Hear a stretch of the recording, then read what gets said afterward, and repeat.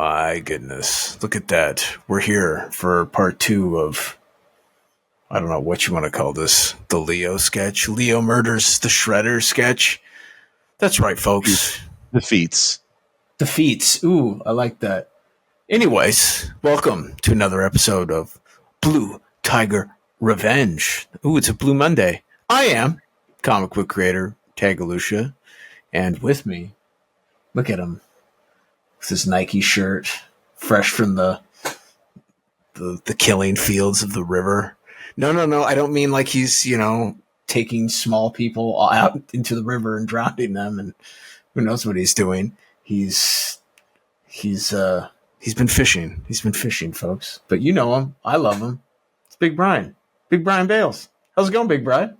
It's going good, man. How are you? Good. Guys, you just have this like serial killer vibe going tonight. I have been watching a lot of Dexter, so maybe that's what it is. That's what it is. Yeah. Surprise, motherfucker. You know what was funny? I watched an edit of that show. It was like a reel that was like Dexter without his inner monologue.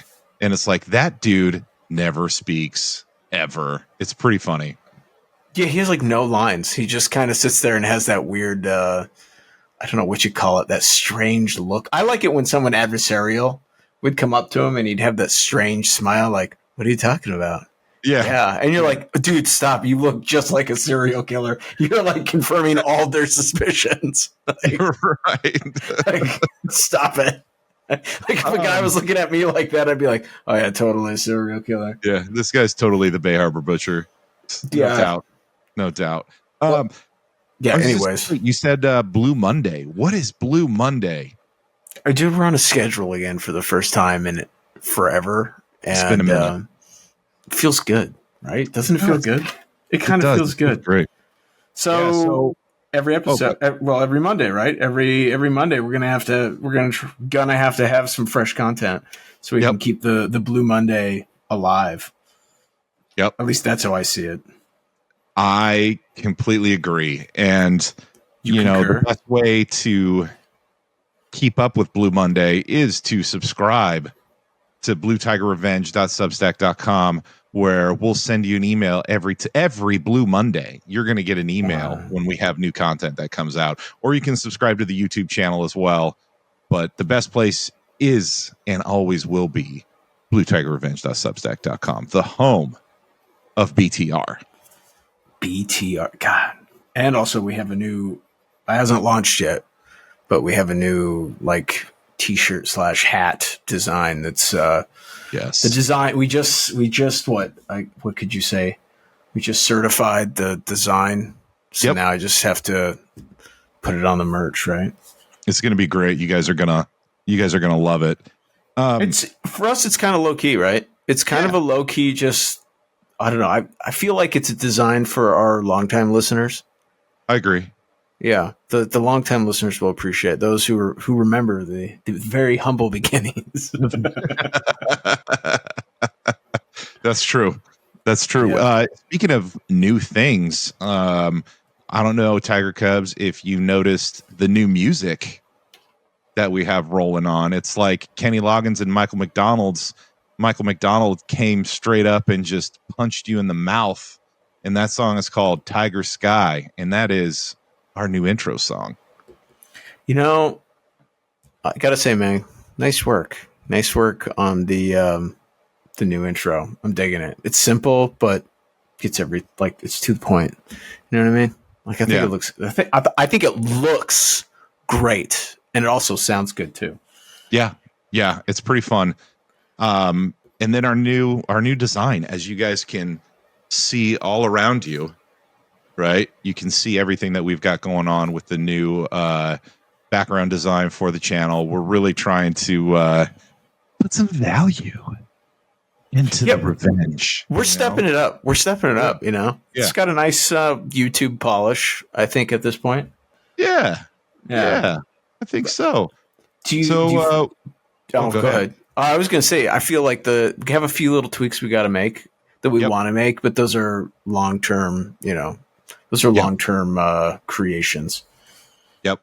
So what you working on right now? What What's going on Okay. with Leo? Where's he at? Give us the. So the last episode we ended with me drawing, I think, the Shredder being Mhm. defeated, as you said. I like to say murdered by Leonardo. Wow. Yeah, I know. I'm sorry, man.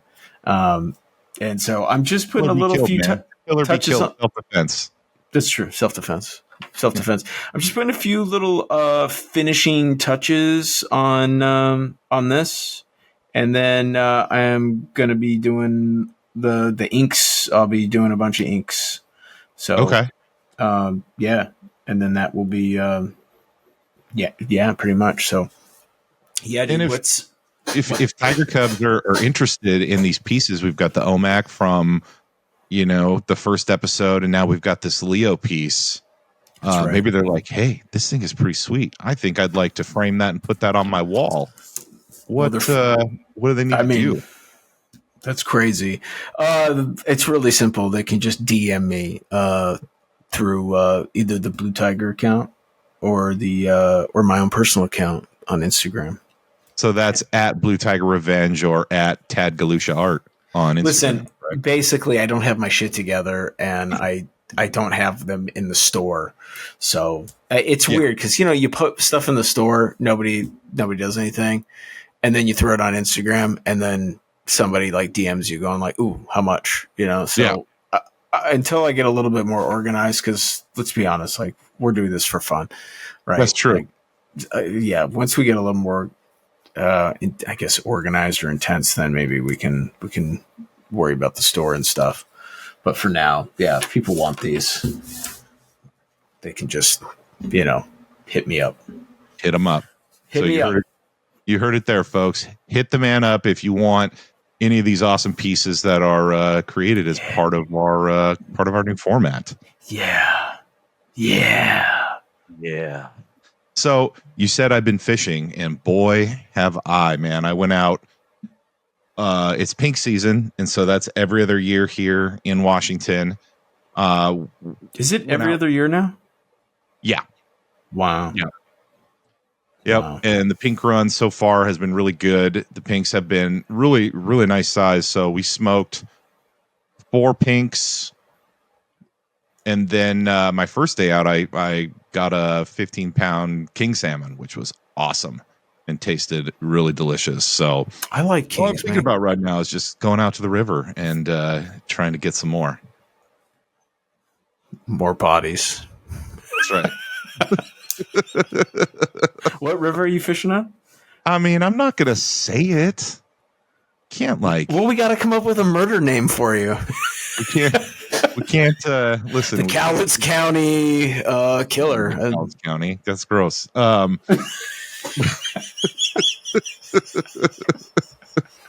No, you don't say river names, man. Even though one I'm fishing on is very well known, I'm still not going to. Yeah, there's only there's only so many there in Washington. Yeah, I think I won't say out. you never say river names ever.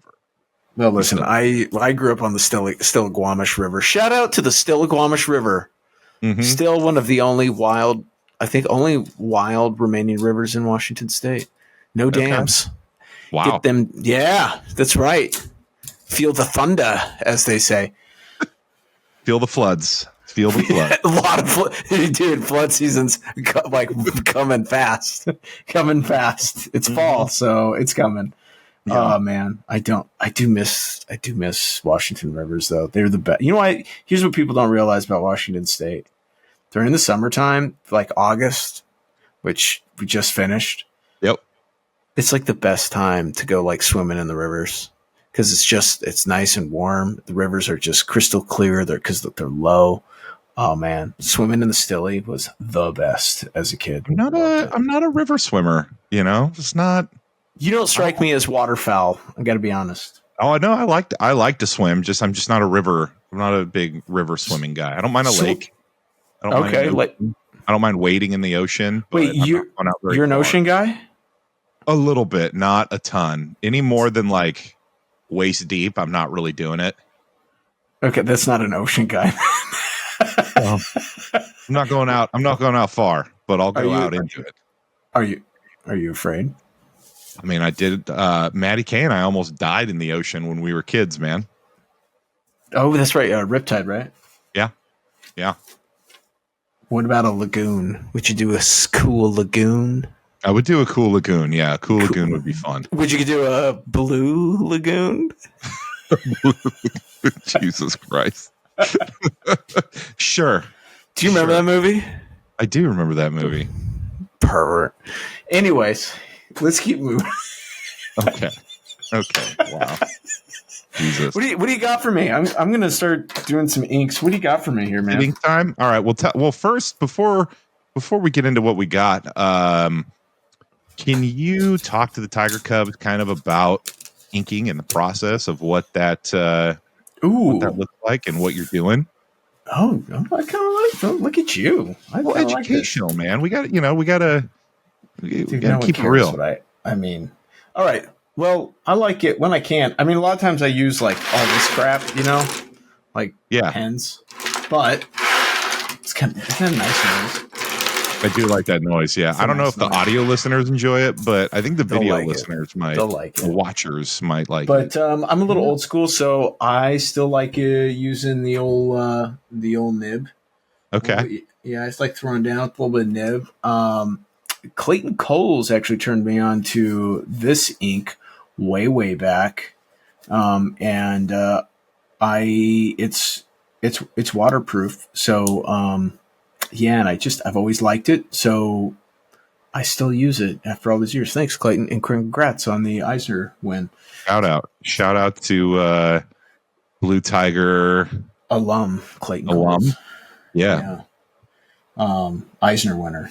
And then, so I'll probably use this for some of the lines. I might cheat a little bit and use like maybe a Copic pen or two for some of the finer things.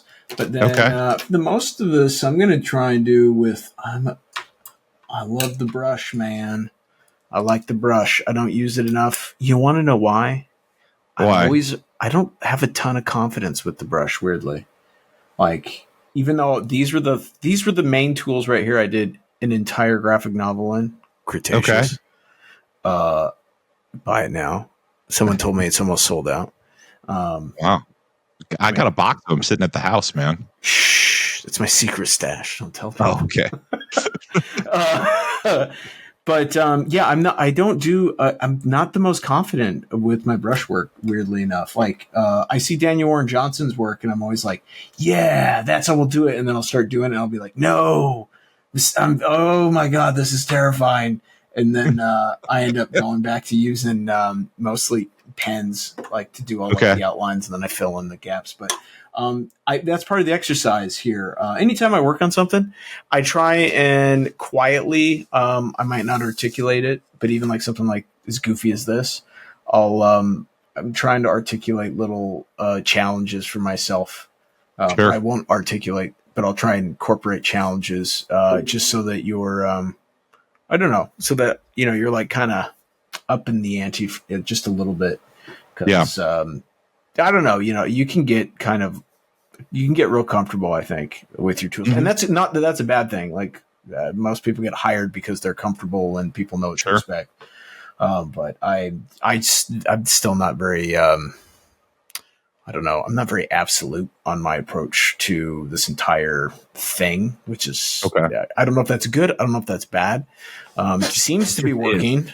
It just is. Yeah, I think that's probably a better way of saying it. But I also use this occasionally. I'll use Deleter. I just started using this Deleter ink. It's pretty good. And some of the Deleter tools, they're not too bad. So, all Japanese imports. So, and then I will even be using some Japanese zip tone, hopefully, on this later. So, all right, that's enough out of me. We don't need to. All right, nobody cares. I want get to work. Get to work. Thank you. Yeah, you're welcome. You're welcome. Yeah, just want to do more. Now, I have an important question to ask as you get started. I know you're doing inks for this, but if you were to color it, would you give Leo the blue bandana or the classic Mirage red bandana? I feel like this would be a black and red cover, just all around. Yeah. That's so it would just be, yeah, all red. Hell, maybe some colors will get added to it at some point. Oh, And it'll just be red. I don't I know if I like have it. any. I don't know if I have any red ink. I might. I don't know. I'd have to look. Anyways, that's cool. So what's going on in the world today? Well, This week. This week, because we're on Blue Mondays now. So if we're That's on right. a weekly schedule, we gotta. What happened last week? Anything good? Well, so I just want to start off the bat, folks. We are not going to talk about Peacemaker yet, and that'll be the next episode. And I'm guessing you might be able to imagine why we're waiting to talk about Peacemaker, and I'll just leave that as it is for that. The first thing, I don't know if you saw this, but I sent this to you. The Rock is showing up at like all the film festivals for his new movie. What is it? The Smashing Machine? Isn't that what it's called? The A24 movie? Yeah, it's based off of a guy named Kerr. He was like a UFC champion way back, like early days. First ones, right? Yeah, he was like one of the pioneers. I think back when like guys like Don Fry and all those dudes were going, I believe. Like Mark a dude Coleman. so a guy in his mid 50s is playing like a 20-something-year-old guy. Yeah. Yes. Okay. Yeah. Okay. Kerr, I believe he was like a big time collegiate wrestler, and then I think I could be wrong because it's been a long time. I think he was an Olympic wrestler of some level, some caliber. I don't know if he's like national team or what.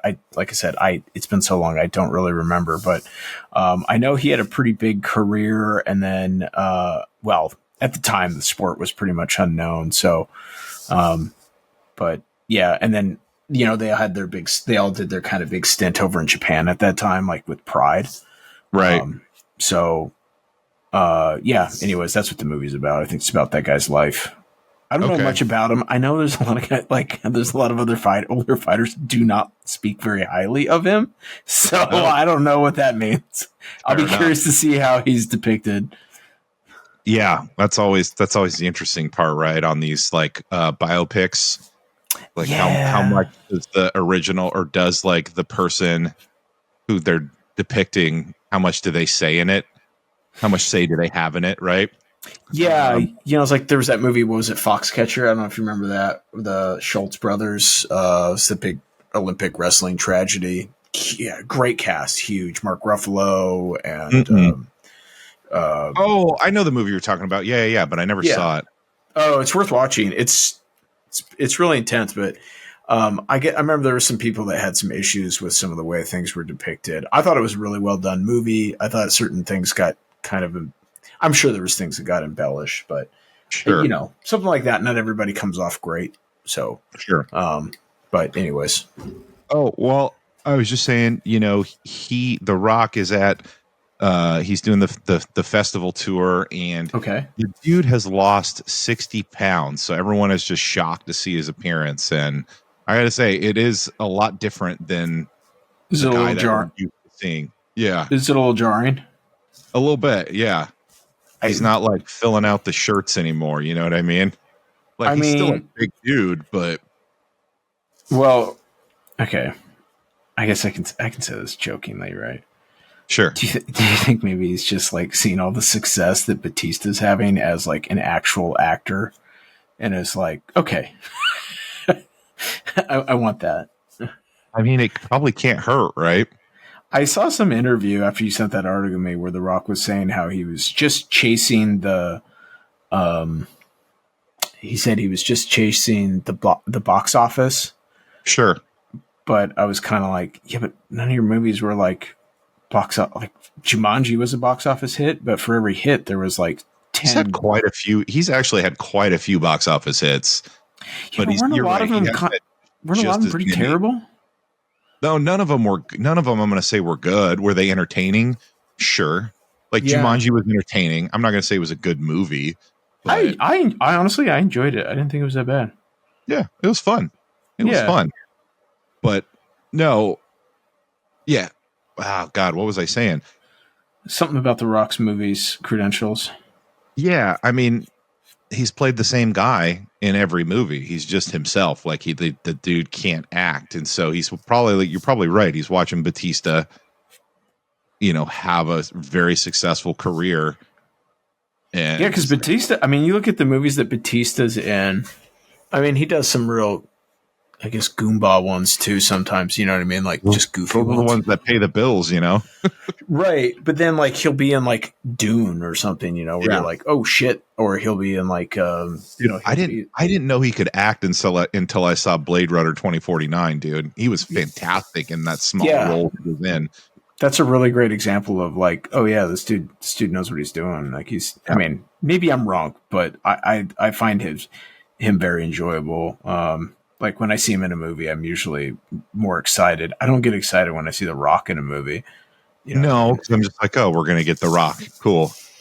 Yeah, I'm be really curious about about this A24 film that he's going to be in. Like, it's definitely interesting, right? Like, it is. Well, and like some of the stuff that I've said, like he's never really worked with anyone that wasn't like his guys, right? So like people who can't say no to him.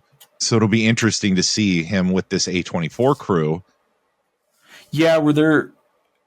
Yeah, at least that's the sales, right? That's the sales pitch. Yeah, like, we'll see. Because it is like a sports centric not action. It's a drama, but there is. I mean it. I'd be curious to see how much emphasis is on the fighting. I hope not much, because like, sure. The Rock is, like you said, 50. I don't think he has any actual real fighting background. Like, no, I mean? No, he played football. Like, yeah, I don't want to see him doing like college wrestling moves at 50. I heard the movie fucked him up real bad, though. I did read something where he was saying how, like, because he was doing like MMA training and stuff, and apparently it messed him up really bad. Like, he blew out his knees and shit. So that could have something to do with if he tried to get super immersive. Maybe that's why he lost all the weight. It's just the fucking, Yeah, that could definitely be it. But I just mean that from the fact that, like, I don't think he can act, but I mean, maybe he can't. People didn't think like, guys like Schwarzenegger, who I think he's an underrated actor, and he's always worked with, well, not always, but some of his biggest movies, he's worked with guys like James Cameron, who I was gonna say he would ream him a new one if he was like unprofessional. You know what it was? I think Schwarzenegger. My take on I don't think Schwarzenegger is a good actor, because especially now, like this last whatever. For sure. And if you look at most of his movies, he played the same damn character in almost all of them. I think he was just really smart about picking roles that like he knew what his limitations were. Yeah. So he was really smart about picking roles that accentuated those limitations. You know what I mean? Yeah. And then he surrounded himself with like really good, like if there weren't good actors, I imagine attached, he wasn't doing it. I mean, he put himself with Danny DeVito, who I mean, genius. I mean, DeVito, he's still relevant today, more so than any of these actors that we're talking about. You know what I mean? Yeah. So, and that's a dude who started on, I mean, what was the first show he was on? Taxi. You know what I mean? Like, dude, like, come on. Like, how is that guy still relevant with kids, like your son's age? Right. You know what I mean? Like, it doesn't make sense. No. Yeah. It shouldn't make sense, but it does. He's great. But I want to see what he can do with like a film crew that will actually like hold him accountable, if that makes sense. The Rock was in a movie once where he did act. He was in a Coen Brothers film. People always forget, and he played like a gay cowboy or something like that. Okay. I can't remember the name of the movie. Oh, I have not seen that. Yeah, it was one of his very first movies. It was like before he did like was Scorpion King? Yeah, I think it was right after that, but it was before he did what was he? Not Dune. He did a movie. It's based off a video game, a computer game. Doom. Thank you. Okay. Yeah, like I think it was before that. Okay. But, it's interesting because he had to use like he had like the southern drawl and stuff, and he played a gay man, which was really interesting, because like The Rock would, I don't think he would do something like that now. Maybe I'm wrong, but it doesn't seem like that's something that. I doubt it. Not well. He was like doing like all these big action movies. You know what I mean? Like, Yeah. Yeah. It was just, like it was interesting how like he was like, oh, whoa, he's doing a Coen Brothers, and then he never again did anything like that remotely. Where you're like, oh shit, oh, you were earning respect as an actor. Then gone. And then he signed into the Fast and Furious movies, and it was all downhill. Yeah, I wonder if some of this has to do with because I think he took some big L's, man, with Black Adam specifically. Yeah, and just some of the like stuff that came out, like when there was the Hawaii fires, and then like he came out and did that dumb like donate money. Yeah, give it to me and so, and we'll make sure it goes to the right place. And you're like, everyone was like, are you fucking kidding me, dude? Like, yeah. You want us to donate money? Yeah. Yeah, I don't know. And then he had some just weird takes. I think I know the whole, I know a lot of people turned on him with the whole, like, I'm natural, dude. Yeah. Just hard work. And you're like, you know what? Maybe that's what the weight loss is. He's not on the cycle right now. I mean, also the cycle shit, man. You see all these like influencers, right, that do it. Yeah. I mean, they don't last. Like a bunch of them have died. You know what I mean? Like it's super like. So maybe he had some like a doctor be like, dude, you are redlining your organs. If you keep this up, you can kiss trying to make $1 billion. Goodbye. You know what I mean? Right. Right. Because you're not going to be around. I bet you that has. I would be willing to bet that had something to do with it. I'm sure it did. I mean, he's probably got to feel like pretty good now without that like bulk on him walking around. I would imagine. I would imagine. I don't know. How soon do you think before we see it on Cena, before he does the extreme loss? How old is Cena? Well, he's not young, right?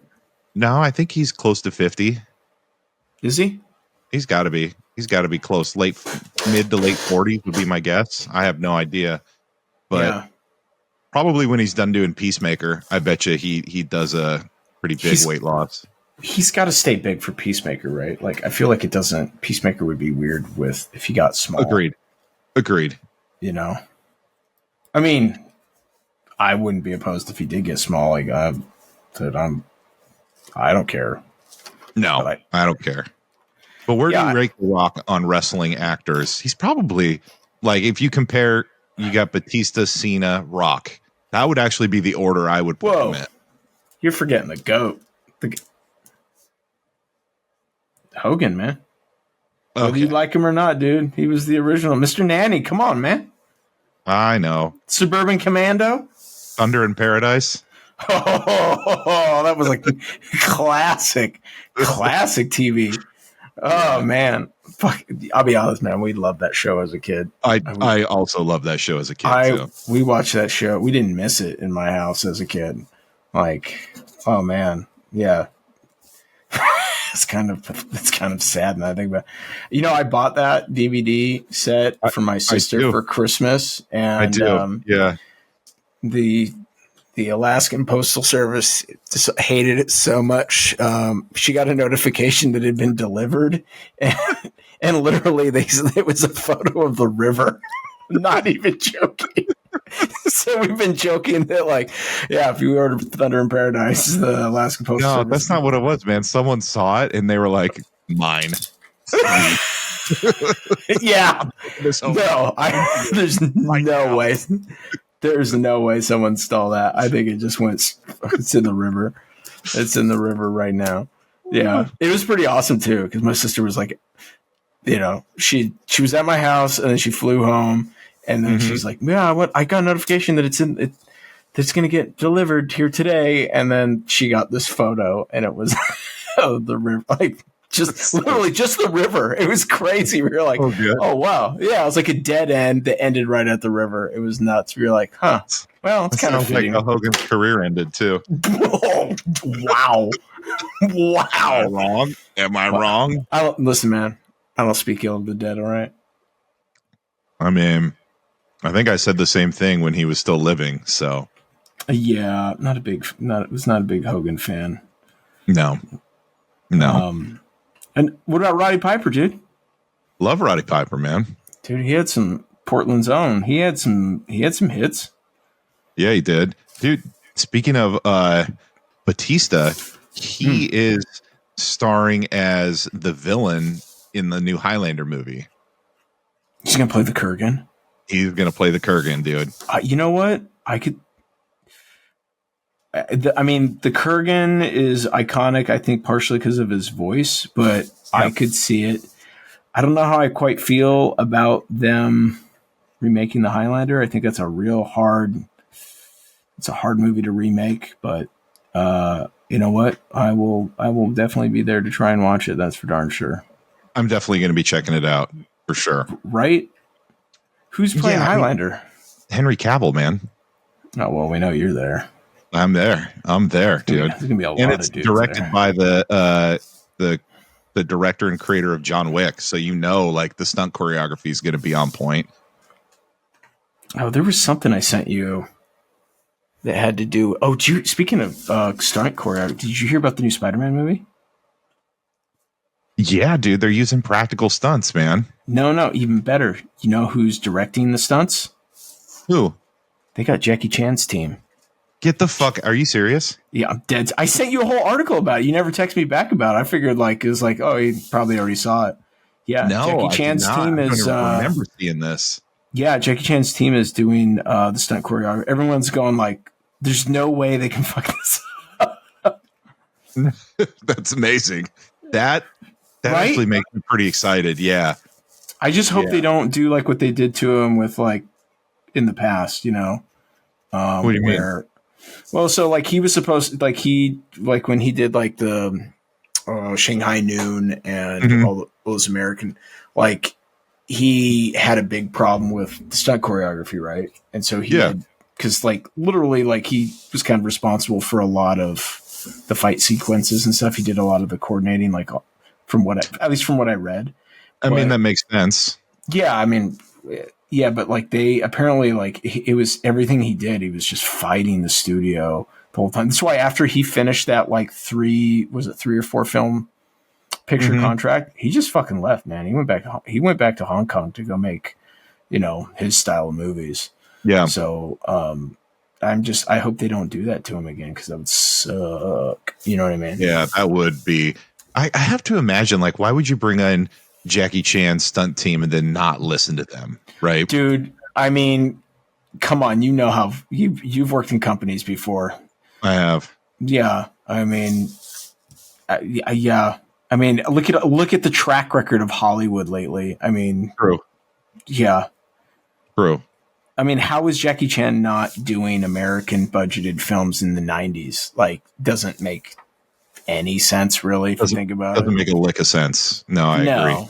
So I agree. Kind of one of those where it's like, if you told me that he came to do practical effects and they're like, no, I'd be like, yeah, of course, welcome to the show. But maybe it's different now. Maybe. I mean, I remember something that the dude who did the last 3 Tom Holland Spider-Man movies said about he was against doing practical like web swinging effects because he thought it was dumb. Why? And I was like, what are you talking about, dude? And then you see the scenes, like you see some of the behind the scenes stuff that they're filming for that movie. Yeah. And watching him web swing on the big crane as it's driving through. I'm like, that looks amazing. What are you talking about? Yeah, but it might not necessarily translate. It's hard to. Sure. Yeah, I'm with you though. Like that would be my initial reaction, but it does make you wonder. Like maybe it doesn't translate. Maybe like, Tom Holland for all that he is not like I know that he's a really like athletic kid, Yeah. right? But he's not necessarily a stuntman or a gymnast. I don't believe so. He has his limitations. Sure. So that's the beauty of, I mean, it's a mask, so who knows moves. Yeah, that's what I always wonder. Is like, man, how Yeah. much shit does he get to take credit for that he had nothing to do with? Right. You know what I mean? Yeah.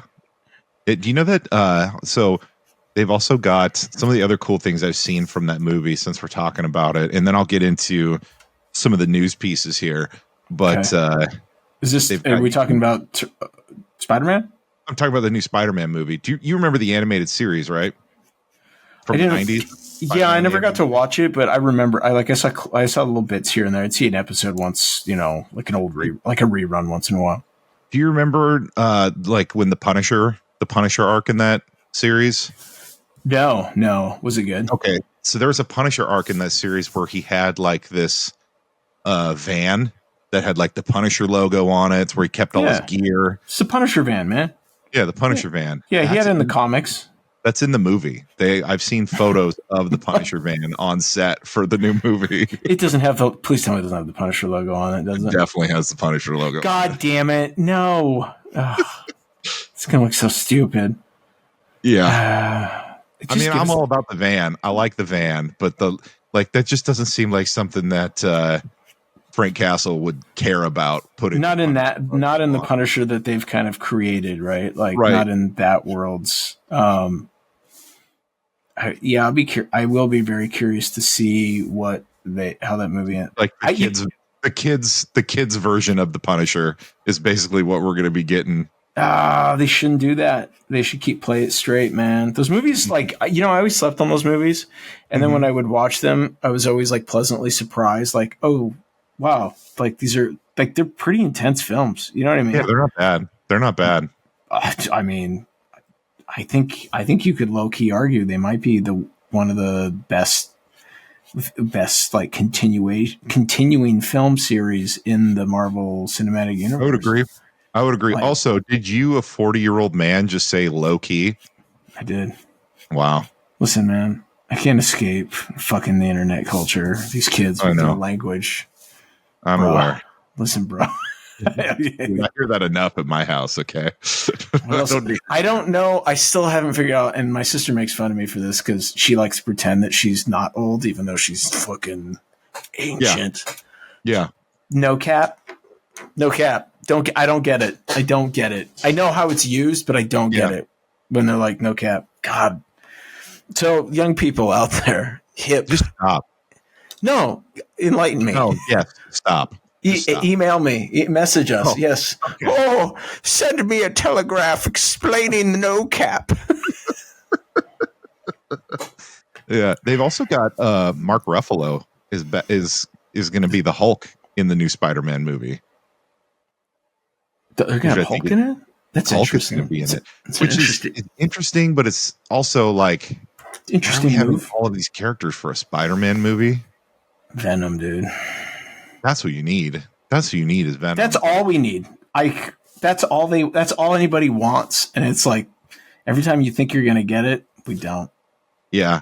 Well, there was an interesting piece from the comics that I wonder if it's going to play in the new movie, where because in the comics, Spider-Man had a thing done where everyone forgot who he was, forgot his.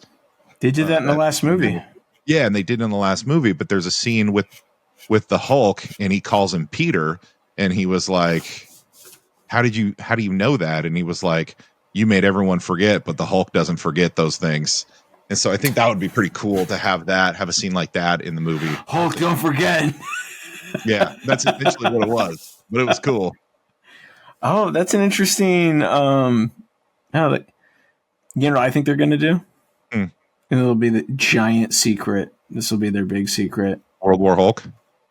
No, I think that this next one, they're going to tease at one of their biggest financial gains in terms of merchandise this last few years is when they did that big, like, everyone is Venom. I wouldn't be surprised if they do something like that. Like Hulk Venom, like where the symbiote comes in and just is infecting everything. I think I don't want it. I'm gonna hate that if they do that. I mean, Venom Hulk would be pretty sweet to see, but that's where I think they're going And it to would do. just be a big old piece of CGI, like. Yep. Well, I think that's what they're going to do. If gun to my head, that's what I think they're going to do. I think that's All what right. they're doing. What's this new movie called? Brand New Day. Yeah, I think he's going to be like, oh, look, Spider-Man's back. But then the symbiote's going to show up and he's going to be like, fuck you. I think we'll see the symbiote. I also think we're going to see the symbiote. I just don't want everyone's a symbiote. Like the symbiote wars. That's just not my. No, I don't want that. I just think it's going to jump around to different things. I think we're going to see something where like maybe the Hulk gets in. What is it? Impregnated by the symbiote? Not impregnated. What's it called? Takes it as a host, dude. There you go. Gets hosted. You know what? I think mine is a little bit better. It's a different movie I'm talking about. Sure. Yeah. It's a different alien movie that we're talking about here. Yeah. Species. Oh, God. You remember those terrible films? Dude, first one wasn't bad. Well, yeah, because like for boys our age, we were like, whoa, this is intense. Yeah. I can watch this, Dad? Yeah, what is it? Yeah, some stupid movie? Yeah, sure. Oh, shit, turn that off. Well, I got something that you think is going to be, that you might kind of enjoy. Oh, no. I got a piece of news that you're going to kind of enjoy. Okay. So Dragon Con in Florida was over the weekend. Okay. And I think this is the first time. I've never heard about this happening before. Police were called to Dragon Con after an artist was accused of selling AI artwork at their booth. Oh, they weren't just accused. Well, they were definitely selling AI. Yeah, they were escorted off the sales floor. Hell yeah. Yeah. Hell yeah. I figured you'd be all about that. Yeah, I mean, now I will say, I thought, when you apply to these conventions, there's always they make it seem like there's a very intense vetting process to even be there. So sure. I got to be honest, how did that, as someone who gets rejected from a lot of conventions for some reason, because it's like quote unquote not published enough or whatnot, which don't that's a whole nother conversation. I'm always surprised how guys like that are able to get in. You know what I mean? And we've been at conventions before. You and I have been at conventions where you're like, oh, wow, look at all the AI shit these people are spewing. Like, oh, wow, look, you can pick out every artist that they're borrowing from on this. Yep. Yeah, they just throw a filter on it and it's my own. Yeah, it does make you wonder. I am glad, though, that they kicked him out. Well, this is interesting, too, because it said, part of this article, and this is on Bleeding Cool, Dragon Con doesn't seem to have a clear AI policy on their website. Ooh. They might be setting themselves for a lawsuit then. Yeah. And then, so here's what I'm team Dragon Con on this one, but were you with me at the convention? Where I got into it? That was the first year I was there with you. Yeah. Yeah. And that was because I did logos, or I did a comic, and the publisher had given me hats. Right. Yeah. Yeah. And I had 3 hats, and the convention, we won't say which convention it was, but they raised a big stink. And I remember a gal came over, and they were there were, at the time, there was nothing in their policy saying that you couldn't sell. There's literally a guy 3 booths down from me selling nothing but t-shirts in Artist Alley. That's it. T-shirts with his art and other people's art on it. Yeah. And they said nothing, but yet they had a big stink with me. And, I don't know, I got, it was a very, intense situation for how stupid it was. Maybe a lot of the shows that I have been to, I've seen the decline of Artist Alley. I don't know if you've, I don't mean in quality or in no, you just don't see as many artists. I see a lot of vendors. You see, yeah, it just seems to be more vendor based now than artist based, and that bothers me to some extent. Like I understand some of that stuff. You gotta put in what sells, but I don't know, man. I see some of these vendors in there not selling anything, and Yeah, I mean, we were at a have stuff convention. that doesn't have anything to do with. Well, I mean, With dude, we were at a comic book convention convention. last year, and someone next to me was selling like potions, Yeah, and you're like, "This is Artist Alley," and that was yeah, a year where I had to send multiple emails because I got put on the wait list, and yeah. then I found out a bunch of comic artists. I mean, I think it's more of like something to be said about like the cons themselves, like who's doing the vetting. And I mean, I guess to bring it back to the actual article, like I think it's more of a thing of like, if you're going to say you're doing vetting, actually do it. And Yeah. in my opinion, I just don't see, I think that's where the issue is I don't see a lot of the cons doing vetting because like the kind of shit like what just happened at Dragon Con is probably avoidable, Yeah. I mean, props to Dragon Con for when they did see it, they busted it because there's a lot of conventions. Or they got caught, Like, Yeah, it someone- must have been but- really blatant. But Yeah. the reality is a lot of people just don't know. You know what I mean? Like, Sure. like you just don't know. And also, like, man, like if you apply to a convention, right? I can tell you, I'm like a Marvel All-Star Hall of Fame artist, and they just go, "Oh, wow, okay." And, you can just list a bunch of shit if you want, like, and I'm sure that's what people do. I'm too much of I don't know. For a guy who's not religious, I sure act sometimes like I'm being judged at the pearly gates because like I'm Mr. Honesty when it comes to that crap for some reason. I keep telling you, man, you need to just start putting Eisner winner in your Eisner Award winner, Academy Award winning artist, Jesus, the best. Wow. You're welcome. People say I have very, very smart art. Wow. I don't know what to say to that. You like it. Yeah. I thought that was just something really interesting. And it'll be curious to see kind of how conventions respond to the AI art push as it's only going to get worse, man. Well, you can't copyright. So, like I think the AI, I don't think it's the worst tool in the world, right? Like I think that there are avenues for it where it will be good. But at the same time, like you can't be using that stuff to like make creative. I mean, at the end of the day, I know it's like commercial art, but it's not. We're beyond the point where comics are not expendable, throwaway commercial art anymore. They're just not. Right. They're just not. They're taken way too seriously. So the idea that somebody's trying to like operate in that space, it'd be like if somebody tried to go to like Cannes Film Festival right now with a fucking AI driven animation or something, they would get. They'd be like, "Get the fuck out of here!" You know what I mean? Right. So, and it has nothing to do with marketing. It's the fact that, like, yes, there's still avenues of this industry that are products of sales, right? But there's also like we just went over the Eisners, right? How many of those were like?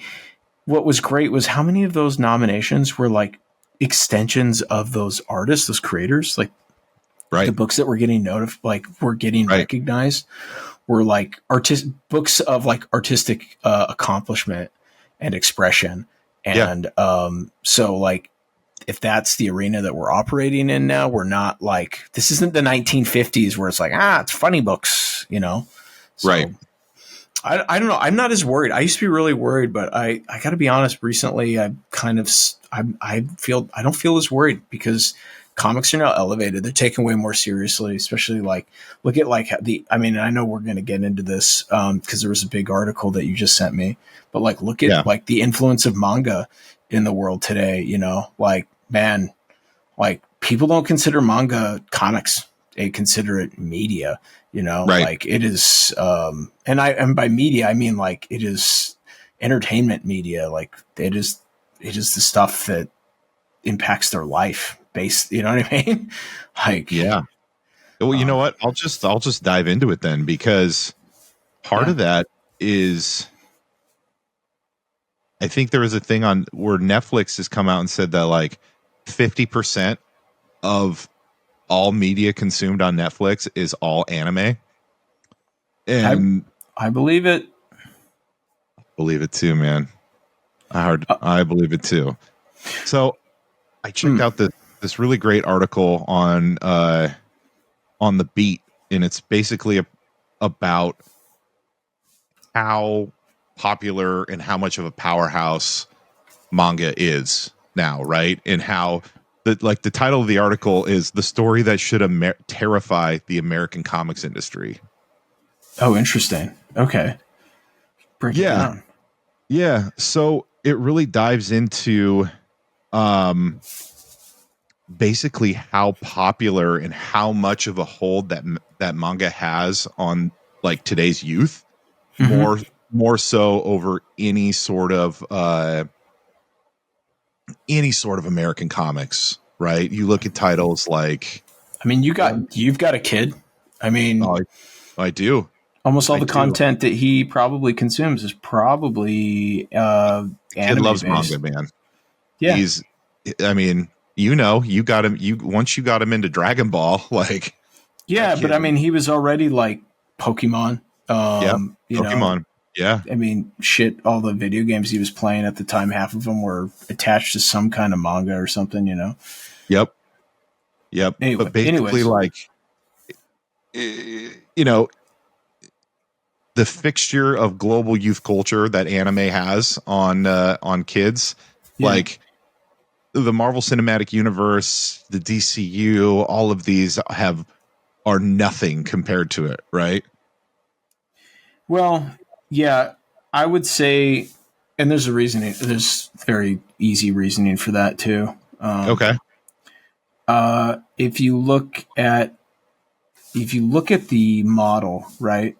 Okay, let's say like Pokemon is a great example, or Dragon Ball. Yeah. Dragon Ball. I think Dragon Ball might even be a better example because it's so old, but it's so relevant today. Yeah.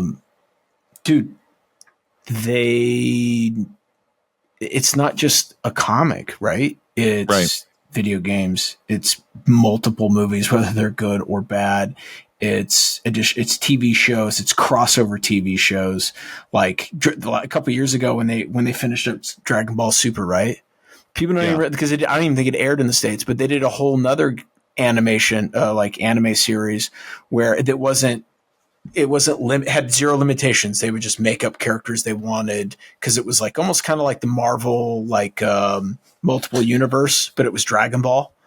Yeah. So it was just like 20 different variants of Goku, whatever. Yeah. Anyways, but like that was a TV show that was connected to a card game and a video game that was Right. coming out in Japan. And that Right. wasn't even, that was just spin-off stuff. You know what I Right. mean? And it's like, you can't, Marvel, like, I guess you could say they do a pretty decent job of capitalizing, but it's just not the same, right? Like, And part of the reason for this article is talking about it, and they're talking about not only like the storylines, but like the Japanese manga focuses on a creator telling his vision throughout however many, I mean, what One Piece has been going for 28 years, right? yeah. Dragon Ball went for even longer than that. I mean, Dragon And Ball's like, been going since what, 87? yeah, and so but it's like the same creators telling that story, Mm-hmm. which you don't see that in American comics, partially because it doesn't pay well enough, right? I mean, that's one of the main reasons. Like, people don't stick around for these long term. They go more for the miniseries, I don't different think you don't get the support and the model's different, right? So like, 100%. Yeah. you got like Shonen Jump. People like, if you're an old hat listening to this, most of the kids will know what it is, but it's a magazine. It's basically like a brick that comes out. They reference that a lot in this article. Go ahead. Yeah, and that's partially responsible of like, so like when I first started reading Dragon Ball, I was probably in like middle school. I couldn't get Mhm. it. You couldn't get it in the States except through Shonen Jump. That was the only translation, but it had like, I don't know, like what 30 other mangas that were in it that were being, and you got those like, that 8-page, 12-page, like monthly or what I think it's biweekly or something like that story. So like it's a package you're exposed to. It'd be like if they did like Dark Horse Presents, but it was 300 pages long and it came out, every 3 weeks or something like that. And so like I don't know. It's just a completely different model. And I think, and then you factor in like the TV shows, video games, all that kind of stuff. I want to read you this. This was a quote from, this is a little excerpt from the article. So this is, so the other reason that American comics don't really have a path forward for a One Piece like achievement is just that comics have turned away from the idea of recognizable characters that we visit each day, week, or month to high concept single stories. That's partly because of the big lie. Stories must be optimized for media adaptation, but also creators don't seem to want to be tied down to one creation for a lengthy amount of time, at least in printed comics. There are lots and lots of long running web comics, but that's a whole nother story. So yeah. What are your thoughts on that as someone in the industry, in biz? I agree with it to an extent. I disagree with the comment about, creators don't want to be tied down to one long. No, like the reality is to make a living doing a singular character like Stan, what's his name? Stan Sakai, right? Mm-hmm. Yeah. Right. He's a good example. He's probably one of the few guys that are still doing it, right? He's still putting out Usagi Yojimbo. Yeah. And but look how many fucking publishers that book's been with. Yeah. It's been with like every like big 5 publisher at some point, right? Yeah. And and that's the thing is like, dude, it's so hard to make a living doing, say, mainstream characters in the industry, but then like people don't realize the gamble it is doing like a creator own. Because think of like Savage Dragon. They've done how many hundreds of issues now at this point? Yeah, but if what's his name wasn't one of the founders of Image Comics, Savage Dragon wouldn't exist. Like, sure. Like that's just I'm not knocking that. No, I'm just saying like if Savage Dragon was like a Dark Horse character or something, because this I don't know what the sales are, but I'm sure it's not crazy. You know what I mean? Like who's like. I mean, it's a fine book, whatever. Like it had its huge impact in the 90s, but like it also helps being like the sitting president of Image Comics for a decade and a half. You know what I mean? Your book kind of like continues to get to be made. So like it's just a different and I think that in terms of like merchandising, and they're so good at merchandising. Manga and things like that I feel like there's already like a built-in system for people to make money off of their creator-owned thing. So like if anything, they're encouraged to keep. It'd be like Cretaceous, right? When Cretaceous came out, right, it was it's no secret it was like a nightmare for me, like creatively, right? Because like there was zero promotion for it. Great reviews, tons of interest. And then like when the reviews were good, I had opportunities come in for various, let's for a European release. An overseas release, like in Asia, a possible toy line, all of that stuff, even like a game. There's even a game at one point. All that stuff was impossible to get. And I'm not going to point fingers because I don't want to rehash all that stuff. Like, but like, it was one of those where I was like, oh, here's all these opportunities to not only extend the project and like do more with one singular book, let alone the series that it was supposed to be. But like, there was zero corporate support to do to take those risks. Yeah. And I don't know if that was because they were like, meh, but a lot of it was just, I can be honest. I think it just kind of, from my perspective, it seemed like laziness, if that makes sense. So like I set up meetings for stuff and like people literally like showed up like 45 minutes late to those meetings. Now, if I'm cutting a toy deal with a big company that's on the rise, and the people that get to say yay or nay to the deal show up 45 minutes late to the meeting. Guess what? Yeah. The company that I'm trying to set up the relation with isn't going to want to do business. Right. And there's an old saying that says that that basically it was like kind of old saying is comics. Comic companies are notorious for being bad at business. You know, they make great books, but not necessarily good at marketing them. You know what I mean? Like, Sure. and I think it says it's like, look at some of these massive hits. And then like 15 years later, they get, they get a movie or an animation or something. And you're like, nobody's like that whole generation for that book is gone. You know, like Scott Pilgrim is probably a good example. You know, they got the movie, but the movie bombed. But the resales, because it was a cult classic, right, became like a cult hit as soon as it went to streaming and rentals. The book did really, really well. But then now they're trying to capitalize on it. But it's like, dude, it's so late. It's like, good luck.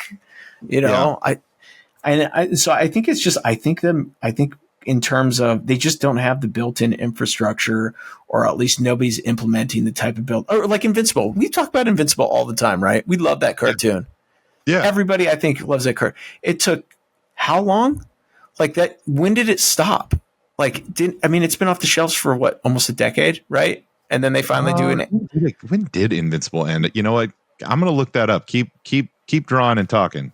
Yeah. And then, and then we get an animated series, and it's like, dude, if that would have been an anime or a Japanese comic, like a manga or something, like, dude, when that was in its like, that last couple of years, when it was like really like, man, everyone was talking about it. It's like, oh, this is the last year of Invincible, and the sales were fantastic. Yeah. Dude, you're telling me there wouldn't have been an Invincible live action movie and like a Netflix TV show? I mean, all of the above. Yeah. And so Invincible ended in 2018, and I think the comic series. I think the first season of the show came out 2021.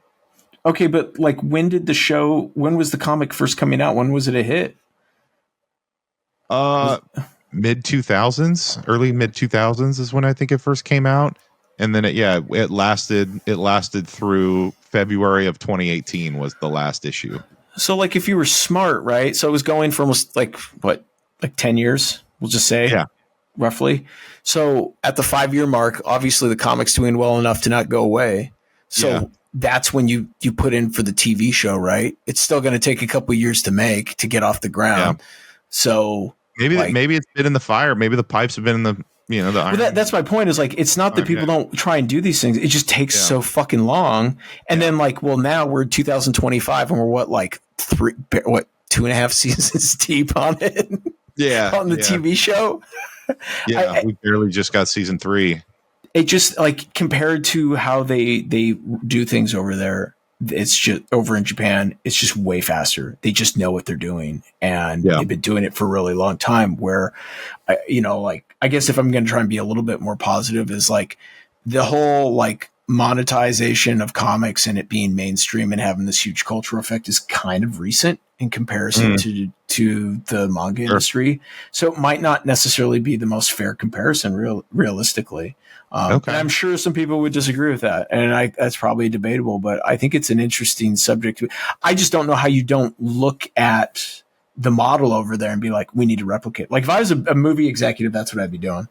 Sure. And I know I've talked to people that worked in LA, and they said that, like, oh yeah, in the early 2000s when the comic movies were like all popping off and they were doing, a million of them, and they were all, for the most part, bad. Right. That was what they would do, is they would send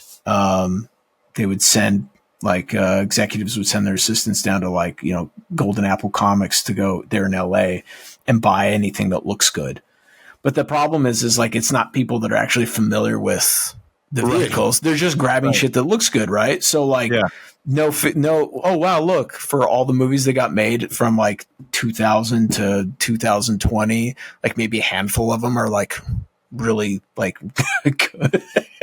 Sure. You know what I mean? I mean, I think it's, I love it. yeah, Let me get some hate mail for Tad. Hit me up. Hit me up. no, I mean, it's just, I agree with the article for the most part. The only thing I don't agree with is just like, there's no blame on the creator. Dude, most creators, I think, like, Michael Avon Omen probably loved to do powers for the rest of his life. You know what I mean? Sure. Like, especially if he was making crazy money and the sales were good. Like, why wouldn't you? Like, isn't that's the dream, is to do your vision. So, like, I don't know, like, whoever wrote that article, like, good on you. But at the same time, like, dude, that's like, you've never fucking made a comic before, man. Ooh. Maybe I'm wrong there. Maybe. I have no idea. Yeah. I have no idea. I don't know. I'm sure watch, we'll get back to them and they'll be like, you're a piece of shit on the talking about. I made so many comics, blah, blah, blah. Okay. Well, then you would know that if you make something, man, like, unless it's just done, you know, like if it runs its course, it's done. But like, sure, dude, like, do you know how hard it is to pitch something? You're like, yeah, I've envisioned this being 50 issues. Right. Do you know how hard it is? Sure. Like, it's hard to, like, no, I last year tried to pitch something that was 10 issues long. Yep. And I remember. It was probably one of the best things I've ever written, hands down, like in terms of like depth of character, pacing, all that kind of stuff. And that was actually the feedback I got. But everybody was like, it's not that we don't want to publish this. Every meeting I had for it, it's not that we don't want to publish it. It's just, this is too big of a project where we just don't know if we just cannot guarantee the financing for it. You know? Yeah, it seems like everyone just wants it was series, and then if it's good, then we'll continue it. Yeah, which I was like, man, we can do the first 6 issues of this, or the first 5. This works as a 5 issue. Leave it at a cliffhanger. I don't care. And they were like, no, we don't want to do that. Like, I mean, it was very nice, the things they said, but it was just one. I'd never been so nicely turned down in my entire life for anything. We're like, wow, this is great. This is the best thing we've seen from you. Fantastic. We're gonna have to say no. Yeah. Like, thank you. Thanks for that. Appreciate it. Oh man, that's what rough. Yeah, I think it's more of I think what can be taken from is it's more of an observation on like the industry itself. Yeah. And a lot of the problems with it, that, you know, I think people want to do that. It's just, it's so expensive to do shit here. You know what I mean? It's really, really freaking expensive. And it's just like, you know, we're always talking about the movies. We're always wondering like, oh, like we were just talking about The Rock. Like, how much say did he have in some of the stuff? Yeah. You know, and like, oh, he had to be like in charge of everything. That was the big knock that kind of came out on him, right? That was a big knock. Yeah. And he only works with like guys that won't say no to him, his people. Right. And you understand that, but because that's how he was getting shit made. But then at the same time, it was super limiting, right? Like it affected him. And I don't think there's a right or wrong answer for it, but there's definitely a conversation to be had. That's for damn sure. You know? Yeah. Anyways, that's my take on it, man. What do you say we take a quick break and then keep rocking and rolling? We all know it. You're pulling a big red. We all know. It's fine. Man. We're not judging. Listen, we applaud it. If I had to pull a big red, I will be the first to tell you on air that I got to pull a big red. I love that. That's what his name has become synonymous with. Forever. That's forever. What big red will be. You gotta take a big old shit. Pull on a big red. Take a whole big red. That's it. What else? I mean, what else is the guy good for? You know, he doesn't call. He doesn't write. Like, oh, he doesn't. God, he just, you know, and once in a while he'll be like, oh, I think it's time for a big red review. And then nothing.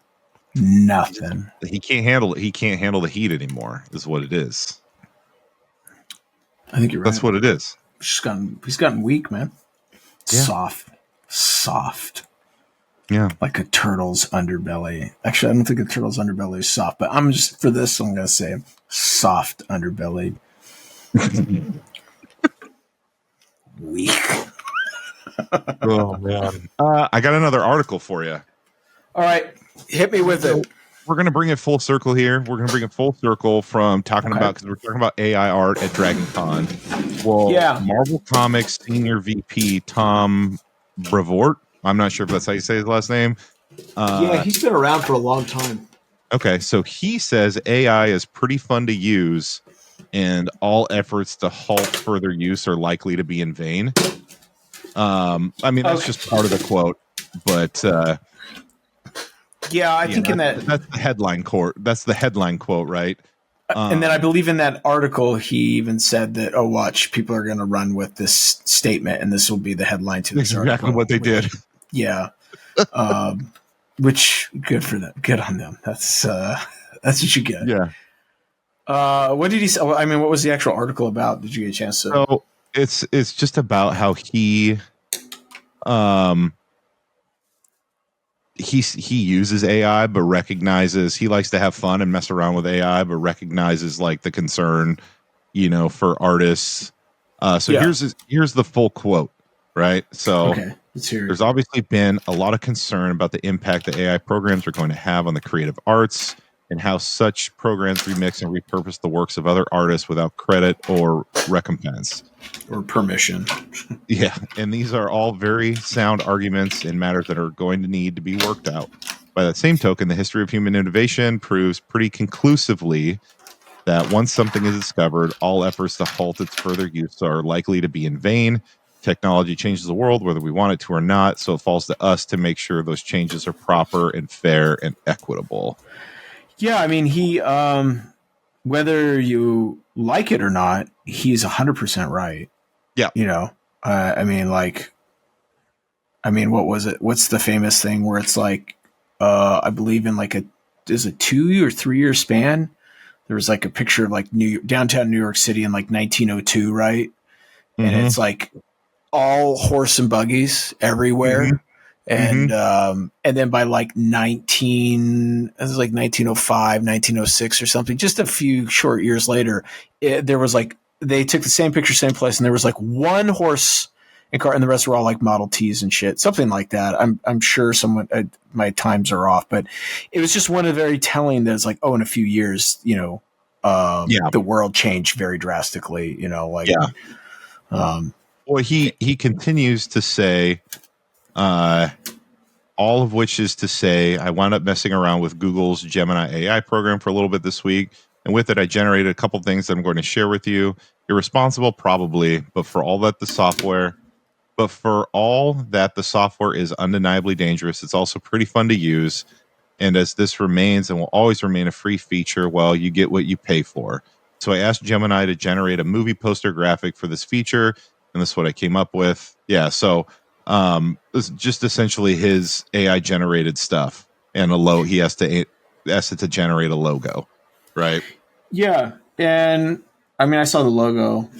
I mean, it's very nice. I mean, like you'd be, if you didn't know it was AI, you'd be like, oh, that's cool.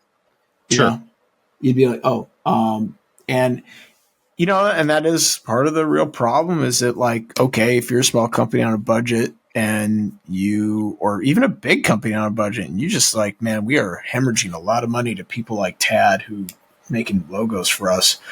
Oh shit, we can use this. We don't have to pay for any rights or anything like that. Cause Right. sure. Okay. Boom. Done. Like, Right. and that is, like guys like in my shoes are going to eternally hate it. Right. Because it takes bread off our table. Right. And, Right. so like, but the reality is you talk to somebody who doesn't, they're not in that field or doesn't directly affect them. They think it's great. I know lots of Right. people that use AI. We know people, we have mutual friends that use AI for their like little business logos Yeah. and things like that. Right. And, like, I don't know. I try not to hold it against them. You know what I mean? Sure. Like, I think it would be insane too. So I don't know, man.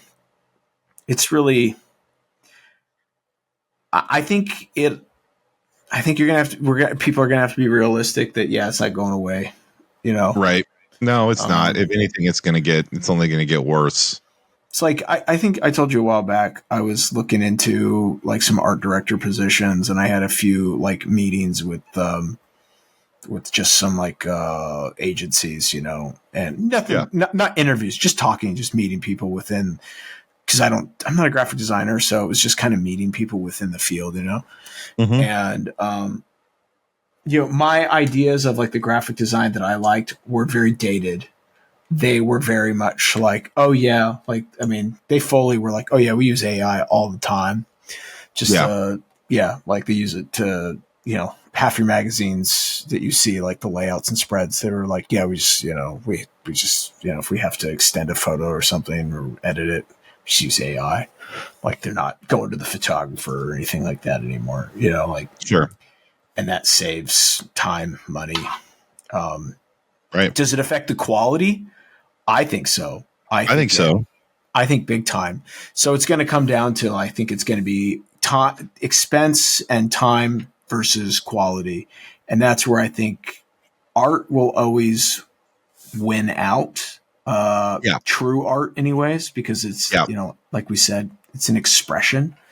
Yep. But, I mean, yeah, I mean, like didn't, Some people take AI way too far, man. Like well, people yeah, who dude, can't I have a mean, conversation without. You saw a South Park episode, right, where like Randy was asking Chat GPT about how to have oh, conversations with his wife. There are people who actually fucking do that, dude, and it's weird. oh, I mean, yeah, a friend of mine, he literally just lost his job, and his department, like that was one of his biggest complaints is that even he was like, I'm the only one not using AI. You know what I mean? Hmm. Hmm. To write email responses because it's Right. just like we know everybody's working remotely. Yeah, you can get away with some fucking like, but bullshito. But like, come on, Yeah, you like, can't even have like a conversation or send a message without running it through AI first. Like that's crazy. And like also think about like the way people use AI for like school in uh, college. Like in 20 years, are we gonna have doctors asking Chat GPT how to like treat symptoms? oh my god. Well, I mean, that's a conversation. God, if Doctor Wife would come on here, it'd be really interesting because she would have some really interesting insight into this. Because like, Yeah. I mean, that's gonna be an issue, right? Like, Yeah. Oh yeah. yeah. I mean, Well, I mean, like, think about like you and I both went through all the college stuff. yeah. How easy would it be now on some of that stuff? Like I spent some serious hours writing some papers or doing some Hmm. research, Oh yeah. and I know that if I could have put in half the energy and written probably twice the length of the paper. Because most of those papers, let's be honest, they're like you're doing a lot of filler, lot of For sure. soapboxing to get that page count right. For sure. And I feel like now, like especially undergrad, not so much grad work. I think that's depends on what you're into, what you're doing. But like especially Right. undergrad would be a fucking cakewalk now, man. I'm Oh just my gonna God. say it. It's It'd be so a easy. cakewalk, Yeah. right? Yeah. I Yeah. mean, it wasn't that And it's difficult. not I didn't good. think to begin with. It's also not a good thing though. No, that's. I mean, I think that's the point, right? I think that's the big problem is that like you can just cakewalk yourself through shit like that, and Right. you don't actually have the. I mean, I don't know. I think it's going to become a problem down the road where it comes down to like technical specificities. Where Hmm. like, yeah, let's be honest, most jobs you like know what you're doing. You can kind of, but what really is where you become more valuable is when there becomes a problem and you start having to problem solve. But the more you know about your profession, right, the easier Yeah. it makes it to problem solve. And I think what we're Yeah. going to see is that like, yeah, you get people that are so reliant and so good at using AI. But I mean, it's like, what was that? RFK, he got in fucking trouble for that. He submitted I'm his big shocked. like health I'm report, shocked. and they quoted, what was it, like that was the problem. An They're like, article, an article that didn't exist. Yeah. there was 3 studies in there and this was like on like, you know, the health of the country, essentially. I mean, I'm doing a really bad job because it was several months ago, but I mean, I like, remember. Yeah. yeah, it got blasted because it was so they were citing studies that never happened from Yep. publications that didn't exist. And it was like, yeah, like that's the kind of shit that's going to get us in trouble. Like that's the stuff you can't bullshit. You like we can bullshit that on a podcast because we don't work in public health. We don't know what we're talking about. Right. But like, Well, listen, neither do some of the people who are currently in our public health right now. Yeah, but I mean, like that's the point, right? It's like, yeah, when you get to specificities where you have to be an expert, you can't bullshit yourself. You can't bullshit through that kind of stuff. That's when people start dying. That's when shit starts falling apart. I can't bullshit myself. Oh man, don't get me started. I can't. Oh my god. Oh my god, that guy. That guy. That's how I'm going to open next episode. Welcome to Blue Tiger Revenge. Is there a better example of anybody who's failed up their entire lives? No, other than a boss I used to have. She failed up. RFK Jr. I think he has a pretty fun past, you know? Oh, yeah. Yeah. Did a lot of, you know, did a lot of things. Did a lot of stuff. Yeah. Did a lot of stuff. Yeah. Don't think I had a boss who, worst work experience of my life would just belittle you. And fun. And at one point, like, yelled at me in the office in front of my coworkers for something so dumb. I responded yes to an email before asking her first, and she fucking ripped me a new one in front of the whole office where there's like people of the public coming in. Dude, I put in my notice. That was a Friday. I put in my notice on Monday. I was like, nope, I'm not doing that. But what they did with her was they promoted her so she wouldn't have to be around people. Oh, fun. Yeah. God. Yeah. Did she just she knew somebody high up? Just clearly.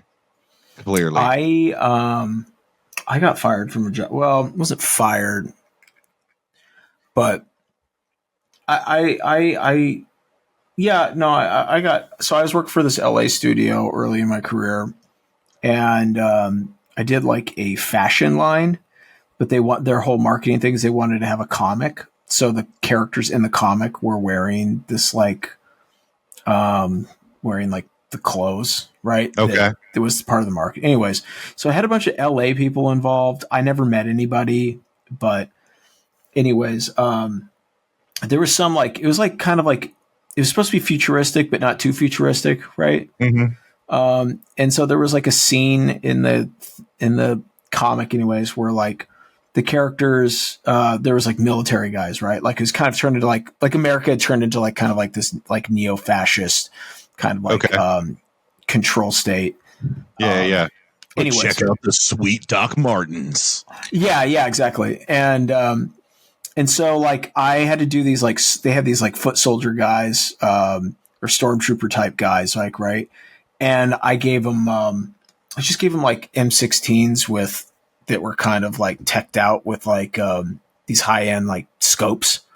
Yeah. And I got I'll never forget. It was one of the most irate emails from some guy I didn't even know was part of the project. I'd never met him, never talked to him. And, he had done some writing on it. That's all I knew, but I'd never talked to him. Okay. He wasn't involved in any of the meetings, nothing. He wasn't finance. He didn't cut the checks. So like he wasn't even involved in finance. This dude wrote me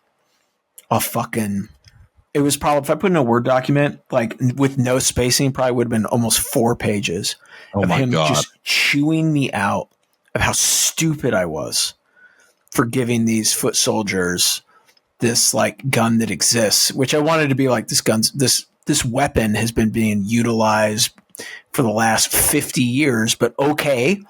Yeah. And how stupid it was. And I was just so insulting. And I responded like you did. I was like, okay, got it. Cause like, what do you say? Right. Like, it's like, do I get, and then this guy went out of his way. He was like calling the person who was financing the project. He wanted me fucking off. Like he was and it was like, how do you want, and I wrote him back, I was like, how did you want me to respond to this? And I just remember the guy had this like really ridiculous last name. And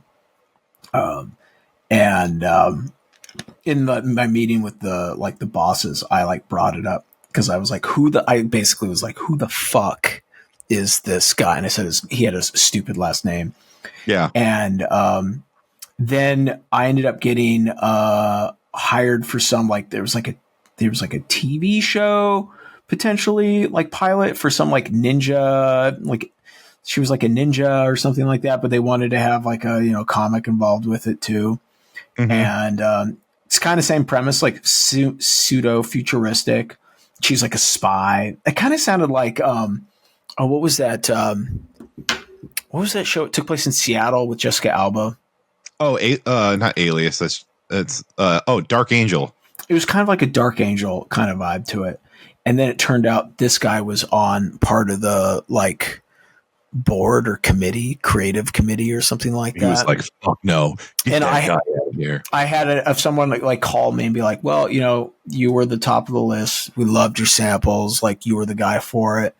But there's one person here that is saying that you are the most difficult person they've ever had to work with." And, and it was one of those, it was a great lesson. I was pissed, but at the time, now I look at it now, it's like, it's such a good lesson of like, oh, you never know. But it was like, how the fuck was this guy in the same room? But he talked about me and they were all like, yeah, we were real surprised because all our emails, interactions with you, we don't get that interpreted. You seem like a nice, fair person. Yeah. You're reasonable. You turn around the samples. Well, blah, blah, blah, whatever. And I just told them straight up what happened, and they're like, oh yeah, well, he's got a lot of control. He's kind of the boss. So and it just goes to show, right? Like somebody decides they fucking I had a a full email written out to my boss's boss. Oh God. Basically detailing all of this of like, this is why I'm quitting. But ultimately, I decided not to send it because I was like, they're not going to do anything. And you can't. It doesn't accomplish anything. I filed an HR report before, and all it did was bring me grief. So, yeah. I mean, like, I've had problems with, we brought up Cretaceous. I had problems with Cretaceous, right? Mm-hmm. And there was people that I worked with that I never got the full story, but it was really hard getting a hold of them. But I mean, like, it's not that they were necessarily bad at their job. I still wrote one of them like a letter of recommendation. You know what I mean? I wish them the best, even though like I found out later that was part of the problem, was their lack of giving a shit about anything I was doing. So, you just never know. You just never know when you're going to have to work with somebody again. Like, I think it's kind of one of those interesting things, right? Yep. Of like, I think it is. Oh, it does suck though, man. I don't even, how did we get on this? I don't know, but you know what doesn't suck? Are you ready to see what I brought to the hunt? Oh yeah. Let's see it. That was maybe the longest piss break of all time. Super long, right? It's almost, it was like 7 days. People don't need to know that, though. I mean, you brought it up. You brought it up. I know. True. Listen. Look, and magically, no, you just were in the bathroom for like 5 minutes, and look how much I got done. That's really impressive. The Tiger Cubs you guys were expecting the hunt and what we got from the hunt, but we're not going to do that yet. We've got more stuff to talk about. More news broke this week. It was Rose City Comic Con week, so we got a lot. We got a few more things in store for you guys before we get to the spoils of the hunt. Ooh, I like that. The spoils of the hunt. You like that? Yeah, it's not bad. Okay, it's not bad. Do I think it could be better? Yes. Okay. You know what? you know what I did earlier today? What's that? You know how they say you should like scare yourself once in a while? Sure. No, but go ahead. Well, I think that's one of those like bullshit like guy things, you know. Okay. Have you have you been What? listening to Rogan again? Do we need an intervention? No. Okay. No, I'm good. Goggins? uh, don't get me started. God damn it. No, I went down to the river today with the dog. And You gotta speak up a little louder though. I went down to the river today with the dog. Yeah. And you know, we've got bears here and everything. Oh yeah. There was no one down there. And the grass and the brush are all like at least 6 or 7 feet high, like where I Okay. was at. So you can only see maybe 10, 15 feet in front of you. I had at first it was fine, and then I realized like, oh, I'm with a young dog, doesn't know what to do. I Mm-hmm. have bear spray, but like if I come around a bend and there's like a sow with cubs, I am so screwed. It was terrifying. We did like about we did like the main drag, and then we went along the river for about maybe half a mile, and I was like, screw it, we got to go back. It's too nerve wracking.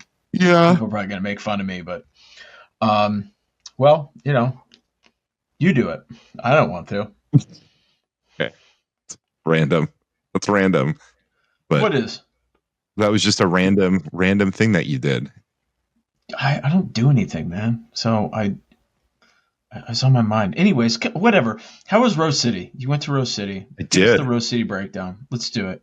I did. Well, for those of you who don't know what happened at Rose City and want to know the BTR experience, go to our Instagram page at Blue Tiger Revenge, where we had our what do you want to call it? On camera talent, Maximum Max was out there. Wait, do we want to call him talent at this point? I mean, it was pretty good.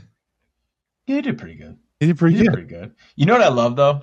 Not only did he interview some of the like most prolific people Mhm. in the industry, he didn't know who any of them were. So like as they're finishing their answer, he's like, "Uh-huh. Yeah, that's Not great." give a shit. Yeah, not impressed. In who do you like better, Marvel or DC? And then they start talking. He's like, yeah.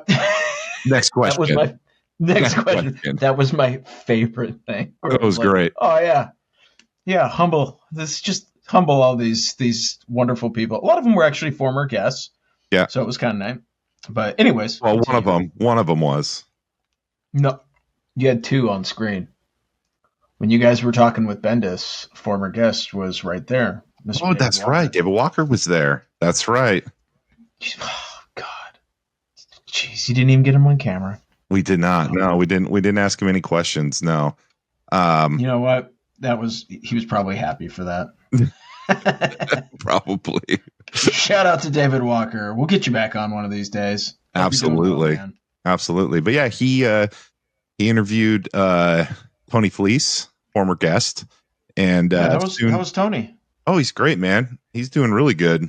Always a pleasure to talk to and chat with. And he'll be a returning guest in the near future. So stay tuned for that. Is he going to come draw? Yeah. Oh hell yeah! Get ready, Tony. Let's do it. Let's do it. I'm so excited for that. Yeah. Like having people come on to draw with. Yeah, it's going to be a blast. Fun. It's going to be a blast. And then he also interviewed Matt Fraction. We definitely wanted to talk to him because the new Batman launched this last week. Yeah. Batman 1 relaunch with Fraction and George Jimenez or Jorge Jimenez. I'm not sure which one he goes by. What's that? You're not sure of the pronunciation? Correct, but he's a stud. It's okay. He's a stud of an artist, and I'll be talking more about that Batman book here in a little bit. But we got the interview. We got the interview on there with Max dialed in, and then finally he talked to Brian Michael Bendis, which was a blast as well. So it was a lot of fun, man. I got some great turtle books. I got a couple other stuff that I'm gonna show you guys.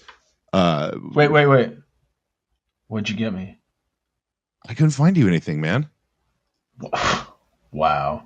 You heard it first, Tiger Cubs. Dude. Couldn't find. Like, I'm so hard to shop for. Listen, I'm over here drawing his heart's desire. Heart's desire. And the guy well, doesn't even give me it's not anything for it. Donatello, so Okay, fine. I'll throw a crappy little stick on his back, and then it can be ambiguous. Okay, is that what you want?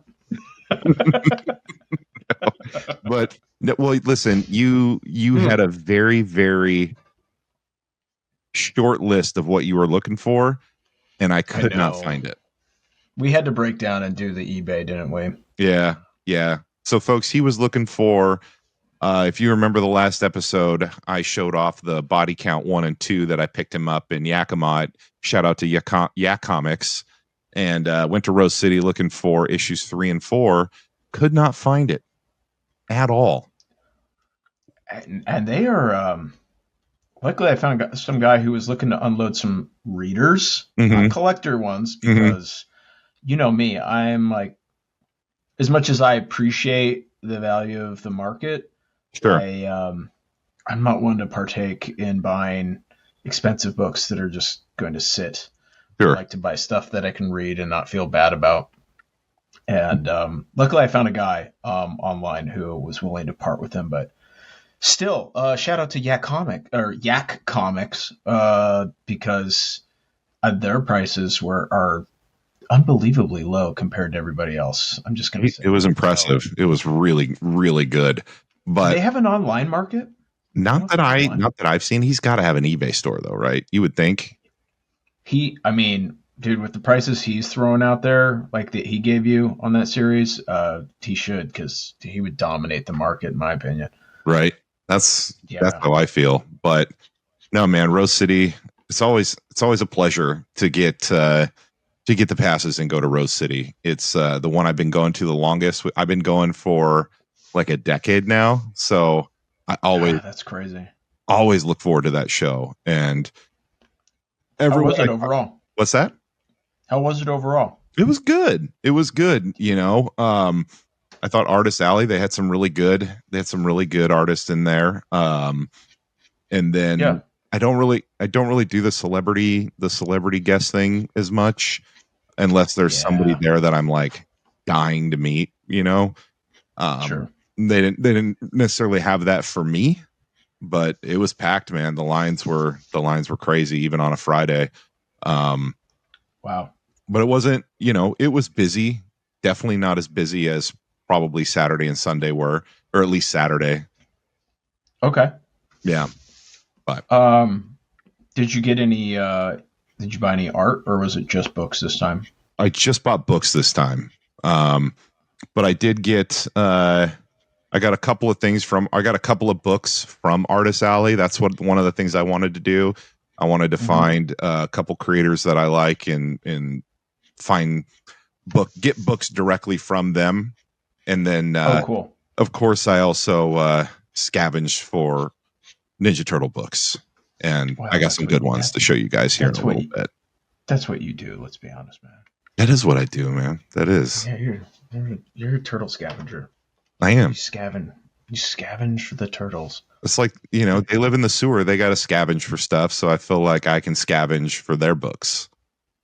They must have the best immune systems. They literally live in human shit. Right? And they're like, oh, yeah, cool. Look what I found. I always want to know how well, I guess they probably tap into the city electrical system. I would imagine that's how they get power on all their stuff, right? You've got to. They've got to, right? Yeah. I always wondered about that. Even as a kid, I was like, how do they get electricity down there? But they're I mean, probably just tapping into a power line. well, I mean, shit. Donatello builds like time machines and shit. I think he can figure out how to tap into the city's power. So, Yeah, and everything's geared for like, city maintenance. So I would imagine it wouldn't even be that hard. There's probably like main jacks like right there. sure.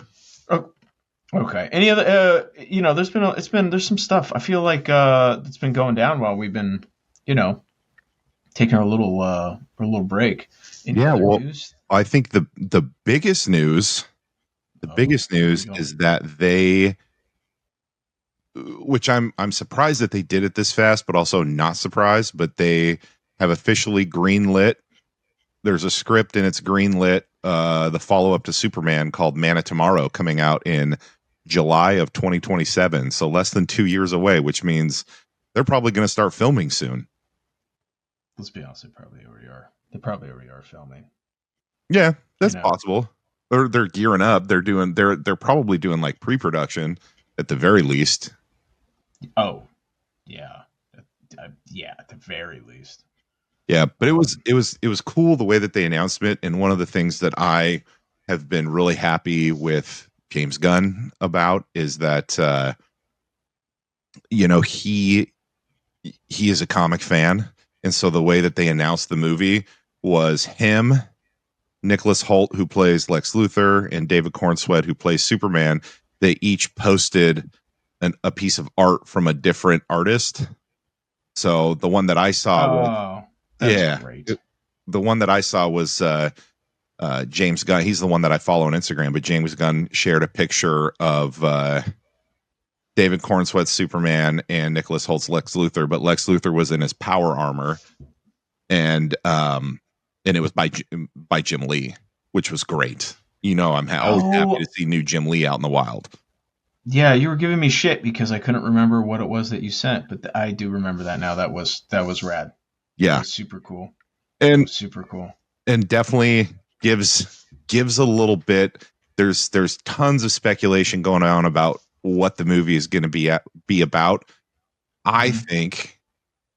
I think the two of them are going to have to reluctantly team up to take on someone like Brainiac. That would be my guess. Oh, interesting. Yeah. Did that happen in the comics? Oh yeah. Oh, bunch of times. They've teamed up. They've teamed up multiple times to take on a bigger threat. Which the banter between the two of them will be, or at least on Lex Luthor's side, will be fantastic. Well, wasn't there a point, I want to say in the 90s, when they did the whole, right around the same time they did the whole Death of Superman thing, right? Mm-hmm. Where like Lex was kind of a good guy. Remember he had like the long hair and the beard. He wasn't a good guy, but like he wasn't a bad guy. And I think like he was in a relationship with Supergirl at the time or something like that. Yeah, they have done that. They've had times where Lex has been more of like an anti-hero type of character, where he's worked with the Justice League, he's worked with Superman, always has some sort of ulterior motive that ends up coming out, right? Because he's not solely a good guy, which my guess is there will be some of that in there as well. I mean, I don't know how you don't do that. You know what I mean? You have to, right? I think you have to. Now the speculation is going to be who's coming back. Are we going to get Hot Girl? Are we going to get Guy Gardner? We gotta have Hot Girl. She was so great. And gotta have Mr. Terrific as well. I think he was awesome. Standout. I'll be honest. I didn't know much about Mr. Terrific, and I was one of those, I guess, like unfamiliars that was introduced to him. Sure. I'd heard of him, but I didn't really pay attention to him, because I'm not a superhero guy that much. Sure. And he was great, man. He was such a standout. Yeah. In that whole series. Like, I don't know how you don't bring him back. He's supposed to be getting his own HBO Max show. Okay. Yeah. I feel like those are always a little iffy, right? Because like there's certain characters that I don't know if they work as like leading characters. Does that make sense? I mean, the ones that James Gunn hasn't missed yet. So that's true. Well, there's a lot of people on the internet who disagree with you on that, sir. Well, I wouldn't say a lot. I would say a very, very small portion who miss slow-mo. Well, Lex Luthor. Luthor's out there with his monkeys. Yeah, the monkeys would disagree. I don't know how you don't like what James Gunn's doing. Like it, right? I mean, I guess if it is interesting. I have seen a few things where people are comparing like the decisions of the past Superman movies versus like this latest one. Mm-hmm. And it is kind of, it becomes real. It does make, I feel like, the older Superman, at least just the storytelling decisions, kind of like the latest Jurassic Park, where you're like, why? Right. Why the fuck did you do that? It Right. was so stupid. No, I trust me, I was that guy for a long time. Oh, You know, we know. You don't need to remind us. We broke you of it. he did. The Blue Tiger broke you of it. It did, and I'm so many hours of debate on this podcast for that. That's true. It's true. You know what though? Made for great content. People loved it. It did. You know, I think that's where the people questioned my taste started. Well, yeah. Yes. Which is definitely fair. Fair point. Fair point. Fair point. Hey man. You own it. I do. Know? I do. So, can you tell us what you're doing with the drawing there? What you've done a little bit of work on it in that 30-second break that we've had. I know. All of a sudden, magically, there's a background drawn on it and everything. Yeah. Yeah, they're in the sewer. I love it. Well, I could be honest, and I don't think, because we're still kind of figuring out some of the smaller things, right? Yeah. I'm not the type of artist. I can't sit down like some of the guys I look up to and just hammer out. I need a little bit of planning. Sure. I'm like the Batman. You need prep time. With prep time, I'm unbeatable. there we go. I like that. What do you mean? Why couldn't you keep a straight face on that, Brian? Huh? No reason. No reason. Wow. I get no respect. So I think in the future, I'm going to actually like work out like an actual like layout. Okay. Like for the next, we already have kind of planned for our next episode. Mm-hmm. And so, can I tease it? No. Okay. I mean, I think they know. I mean, look at the crap we talk about. I mean, we're talking about James Gunn. Hint, hint. Talking about some more. It's gonna be a lot of James Gunn talk next episode. DC TV shows, so you can figure it out. Yeah, and so like I already have a layout like planned for that, and what's funny is like I originally was thinking like, oh, when we do this, this will just be a nice like exercise, just chill, like I'll just doodle, it'll be no big deal, like I did with the OMAC, right? Zero plan for that. I mean, everything I planned was like maybe 10 minutes before we sat down and started recording. Yeah. And but for something like, I'm like, oh, if I'm going to do like backgrounds or try and do something a little bit more elaborate, I need to have a plan. So I'm going to start probably doing a little bit more prep so that when we sit down, I can just hammer out inks.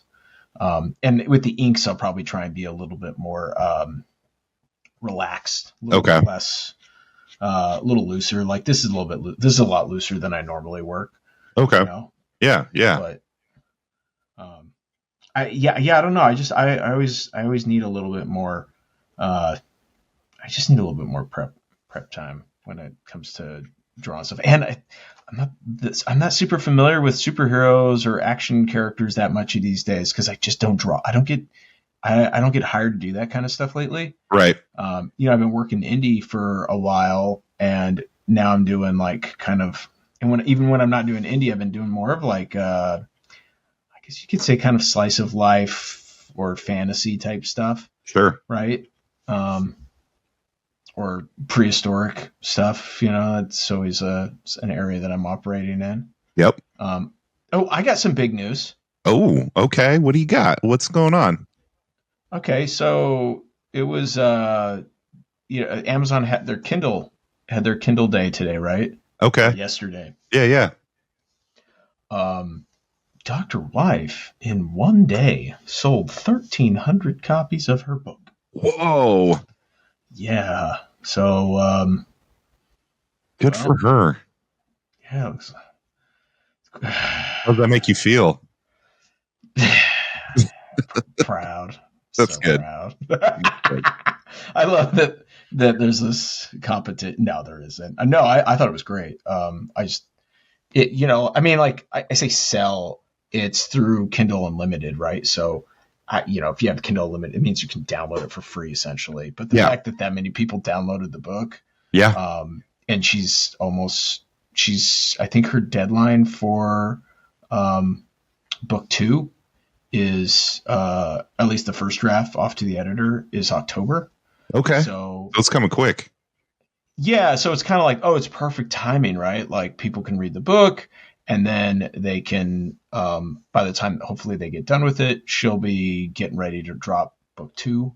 Yeah. And so, yeah, I mean, she just does it for fun, but it's still, it's like, oh, wow, that was cool. She trended on Amazon for part of the day. That's Um, awesome.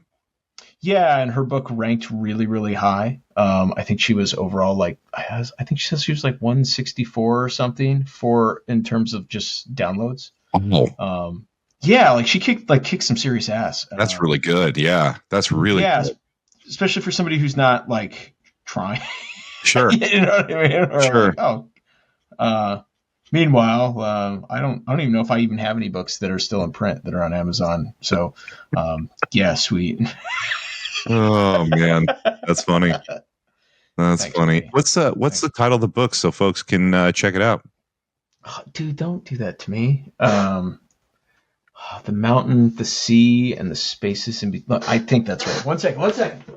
Oh, here he goes.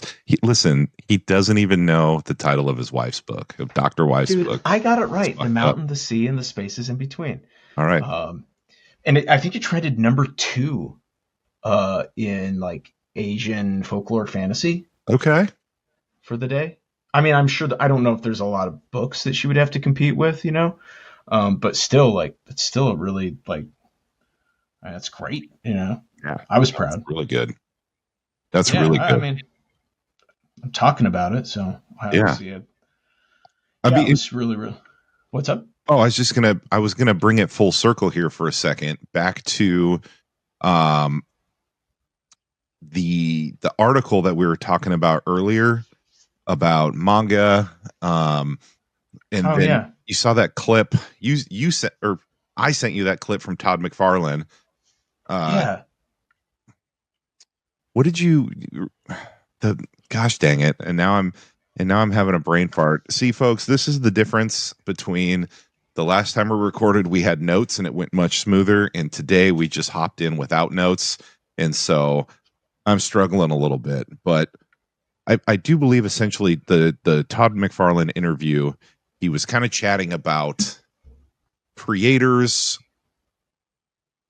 not. Well, the Yeah, conversation came to where like all these people are doing. Todd McFarlane was saying that creators are kind of making a mistake yeah, of they're doing a mini series like 6 issues, then they get a movie deal or a TV deal, and then they get hammered in the sales because there isn't that much content. There's just the 6 issues, so right. like it's all done. And I think he's right, Hmm. but I would also say like where I think he kind of I wouldn't say he's necessarily wrong, but I think one of the things he might be not thinking about is that um, he is right. Like he's Yeah, 100% right, but it is so difficult to get more than one volume or two volumes at any place sure. now because it's just there's a lot of competition in the market. And like I think he used Kirkman as a great example, and Kirkman is a great example Yep. because he's got. But at the same time, like they're both talking about series that they did during different eras when Right. things weren't getting optioned, and also like Image wasn't quite the I would say the giant. I mean, I don't want to say it wasn't a powerhouse. It Sure. was, but it wasn't as well known as it is now. I guess just mainstream, like mainstream I'd agree with readers. that. I would agree with that. Yeah. Yeah, like people. And by mainstream readers, I mean people who don't read comics. Like Sure. Walking Dead made Image a household. Everybody knows what Image is. If I say Right. Image Comics, if you watch Walking Dead, you probably know what it is. Right. And so I feel like those guys had that benefit of like being able to work at a place where they were able to. There was less And at a competition. time where you could do that too.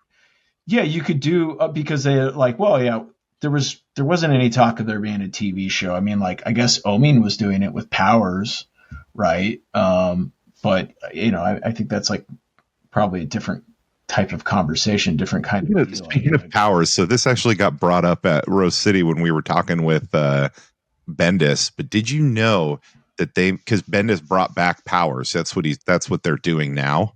yeah, yeah, I saw that. Um, but did you know that there was a one season live action Powers show that only aired? It came out, gosh, like early, like 2010, 2000, Yeah, somewhere. it was a CW show, wasn't it? No, it only aired on PlayStation Network. So you could only watch it A if you had PlayStation, like PS3, and B if you paid for the PlayStation Network. It was at a time where they were like trying to launch like a TV platform. That's when the rise of Netflix and all of that, when Because Netflix I finally went digital. because that's why I brought up Powers because I remember there being a Powers TV. I never saw it, but I always thought it was like CW because I didn't watch Oh any of no, it that was kind of stuff. PlayStation Network. God, Isn't that crazy? yeah, it's different times, man. Mm-hmm. But um, but anyways, I think the only thing that he's missing that I would disagree is it's just like it's if a book doesn't like do crazy well anymore, you don't get the option to keep doing it. Right. I don't know how Walking Dead did or how like Invincible or some of these other shows did initially. Yeah. Um, like right there for I mean I would be hard remiss that Invincible was like just a fucking banger Oh, like right out of the gate. the first couple volumes of the comic. Yeah, Yeah. yeah. Yeah. And nowadays, if you don't do really well, and I mean, I'm a prime example of this. I had a creator-owned book, and the sales weren't like, action power go for the Sure. publisher, and so like there was talks of doing a multiple volumes, and there was eventually an offer, but it wasn't anything that I could do. Like it wasn't realistic. You know what Yeah. I mean? Yeah. And so, like, I would say, unless you have the ability to work for free or for like multiple years, Right. that's like the only way you can really do what he's talking about doing. If you have a book that's like not necessarily, well, obviously, if you're like, say, Tony Fleece is a great example, right? Yeah. He had a book that came out fucking banger, right? Like Yep. people loved it. So it opened the door. He did multiple volumes. Then he did spin-off with like Strays with the cats. Yep. And now he's doing all kinds of other things. And so like, okay, yeah, perfect. Like I hope they're doing a TV show off that. They should. It would do really great. Whether hell, an animated show of that would do really cool too. Yeah. But like if that's what you're predicating, all of your success, like the ability that predicates what you get to do a TV show with is having a banger out of the gate these days. A TV show and doing multiple volumes. Right. Yeah, I don't need to keep harping on my book, but like my book had great reviews across the board, but like it didn't, like I said, it didn't translate. That didn't translate necessarily in sales initially, Sure. and so by the time they wanted to do a sequel, they're really just trying to catch on with like I said, is either I basically work for free and we try and match everything with the Jurassic World releases. Right. Right. That was like the idea, which to me was just like I'm not at a point where I'm not in my 20s. I don't anymore. You know what I mean? Like Sure. I'm not gonna go wash dishes and do a graphic novel for free. Like it just doesn't do it for me these days. Sorry. Totally understandable. Yeah, I'm trying to think of like what are some long-standing books that are still done by the original creators. And I mean, that aren't guys like I know we talked about Savage Dragon earlier, yeah. a little bit, and that guy's that's a great position though, but you're also high up in the company, right? So Right. like, it would be weird if you weren't able to do your book long term if you Right. wanted to do it long term, regardless of if it has huge sales or not. Right. Um, The only other one I can so think of that's long standing, Saga is another one. But even they yeah, I they mean, took like a 3 or 4 year break. I think longer than that, didn't Yeah, they? it I was think a long. yeah, They took a long break. Um, yeah. I think they tried to bring it back, which always bringing back something after years of being gone is like they tried that with Fables, and that didn't necessarily, yeah, but that didn't quite have the same effect, yeah. you know. There's So there's another one that would I think that would make a great adaptation. yeah, I don't know if that's going to happen. No, I think they talked about it, but I think there were some problems with the creator. I can't remember the details, but yeah, no. with the writer. Bill Willingham was upset with what DC was offering him, and then he said he like made it open source or something like that. Is that the right term I'm using? Oh, where like anybody can Yeah, publish it or do whatever they want with it. yeah. And then there was a whole thing. DC said no, it's not. He said yes, it is, and I don't know whatever ended up happening with it, Yeah, but I mean, if you're doing stuff for DC, you can't really do, you can't really do I'd be that. curious though because that was back in the Vertigo days when it started. When he probably has some sort of piece of it, so it'd be interesting. Yeah, he has a piece of it. He gets royalties on it, but is still like he was also paid like those type of contracts. You're getting paid very well, Yeah, for it. I mean, some yeah, people probably disagree with what that statement. Some pros would, but compared to the rest of the industry, yes, you're sure. getting paid very well, and you get royalties. I mean, we had Bissett on here, and he said he was still getting, you know, which calls it's from like his days with Yeah, royalty Fantasy, I checks. think. Yeah, anytime they use Yeah, like Constantine or someone like that, he's very happy because he gets a check in the mail. yeah. I mean, yeah. So I mean, like, you know, also, it's not like even if it's just one writer, it still takes a village, man. Like there For was sure. multiple colorists, tons of artists. There was all kinds of people who worked on that book. So, you can't just say it's just yours. Right. Um, so, I mean that would be the biggest faux pas. Like, why would you do that, man? Like you're affecting all the creators who worked on it, who are getting those royalty checks or counting on those royalty checks. Right. You know, Yeah. you know. At least that's my take on it. I'm sure, like I said, it's open to interpretation. Um, but yeah, I don't. I know there's some longstanding. I mean, there's some image books that are way out there that are Well, far even into like their. Spawn has gone on for a really long time, but I don't. McFarlane isn't the guy who does them anymore. So No, but I mean, there's some other books that are like on issue 43 or whatever. You know what I mean? Like, sure. there's some people that are doing it, but like, people need to remember that's all predicated on sales. Is Right. the book doing well enough where it justifies its existence financially, and like it might not even be doing that well in the floppies, but it might be doing gangbusters Right. in the graphic novel sales. So like Yeah, I have some books like that, that where I don't. Well, where I won't buy the floppies, but when they come out, when the collected edition comes out, I'm grabbing it. yeah. So it's kind of one of those like um, nobody's necessarily wrong, Right. but the the game has changed a bit, and I think that the expectations and the needs for to get those opportunities, like I could still be doing Cretaceous right now, I guess, but Sure. I wouldn't be getting paid for it. You know what I mean? Yeah. And or like yeah, or like we could do 20,000 copy issues of Operation Blue, but if nobody's publishing it or nobody's buying it, like Right. that doesn't mean it makes it really hard to justify its existence. You know what I mean? Yeah. Um, Absolutely. so yeah, that would be my only pushback on that whole conversation. Well, you know what? Whatever. We should bring the Todd father in and have that conversation with him. No.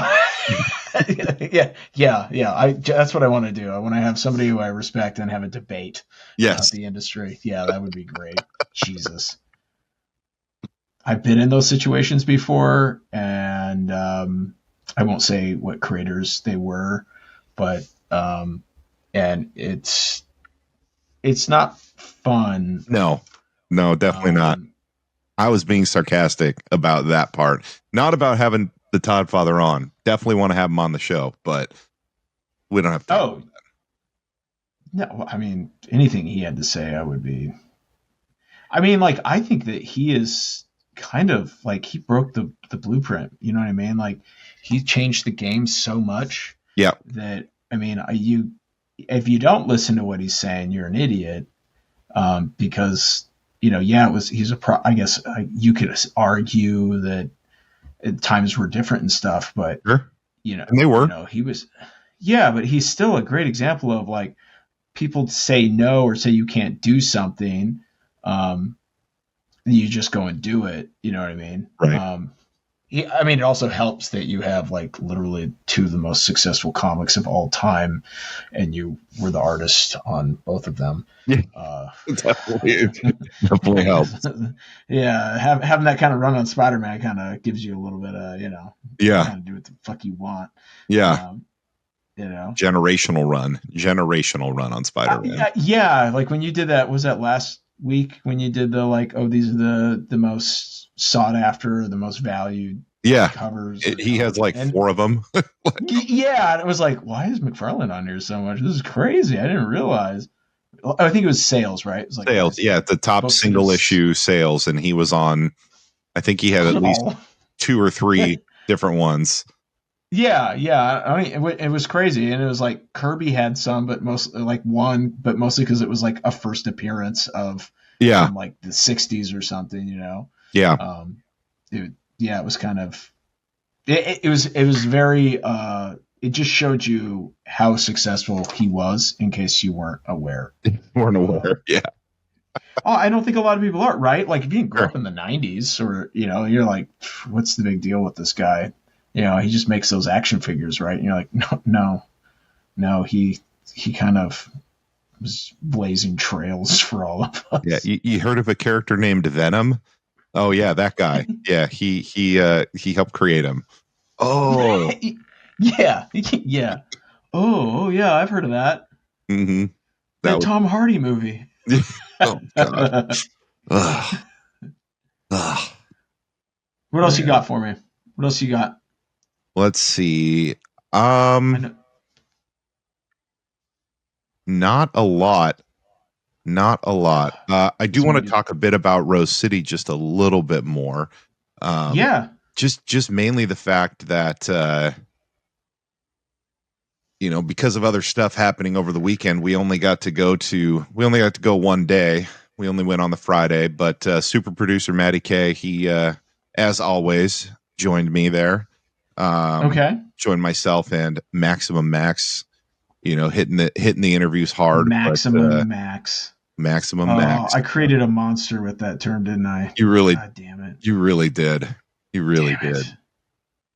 I was thinking like Maximum Carnage, when I said Yeah. it. You know, Your son is the least Carnage kid I've ever met. He's just too sweet, man. He's such a well, nice kid. to Oh you, wait, to that's you, true. To you guys, fuck you, Dad. that's how it should be, though. That's how it should be. You know. I'm not saying that's my dad. I No, I'm used to saying make like fun of him, you but I should, was you should, terrified. if you're gonna be an a-hole to your parents, and then be nice to Oh everybody else. yeah. That's what I mean. Oh, dude, my sister was such a piece of shit to my parents. It was hilarious. She was always a dirt Now you're bag. mumbling, dude. Oh, my sister was such a dirtbag when we were kids. She was that kid that was like everyone would be like, oh my god, Morgan. Oh, I can't say her name. She's such a sweet, nice girl, and then she'd come back to the house, and it was just we're all like, no, you have no idea.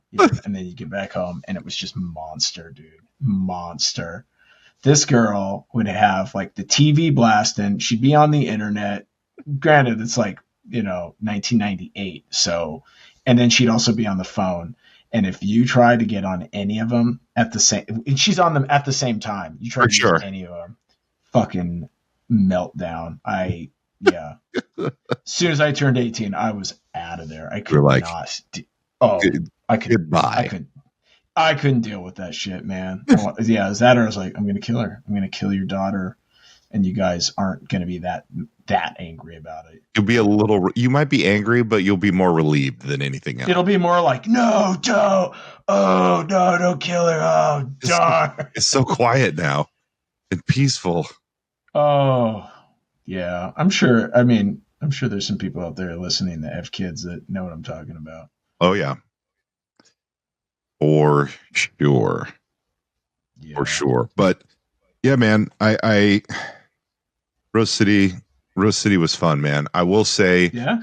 yeah, yeah. It was interesting though, like um just all of the Oh, different setups. Like one of the cool booths with like Matt Fraction didn't have his own table. He was at the Hollywood Theater had a table there.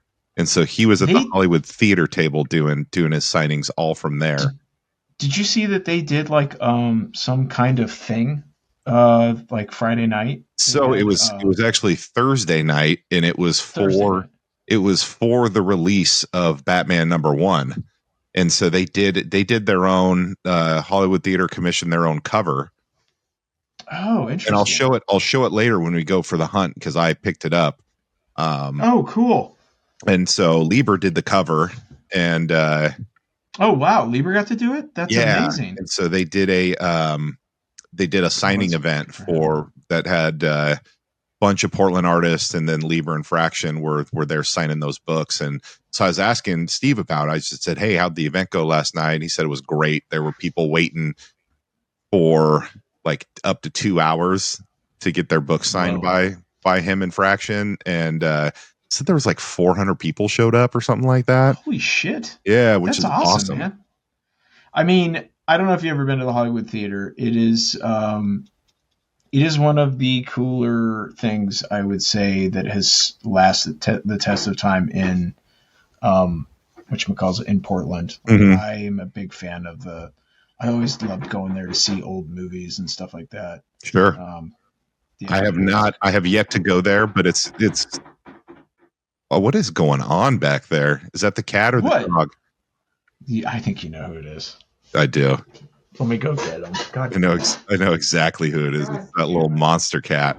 But no, the Hollywood Theater haven't been, and it's just one of those things that I want to go and do that I just haven't necessarily had the opportunity because I live 2 hours away from Portland, and I have a hard. I just. Oh, there he is. There he is. But See if he'll hang. No, he's gone. He no, doesn't he's have. gone. I have a like as much as I want to go to the Hollywood Theater, I have a hard Mhm. time driving 2 hours to go sit in an uncomfortable ass chair for another 2 hours. Oh, here we go. Here we Listen, man. go. Listen, I know. Hey, big dog needs comfort, man. that's right. That's right. But I did like that they were at Rose City, and I really liked that they were doing like donate. They were like taking donations and stuff like that for, it, and they had some cool. They were selling those covers there as well, and all the proceeds were going to just keeping the Hollywood Theater up and running, which I thought was cool. Yeah, that's really cool. And then another thing that was cool that was there was the was it the Northwest Museum of Comic Art, I think, or is it cartoonists, or I'm not Something like sure. that. Yeah, I something don't. I like mean, that. But you would know just as well as me on this one. But that's fair. But they were there and they had a bunch of they were doing drawings and giveaways and raffles for as donations to for their museum, which I thought was oh, really that's cool. cool. It's the only like comic art museum in the Northwest, so it's definitely something that I want to go check out when I have the opportunity. We should go and check that out. Actually, I think that'd be pretty fun. Yeah, I don't know if they have like a physical space They though. do. I think it. Oh, They they do do. now. Yeah, Okay. they're open. Because I remember when they were like crowdfunding it. Yeah. And they were having some issues and I knew a few people that were pseudo involved and then they weren't involved and it was a whole shebang. Okay. But I'm glad that it exists. We need stuff like that. Agreed. I'd be curious to see what kind of exhibitions that they do. Same. I would be really curious. I bet that would be kind of fun. Yeah, we should go, man. That would be fun.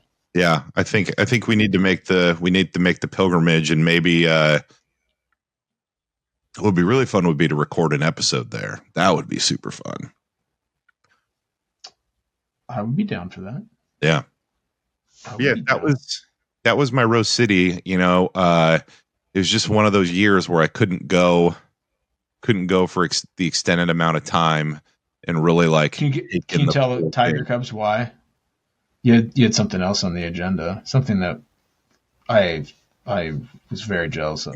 Yeah, we went to the beach for the weekend, and Oh yeah, that's what I'm for talking about. Maximum Max's friend had a birthday, and we got invited to go with them out to Ocean Shores, so we did that, and that was a ton of fun. So Dude, Ocean Shores is so much fun. I Did you love it. guys did you guys go to like downtown Ocean Shores, or were you just like Oh yeah. at the beach? Oh yeah. No, Yeah. we hit mini golf, the arcade, go karts. Oh, that's cool. It was a blast. They still have the building. Is it? Am I thinking of the right place? Is there a building that has like a big giant shark mouth as the They entrance? do. They do. It's Okay. like one of their gift shops. Yeah, yeah. I just remember like driving past that a Mm-hmm. thousand times last time I was there. Mm-hmm. Did you guys go in it? We did not go in that one. We went in a couple other gift shops, but we didn't make it to that one. Did you buy anything stupid? Dude, I bought nothing, man. Good. Bought Look nothing. at you. I spent all my money at Comic-Con, and you'll see here in a little bit. But, Spend some cash. always, man. Always got to get some good stuff. That's true. Yeah, That's true. it's a must. God, I want to say there was something else we were supposed to talk about. God Oh, damn it! That's why we're supposed to. That's why we have to do the prep now on. That's why we do prep now. Yeah, that's true. Well, it's been a long weekend, and I'm tired, so Excuses. I was not like Batman today. I did not have my prep time. Uh, dude. Okay, I got a question for you. Did you ever watch a show called Kenny versus Spenny? I have never even heard of this. Oh my god. It was early 2000s, I think. Okay. It was like one of those first kind of like basically it's two guys who live in a house together Okay. and they have a competition each week. And it'll be stupid competitions like who can wear a gorilla suit the longest, The fuck? who can be the first person to get an erection loses. And then they come up with rules and how they're going to do the competition, and Okay. then they go. It is. I mean, I've seen it before, right? I've watched it dozens of times before, but I just was like, oh yeah, I forgot about this show. Like, a buddy and I were talking about it. I think it was a Canadian show. Okay. People don't realize, but like for a lot of the like comedic reality shows or just comedy shows, Canada is kind of ahead. Like Trailer Park Boys was like the first one to Never, use the. never seen it. Oh my god, it's so good. But they were the first ones to do the like documentary style TV show, kind of Oh like yeah. The Okay. Office. Yeah. Yeah. So they were doing that like a couple years before everybody. But Canada like it always has these like low budget shows that are doing like really wild shit. Anyway, Kenny versus Spenny, they're finally like I think the creator, the main guy Spenny, or not, or no Kenny, he is re-releasing a lot of the episodes on YouTube, but they did like 4 seasons of it, and it is. Dude, How old is this show? I want to say it came out in like 2001, 2002. Oh, okay. Like that. So it's old. Yeah. But oh man, it like you can just tell like the cell phones and stuff are all these old like Motorola's and shit. You know what I mean? Nice. It was around the same time as like Tom Green. Remember when Tom Green was popping off? I do remember. Yeah. Yeah, yeah. It's very same. Again, another Canadian show that was like kind of groundbreaking. You know, Tom Sure. Green was like the first guy to start doing like podcasts and shit. And shout out Tom Green. Thank you for bringing us here. I guess Jesus Christ. All right. Yeah. Anyways, you should watch it, man. Like it is so. It's just the challenges, and of course, like the guy named Spenny, right? He's all uptight, so he's always like, "Oh, we have to do things right," but he's also like kind of like selfish, right? Like you just don't like him. And then Kenny is like he's the guy that's like, let's see how we can, cheat or bend the rules, and he'll be well planned and he'll have all this like crazy shit. Oh, dude, it's so great. You mentioned Gorilla Suit, and I do have to talk about something Okay. that we saw at the beach over the weekend. Okay. So I'm scared. while we were at the beach, Uh-huh. so there was Ocean Shores has a little convention center there. I don't know if folks, I don't know if you knew that, but Oh yeah, I did know actually. Yeah, they do. They do. I don't know if they still do it. But they used to do this convention called Beachfoot, and it was okay, a Bigfoot. It was a Bigfoot convention. They did this in like early 2000s, I want to say, like 2010. I never got to go, but they used to bring like all kinds of people out there, and it was like a whole camp. They do like this big camping thing, hmm, and like all these Bigfoot experts. Well, the experts. All these Bigfoot aficionados would come yeah, out. Let's put it. That's probably the better way to put it. okay. Well, there was another convention going on, and it was called Furtopia. I shit. Wait, let me guess. Were they trappers? No, they were not trappers. They were not trappers. Keep going. What else you got? What else you got? I think I know where it's gonna go. It was It's not a taxidermy convention, it is was it? not a taxidermy convention either. It, I'm not whatever floats your boat, man. yeah, Whatever you're for sure, into. You for know sure. what? I think everybody, Tiger Cubs. I think we know the real reason why Big Bry to Ocean Shores. Comic Con's great, but our guys got other plans. And you know what? It's okay, Bry. It's Thank fine, you, man. Like, thank you. don't you be proud of who you are. Yeah, yeah, Even totally. if your wife won't join you because she's just tell her to stop being a coward. Just embrace it. It's fine. It's Yeah. fine. So yeah, it was Furtopia is a furry convention. Okay. Um, and so you had I'm, folks at the I'm not arcade and laughing. mini golf, full full costume. Oh my god. It, like they were very nice people, right? The, Yeah, we have a big one up here. I'm pretty sure. I've never seen it, but I don't have I like can tell when they're in town. I don't, listen. I don't have an issue with it. It doesn't bother me. It's just like very jarring to see when you're just walking. Well, it's a. I mean, I'm sure there's somebody out there that could enlighten us on it. Sure. It's just a strange, and I don't think I'm off par. It's a stranger phenomenon of our culture, Yeah. and yeah, it's just weird because like you would have never seen that, say, like like if our dads were like, "Dad, I'm a furry," like their dads would have beat the shit out of them, like, and that's not good. I'm just No, that's saying, not like, good. That's not past good. generations wouldn't have been as like, yeah, okay, you do you. They wouldn't have been as I would say accepting. Sure. You know. Sure. I'm just saying it was weird. I have no issue with it, but it was definitely like you see a dude in a full fox outfit or like regular. It's actually more like regular clothes, fox gloves, fox head, and like fox tail. Have you ever seen it where they sexualize the character? Like it'll be like a Isn't that furry what that is? fox, but then they've got giant, like enormous breasts, and yeah, where it's just we're like, whoa, Isn't what that is like a going on sex? here? Isn't like a furries? That's like a sex fetish, right? Yes, it is. That's what I thought. It's not just wearing costumes. It's like a whole thing. Yeah, yeah. Hey, don't be judging. Listen, I don't God, kink shame. Brian, I do not you kink need to be shame. open. I am very open. I We don't. all know, Brian. It's fine that you went, man. You saved your money for FurryCon. It's fine. Or That's I'm it. sorry, Furry Fest. I Furtopia, I apologize. believe, is what it was called. Furtopia. Yeah, Furtopia. Yeah. yeah. Thank you for correcting me. You're welcome. Um, let me ask you this: your parent, Yeah. when you saw that going on, where you're like, "Oh, the boys need to see this," or were you like, "You know what? We're just gonna stay at the cabin today." No, I didn't Uh, care. yeah. You weren't not seeing it. I just was like, Did they ask? Did your son ask question? I like as a little boy, I would have been like, a little "What bit. is this?" It's just I would more have been like like, "What? I was What more is like, going on?" hey, it's fine. It doesn't bother you, or it has my thing. My whole thing is like It Yeah. doesn't affect me, has zero effect on how I live my life, so I have no issues with it, right? Sure. And that's what I said. I said, is it weird? Sure. Does it affect you in any way? Absolutely does not. So, What would you do if your son was a furry?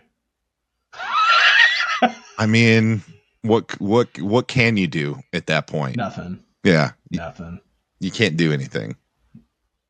No. But Would I make fun of you? I'm going to be honest. I'm a terrible person, probably just a little bit. It's fine. It's fine. Yeah, I mean, it's. I guess I just don't get it. I don't know. I don't get it. I'm not against it. Like, No. you see that there. I mean, like, it's a huge part of Comic-Con. Has become, like, especially with the cosplay. There's a ton of like furry stuff. I just don't know much about it. Yeah. I don't really have an interest in it. And you and I grew up. I mean, I don't know about you, but I grew up like very old school. So, like, if I was doing something like that, like, oh man, I would. It's not that I wouldn't be allowed to do it, but I would never hear the end of it. Sure. I would never hear the end Sure. of it. Yeah, I get that. I get that. But yeah, no, it was just a very, very jarring thing to see. Like, just make it interesting, though, right? Like, yeah, okay, cool. There's stuff going on. Yeah, you know, you're in line at coffee, and there's a giant like tiger right behind you. It's fine. Well, why didn't you interview him? We're the blue tiger. Was he blue? No, it wasn't blue. If it was blue, might have done it. Might have put Maximum Max back to work for that one. Folks, listeners, make us furry fans. If you know, come find us at a convention. Be a blue tiger. Yes, we'll take pictures with you. Convert Brian. Let's make it our mission. Why me, Brian? Because, dude, that's just how it goes. It is. That's. They're not going to come after me. I'm busy. They're making me do this stuff. That's true. So they're just going to be like, well, Bri, you're standing there. Hey, yeah, it's furry time. It's furry time. Jesus Christ. Also, I want to see us. I want to see you dressed up as a furry, or like with the foxtail. Oh my god, that would be the greatest thing in the world. You don't see guys your size dressed. Never gonna happen. You don't see NBA sized men dressing as furries. It's true. It's true. Also, it would be very intimidating. I'd have to get one with like a mean face, right? I think you go happy, but then like you make like a real smiley face, but like kind of like a Dexter smile. I was thinking a little bit more sexual. Oh, okay. You know? Yeah, I mean that would be scary. Think about it. You're like, because you'd have the boots on, so you'd be probably 6 inches taller than you are. So why would I wouldn't need boots? What would I need boots for? Well, think about it. Let me give you the pitch. And with the ears and stuff, you'd come walking in. You'd be like 8 feet tall, right? You'd be as wide as 2 refrigerators. It would be terrifying. And then you've got this big smiley face, and you're like, oh, hey, I'm just here for love and hugs. Terrifying, dude. Terrifying. Because you're not stopping that. That's what makes it scary. Sure. If I go, no, Bri, I don't want hugs from you, it doesn't matter. It's still going to happen. You're getting one. Yeah, I'm getting one. Oh my God. Yeah. Well, I think it's time that we give these tiger cubs, a little taste. It'd be better. What's up? You're going to interrupt me in my transition. It better be good. Oh, dude, your furry costume. Dude, you're like a really happy Bebop. That's right. And you just keep saying to people, you're like, you can't Bebop without Rocksteady. Jesus Christ. Okay. On that note, it's time we move over to the hunt. All right.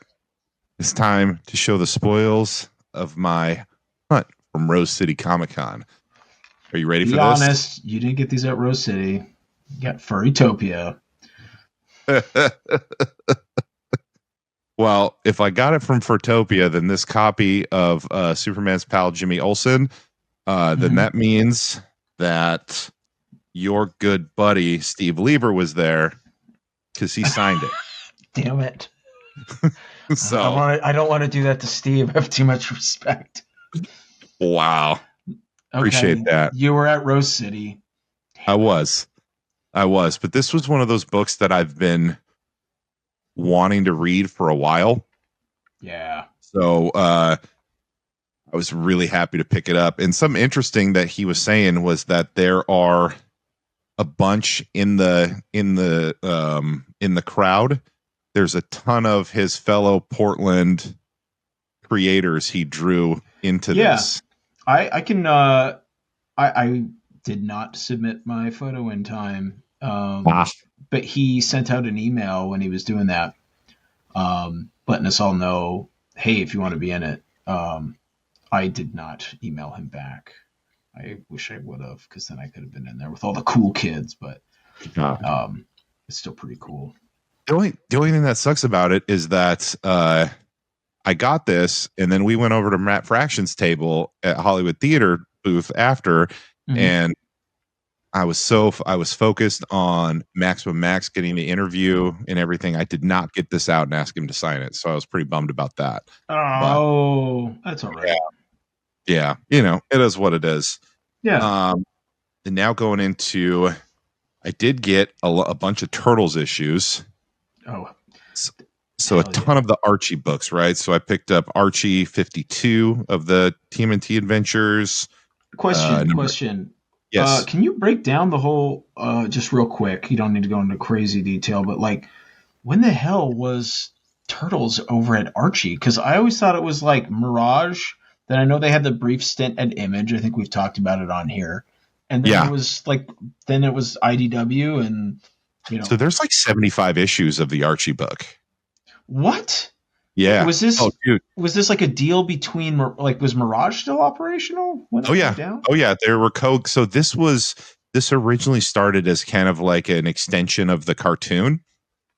And then so kind of like what they're doing with the animated version, the animated comics now. It kind of, yeah. Well, I haven't read the animated comics now. I don't get those. Are one of the ones I don't get, and maybe I'm sleeping on them, because if there is anything close to as good as these, then I'm definitely sleeping on it. But yeah, so it started off as kind of a continuation of the cartoon, and then it kind of grew into its own thing. That's just super, super good. Intergalactic adventures, time travel. They meet themselves in the future, and things are not as well as you think they are, and that's kind of towards the end of the series. But so I've been trying to collect these. So I picked up issues 52. You see 18 right here. 22. And I just love the covers. Peter Laird is usually he's one of the cover artists on here. It'll be like him and Ryan Brown, him and Steve Levine, him and AC Farley. So it's always a good. It's so interesting. I had no idea. Kind of blowing my mind right now. Yeah, we got issue 24, issue 32, issue 38. Wow. Here's a Laird and AC Farley cover for issue 39 that I really like. That's pretty cool. Oh, that is sick. Triceraton. Yeah. I always like the Triceratons. They're awesome. And it's kind of a funny story. So I was digging through and looking through these, and a guy came up and he was like, are you going to get these adventures? Because, yeah, I've been needing a few. And I was like, sorry, man. Snagged them all. Wow, really? Were you actually going to get them, or you just get them out? 100%. I was going to get them. I wouldn't pull a dick move like that. That's bad. Sorry, bro. I'm getting them now. Yeah. So here, this is issue 2. This is how it started as a mini series, for Archie, and then it did really well. So this is a Eastman Laird cover based off of the regular cartoon. Wow, that's crazy. Who they fighting there? Who's that guy? The Shredder, man. Oh, okay. I see now. I see. Yeah, Sorry, I'm like on the other side of the desk here. that's all right. And what's crazy? They were $1. This comic was $1. So now I'm diving into the Mirage series TMNT. I got a couple of these too. So I picked up issue 47. So this is uh the first time they showed space Usagi Yojimbo. So this was kind of a fun issue. Oh God, didn't they have a toy of him? Oh yeah. I'm Oh surprised yeah. they don't do more crossover with Yosagi and the Turtles. I know they just did like an anniversary one or something like They've done that. quite a few over the years. Yeah, I Um don't because I know the Turtles have showed up even in the um, Yosagi yeah. verse, hasn't they? Haven't they? Oh yeah. And a shout out, I love the way Stan Sakai draws the turtles too. He does such a good job with them. Oh, he's a big get for the show for me. I would love to have Oh, yeah. Sakai. Yeah. That would be great. And then I picked up this one, issue 54 or 58 of the Mirage. This concludes my City at War. I now have all 12 issues of the City at War storyline. I'm really And you were kind of treating it pretty special, right? Like you were only going for those in the wild. You weren't like Yep. just doing the Yep. whole eBay thing. Yep. Which is nothing wrong with the eBay thing, but No. there's something beautiful about Just being able to find them, you know? yeah.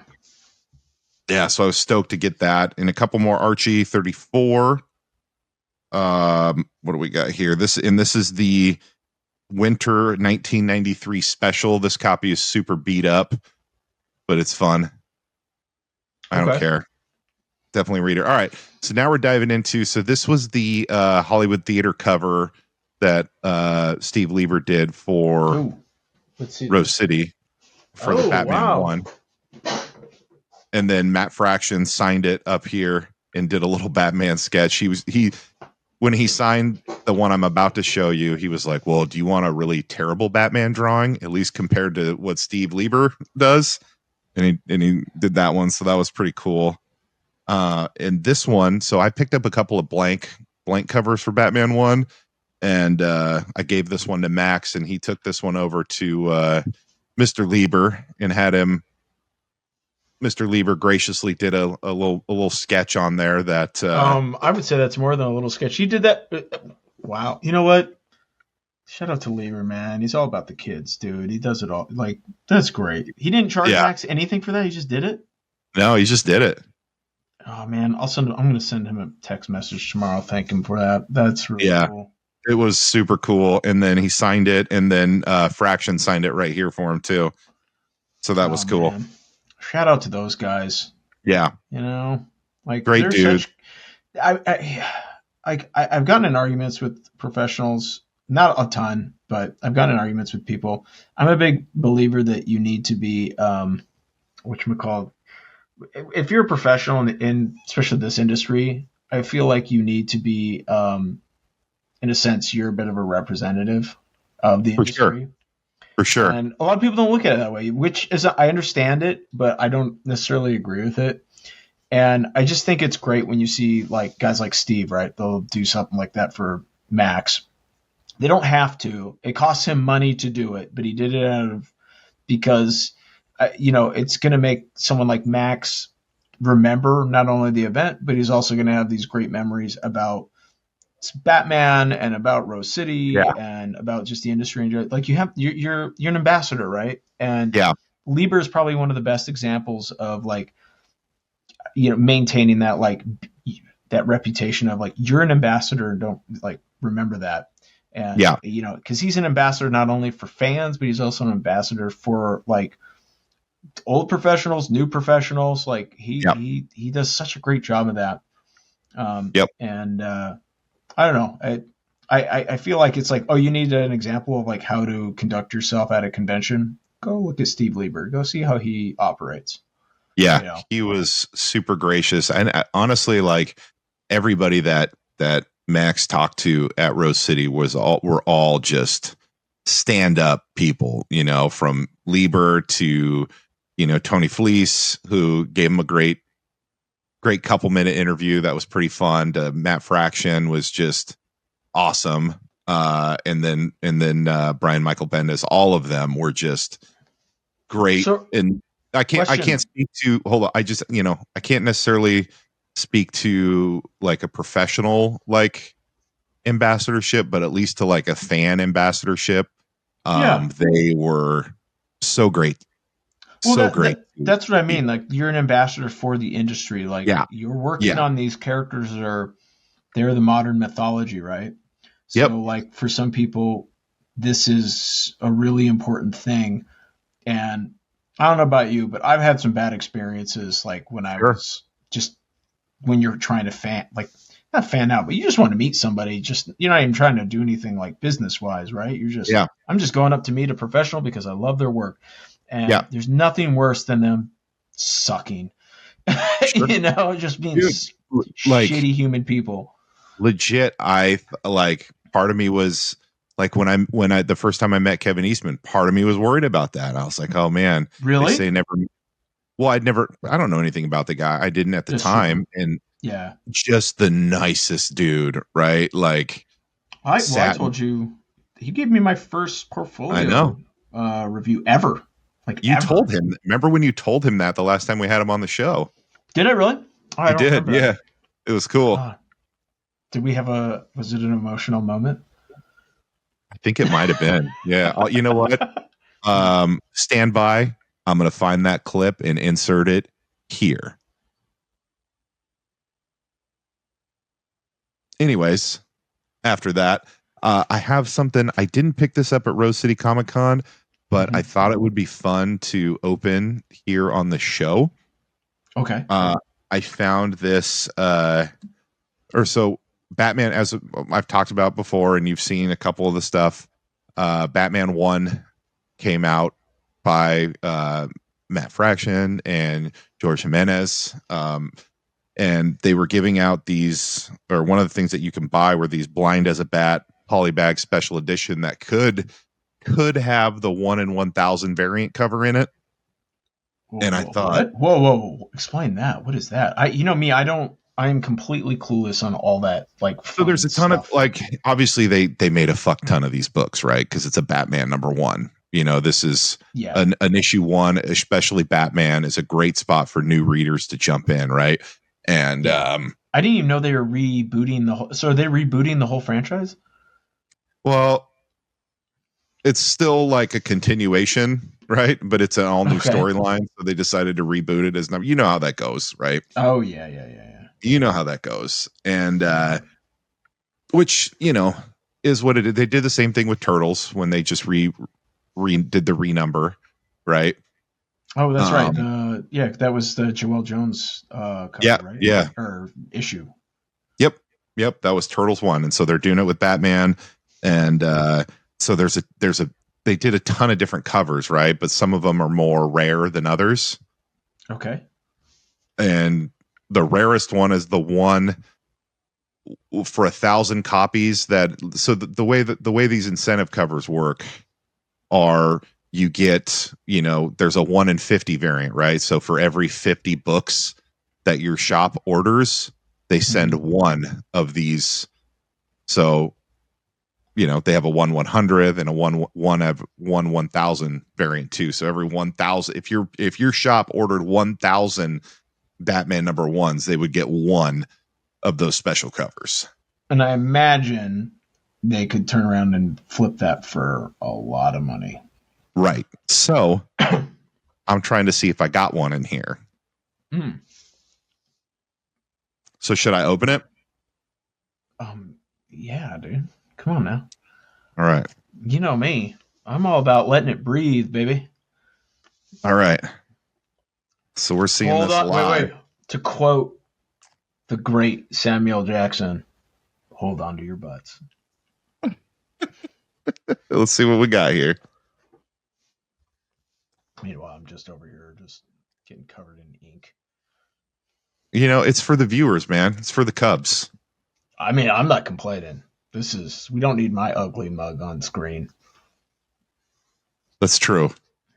I don't even have a face for radio, man. No, you have a face for radio. No, I mean, that's how bad it is. I don't have a face or a voice for radio. Ooh, this is a cool one. I don't know which variant this is, but there it is. What's he holding? What is that? A rope? Do they have Wonder Woman's rope? No, it's his grappling line. Oh, okay. Yeah, this is cool. I'm curious which. This is a J. Scott Campbell and Tanya LaHoe variant cover. I used That's to pretty love cool. J. Scott Campbell's stuff back in the day. Remember his Danger Girls? You ever read Danger Girls? Oh yeah, love Danger Girls. Yeah, so this one's pretty cool. This is really cool.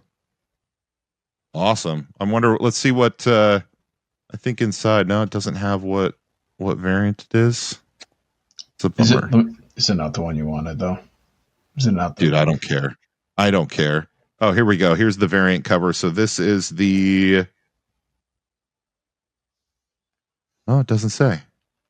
Oh, it's just a variant cover. It's not one of the highly sought after. No, it's not the one in 1,000 one. Which damn, I don't care. This is God. Cool. Thanks and then, a lot.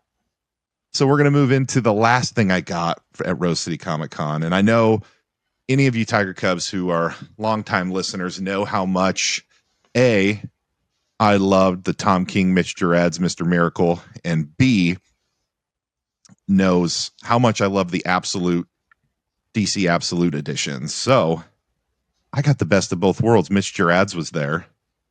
Okay. And I picked this up from him. So I picked up the Absolute Mr. Miracle. And here, I'm going to move this stuff out of the way so I can open this bad boy up.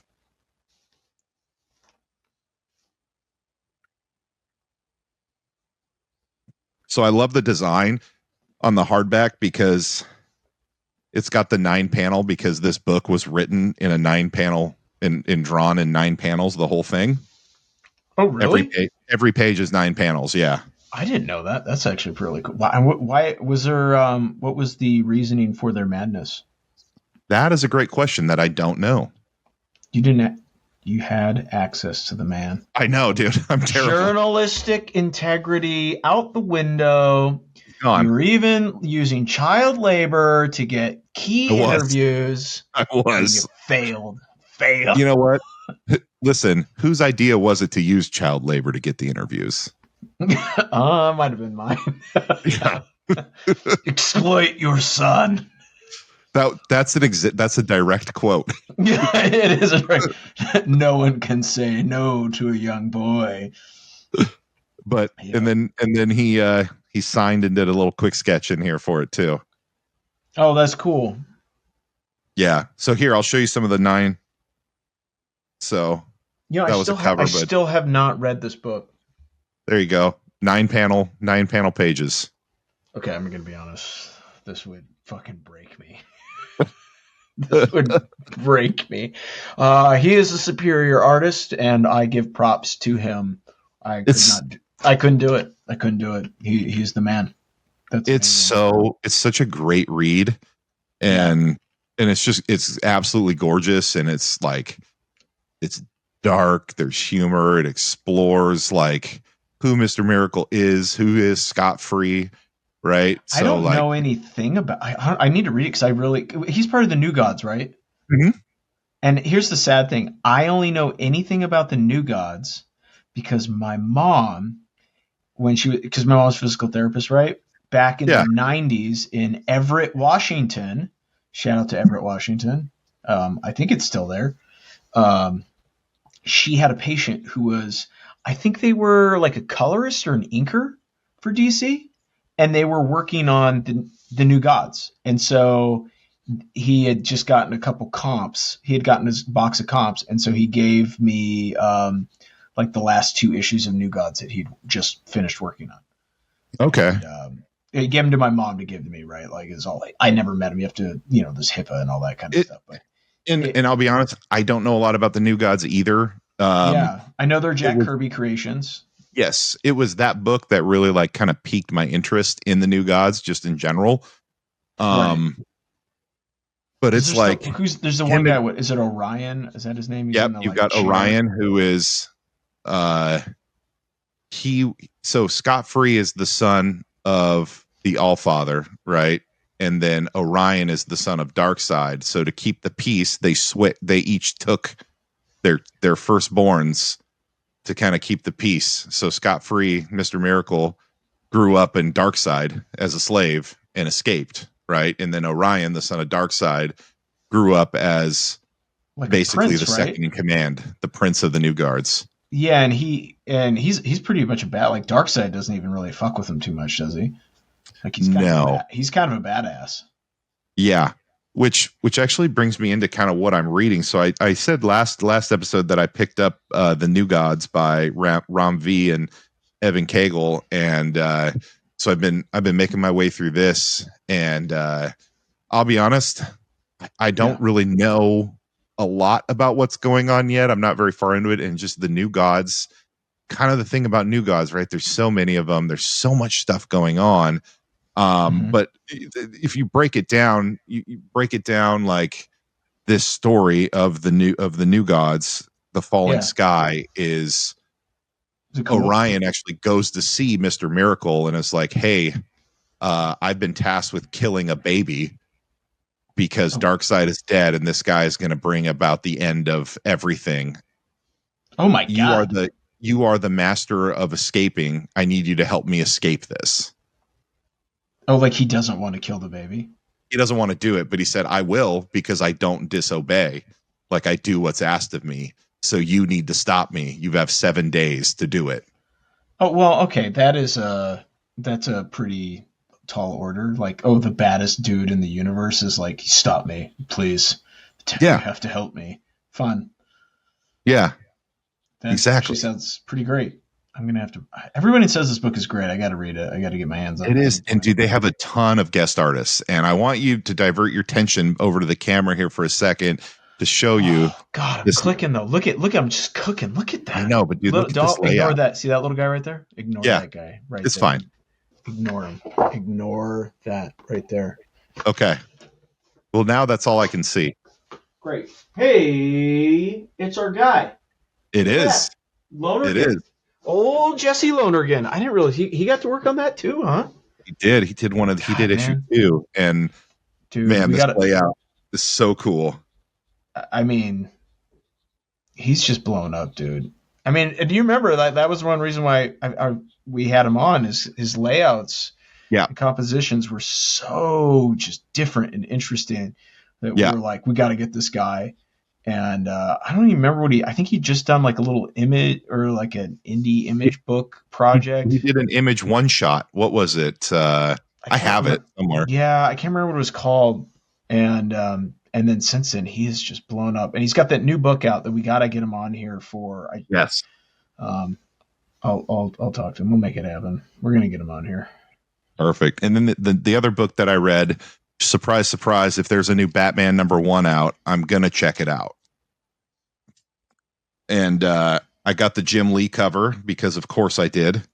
And why it's wouldn't you? You've got it's a wall perfection. of Lee. Is it perfection? Of course it is. I mean, it's Jim Lee, dude. Yeah.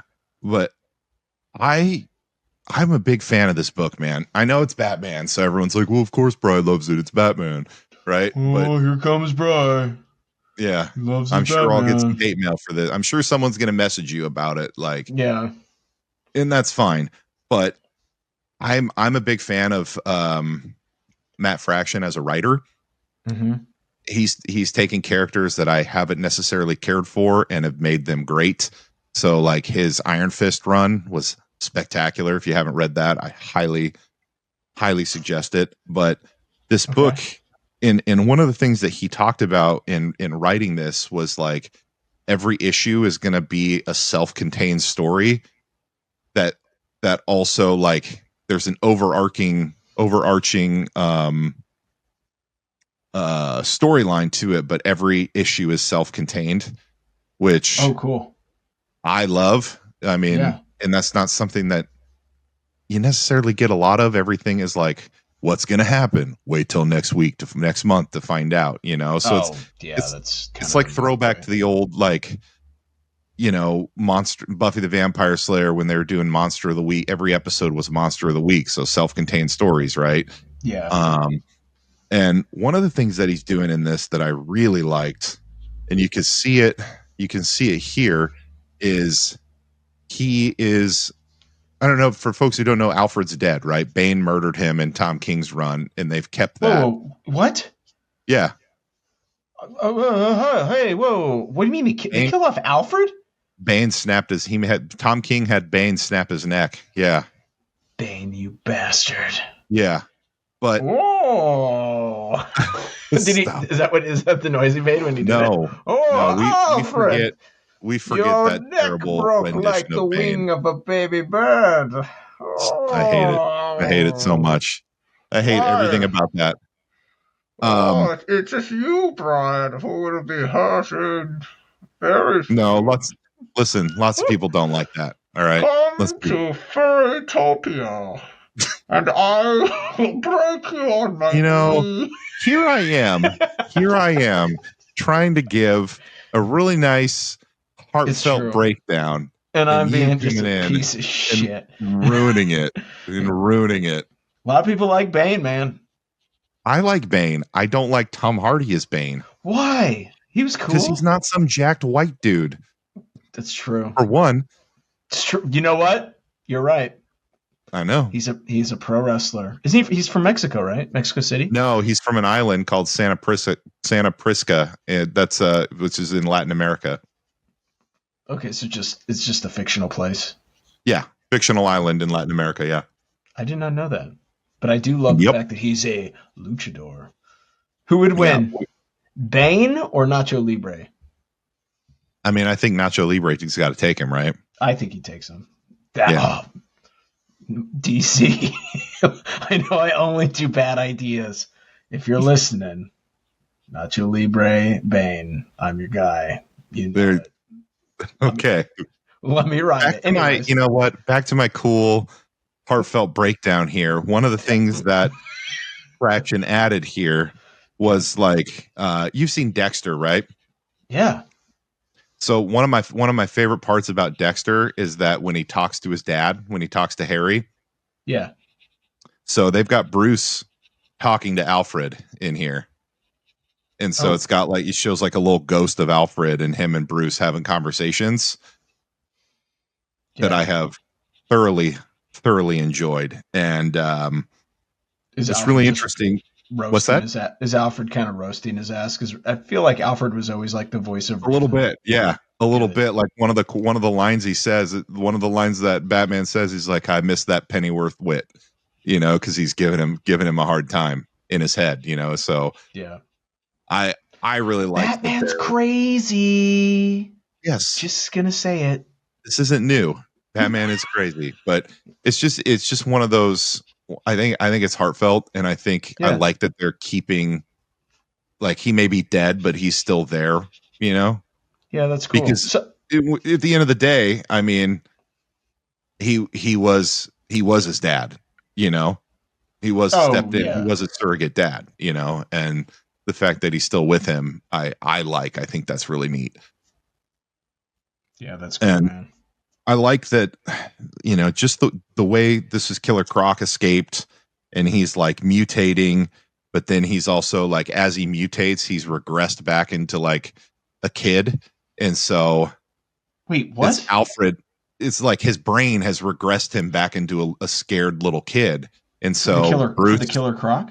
Yeah. So Bruce is like, I got to take him out. And then he's got Alfred talking to him, essentially being like, yeah, maybe, but he's maybe his psyche is that of a scared little boy, something that a little bit about. And so instead of like going in to beat him up, he just takes off his mask and just talks to him. Oh, and I look at that. Look at that, Bruce. You show someone a little bit of respect and treat them like a person. You don't just beat up poor people. Good job. Right. But yeah, so that's where I'm at, man. That's what I've read. Just sell me on Batman? Fuck. I might have, dude. It's worth checking out, even if you're not like a straight up Batman guy. Like, yeah, that's fine. It's a Batman #1. It's a new storyline. It's a new Sounds thing great. to pick up. Yeah, it is really good. And, the art, I mean, George Menez, he's a stud. Oh, yeah. Everything that he draws is really good. And All right. you even when Fraction was talking to Max about it, and Max was like, Yeah. why, what were you thinking about? And he's like, Batman was the first comic book I ever picked up and ever read. And so I think he told Max that. He did. Oh, that's sweet, man. That's really Yeah. nice. What a good dude. So definitely check it out, man. Check out this New Gods book and check out Batman #1. A little DC heavy today, but that's what I've read. I mean, sounds like some good stuff though. Just kidding. We're not transitioning back because I have one more thing that I want to show the Tiger Cubs, and this was a gift from my cousin, super producer Maddie K. Shout out to Maddie K. You ready for this, Tad? Yeah. I don't know if I told you he gave me this. Did I? I don't think no. He gave me this 9.4 Kevin Eastman signed slabbed book of TMNT issue 7.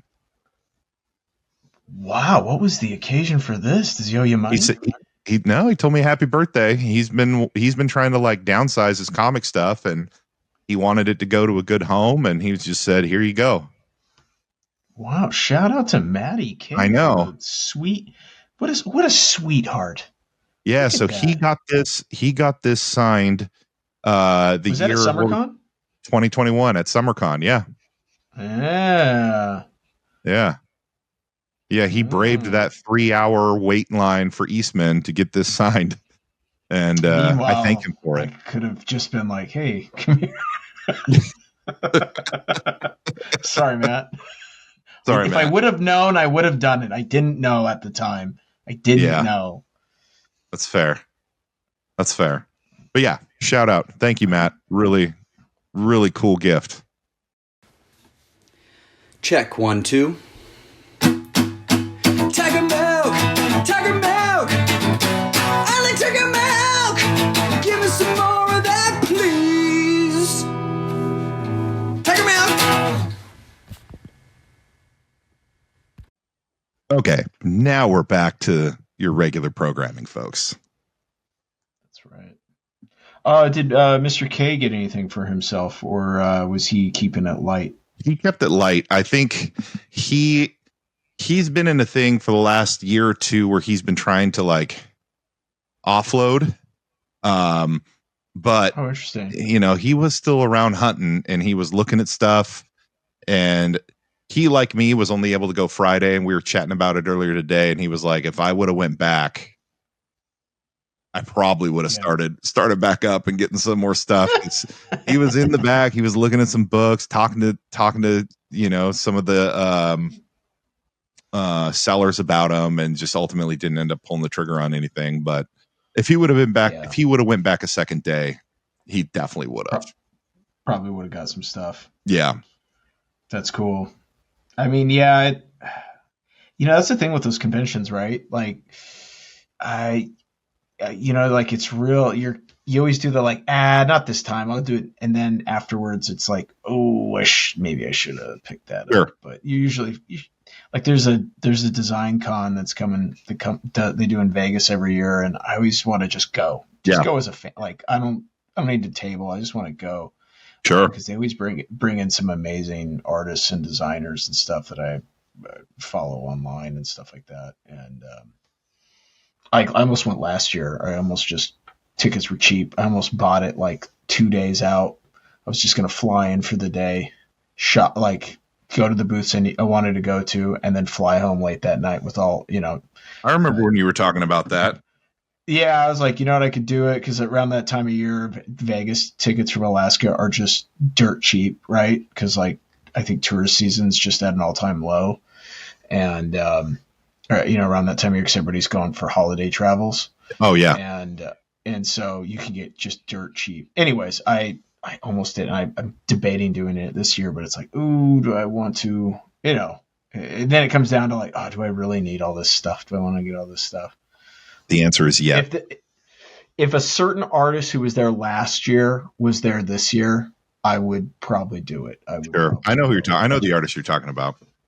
Yeah. But I don't think I believe he's doing a gallery in like Tokyo or something at that time. So Okay. he will not be there. So I guess you just need to go to Tokyo then. Oh God, dude, don't joke like that. Yeah. I want to go to Me Tokyo, too. man. Definitely want to go to Tokyo.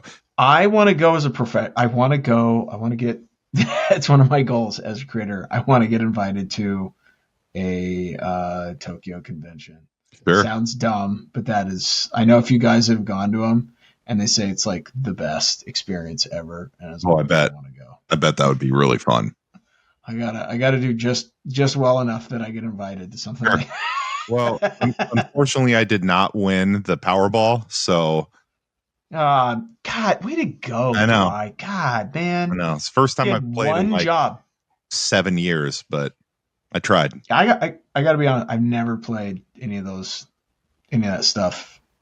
It was up to I think it was at like 1.9 billion, and oh jeez. I mean, why? What at that point I was like, sure, I'll throw my name. What does it cost? What does it cost to play one of those? It's like $5, yeah, for one. Yeah. And I think I did $20 worth, so I was like, that's nothing. I'll throw it in. Yeah, why not, right? Yeah, maybe I'll win, and maybe. Okay, so let me ask you this: would you do if you won the lotto? Yeah, crazy money like that. This is where we're going to test your mathematics. Skills.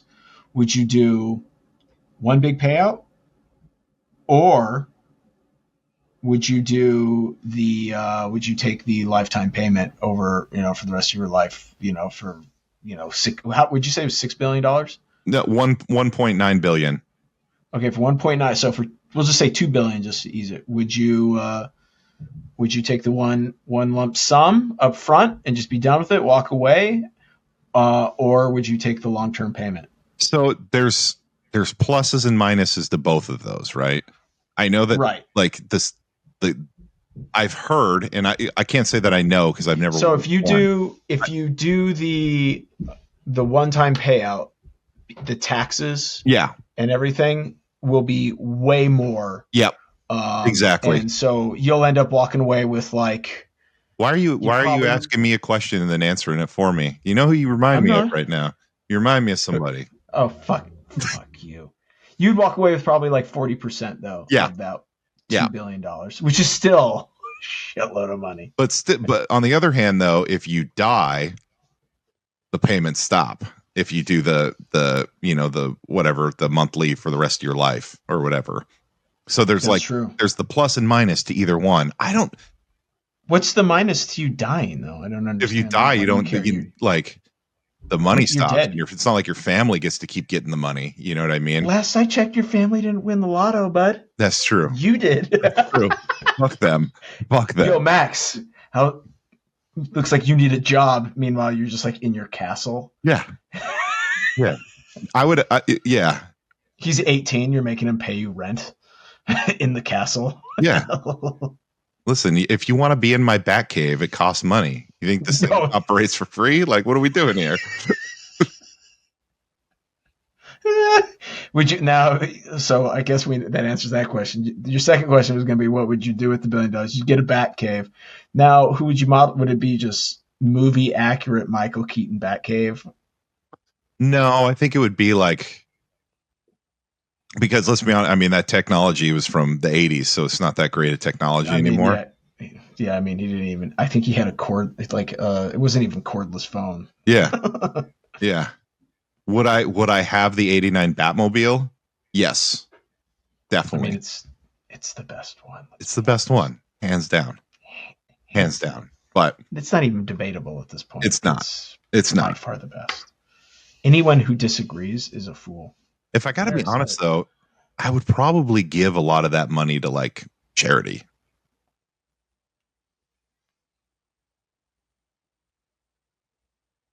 And I just made you go speechless. Wow. I don't believe you. I would. I would. Okay? I would give a lot of it away. Now would do that for the tax benefits? I mean, it wouldn't. It does it hurt? No, but I would do it because it's the right thing to do. If you have that much. Yeah, that's true. I mean, what are you gonna do? I say that. I don't know, man. Listen, if I would have won, would we have a better recording studio than the Rogan podcast? We absolutely for all would. 200 listeners. You know what? That's fine. It's not for them. It's for us. It's true. We're selfish like that. Yeah, it wouldn't be for them. Yeah, that's cool. What charity would you give it to? What would be your charity then, Mr. Philanthropist? And I don't know. I don't know if I would, or I would start my own. You know, I'd probably give to veterans. I'd give to like low income families for like to play sports who can't afford it otherwise, right? Those types of stuff. I think I would do. Yeah, especially like in your area, right? Yeah, that would be. That's it's crazy since Max started playing sports. Yeah, it has blown me away because like again, I am just clueless on anything outside of because I don't have kids or anything, so I'm like so dated. Yeah, you always blow me away with like how much it costs. Like you can't just go and play sports anymore. No, you know what I mean. Like as a kid, it costs like a fucking. It's one of the capitalization of youth sports is the worst thing to ever happen to youth sports, dude. It just is. It is. Yeah, I don't remember. I mean, maybe I say that as I pay money, right? And I do it because, well, one, I can afford to, and a lot of people can't. And wow, you hear that? I don't mean you know what I'm saying. I know. I do it because I'm able to, and he loves it, and I'm able to. So I would, if I had won the Powerball, I would do that for families who couldn't. My parents used to do that. Not that we did not have a lot of money. But I mean, neither do I. But yeah, go ahead. My parents would do that for because we used to do wrestling camp every year. Yeah, and if there was like a couple kids, because I always would either pay myself just from summer jobs or like I won the scholarship for the camps a lot of times just because it was based off of like attendance and I was at every extra wrestling thing, blah, blah, blah. So my parents would usually be like, well, they would take whatever money they would set aside for me to go to a camp and just give it to, if there's a kid that can't afford, the coach thinks is like, it's got some potential. Then like that's where the money would go, which I always thought was really cool. Even as a kid, like I always thought that was really cool. I think I'd buy like a big piece of property, a big piece of land, and build this like multi-sport complex and just open it up for kids to use for free, man. That's what I would do. What do you think what my philanthropic thing would be? You can be mean. It's fine. You would probably have your sister assassinated. No, that's too cruel. Oh, I thought you were talking about making the world a better place. What's going on? You know what? We'd have to take that bitch out. You're right. We got to take her out. She still wants to come on the podcast, by the way. Oh, God. Yeah. On to her here. We've got a visitor. I think you would animals. I think you'd do animals. Yeah, I do like a reserve or something, or set up like some type of wildlife refuge. Cool. I think that would be like the best. And then I would probably try and instill some kind of program where like, because the reality is if you want to keep protecting animals long term, right, you have to do more than just set aside land. Mm-hmm. He also I would set up some kind of like ecotourism in that region. Now, some people might disagree with that, but like that is the reality. It's why Yellowstone is so successful. Sure. Set something like that up so that people could go and maybe see these animals, but then like after I'm dead, the place is still like self-sustaining. Yeah. I'd probably do something with wildlife, honestly. if I had been a smarter person, I would have. That's where I would be working. I'd be working in that Sure. field, like in those sciences. But this, yeah, I still want to do. I don't know. Do they do? There's not a lot of like. Is there a lot of like wildlife? I don't think there's a ton of wildlife comics. I don't know if there's an interest I for don't it. know.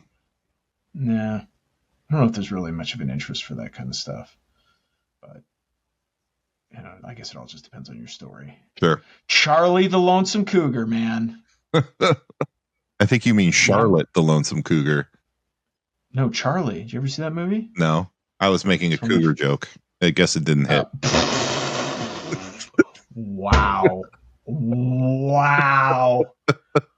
That's disgusting. How dare you? How dare you? Well, Yeah. I don't. Yeah, that's $1 billion is a lot of money. Yep. That's a lot of money. Did when there's the winner? When do we find out? I think from what the Queen of Beards has said, 2 people won. Oh, so they have to split it. Yeah. I'm always curious about how that works out. Oh my god, dude, the dog just came in here and she's doing the dog food farts. Oh yeah, that's what I'm talking about. Oh my god. It smells like dog food gravy. Oh. That's good. You know what? That's good radio right there. That's good radio. That's good radio. Yeah. I wish I could get her to stand up next to the desk. She's looking very cute today. Gross, but cute. Oh, that's what. Look at that. Look at this. Look at this turtle. It looks great. Coming. Looks Can great. you see it very well? Can you see it Yeah. very well? Oh yeah.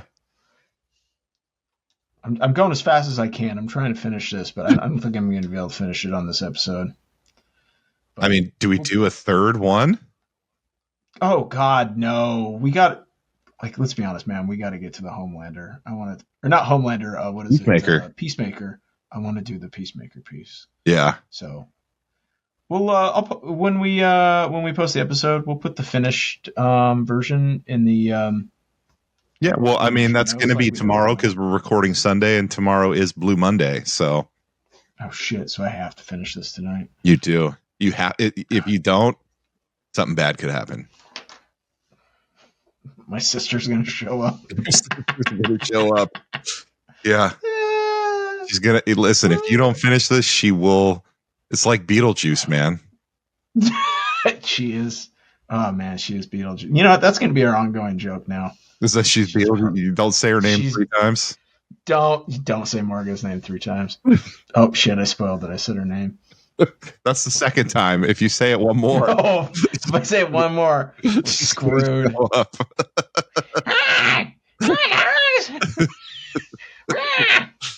Oh my god! You guys are idiots. Yeah, we know. Yeah. Hey, she already called you. Well, we had to edit the word out. We did. You know what? That's fine. God. That's God, fine. What a horrible, horrible creature. Yeah. Who says that? Who says that? You know what, though? I will give her props. Huge fan. 90s pro wrestling. Okay. Yeah, there's like a very small redeemable quality about her then. That's it though. Yeah. That's probably the only one. Yeah. Yeah. Also, terrible to play video games with. The worst. She will accidentally kill you.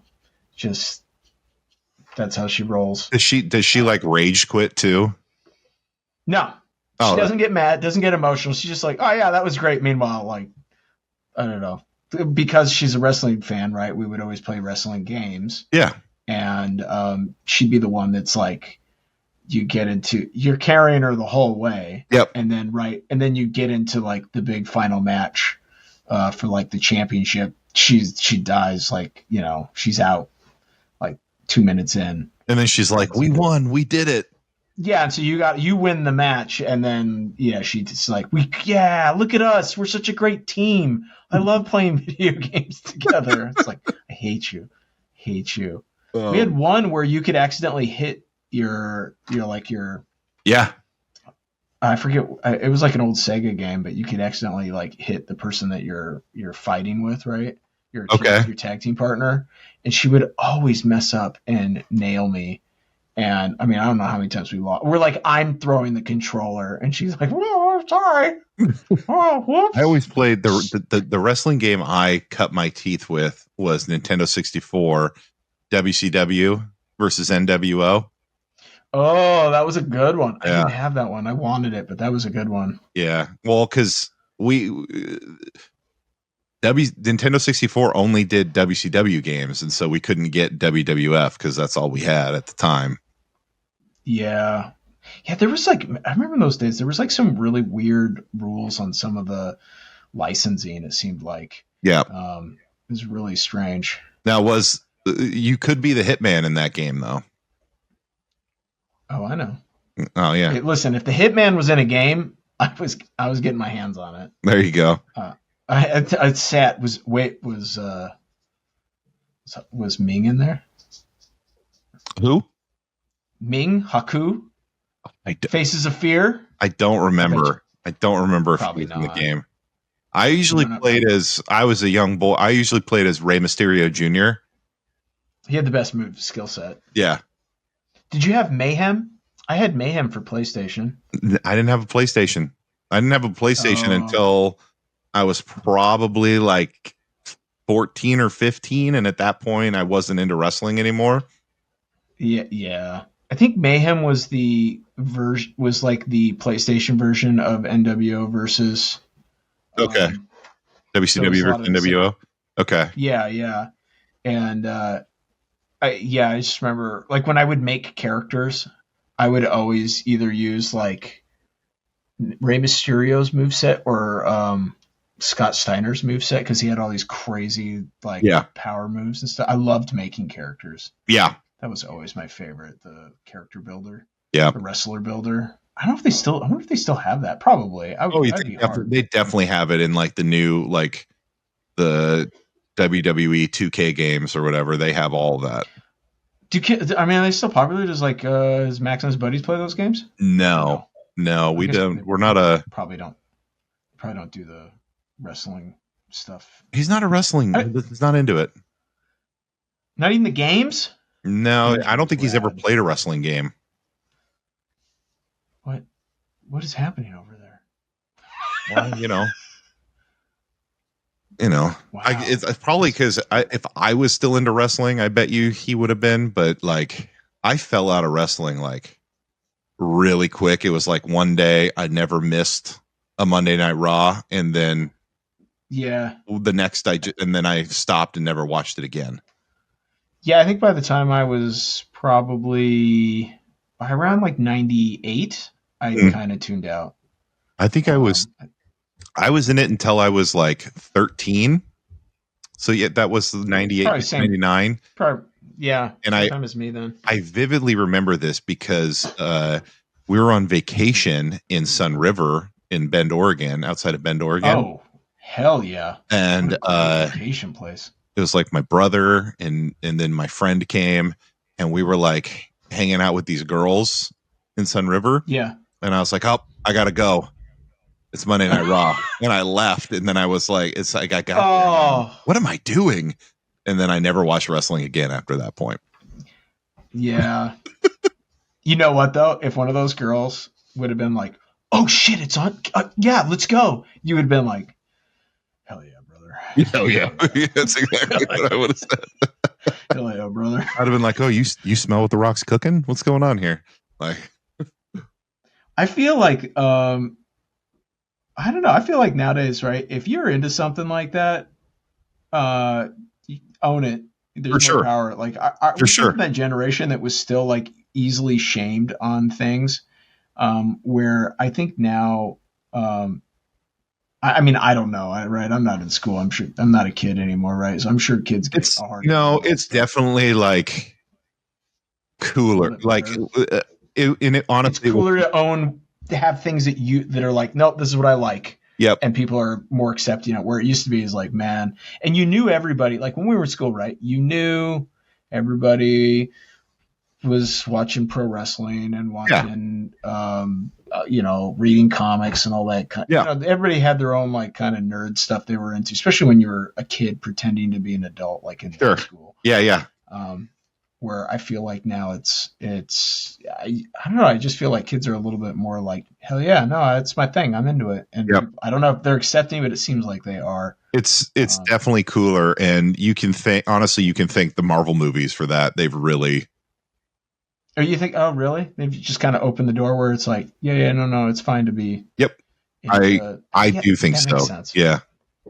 So it seems like everybody kind of like you talk to, like I'll meet people that they'll ask me, like they have nothing to do with, right? They don't no interest, but they go, so do you ever go to Comic-Con? I'll go, yeah, I'll go work those once in a while. Or if I'm really lucky and I'm working on something that's people really enjoy, I on rare occasions, I get to be a guest. Yeah. And usually what's really surprising, a lot of people are like, I've always wanted to go to one. You know, or like, oh yeah, I want to take the kids to one or something like that. And I was like, man, that would have never happened when we were kids. Dude, I didn't even know what Comic-Con was probably until Marvel movies. I think I actually went to some when I was a kid with my dad, but we went for like the baseball stuff. Because that was when the baseball cards were big. I remember trading card shows. Yeah, and there would be like people selling because I remember one time we went to one, my dad and I did in Seattle. I don't think it was a Comic-Con, but it was like there was professional baseball players there. So my dad was like there getting some autographs and some baseball cards, and then like there's a bunch of vendors selling comics, and I bought. Oh, I bet you I fucking blew every dime I had on just buying cool comics. You know? I thought it was like the coolest thing. Yeah. And then my dad kind of gave me a hard time about it. Like, really, man? Like there's Randy Johnson. I'm like, yeah, but look at this Captain America. He's got a gun. It's kind of one of those. And I was like, Jesus Christ. Like, all right. But I don't. Yeah, you know. No, I do think the Marvel movies had a lot to do with that, and maybe it was earlier too, like when the X-Men movies and stuff came out too, but they didn't have the same staying power as Iron Man, right? It just didn't. Yeah, I do remember when the X-Men movies came out because I think I was in middle school at the time, or maybe just getting ready to go into high school. I think it was middle school, and I remember that. Like everybody was very into them. Like everybody went and saw them. They were very enjoyable. Even if they didn't talk about them, like everybody was familiar with what they were. Those movies were so great when they popped out. When they came out, those first two X-Men movies, I remember thinking those were like the coolest thing ever. Oh yeah, dude. I remember. Those blew my mind, you know? Yeah. They really did. Yeah.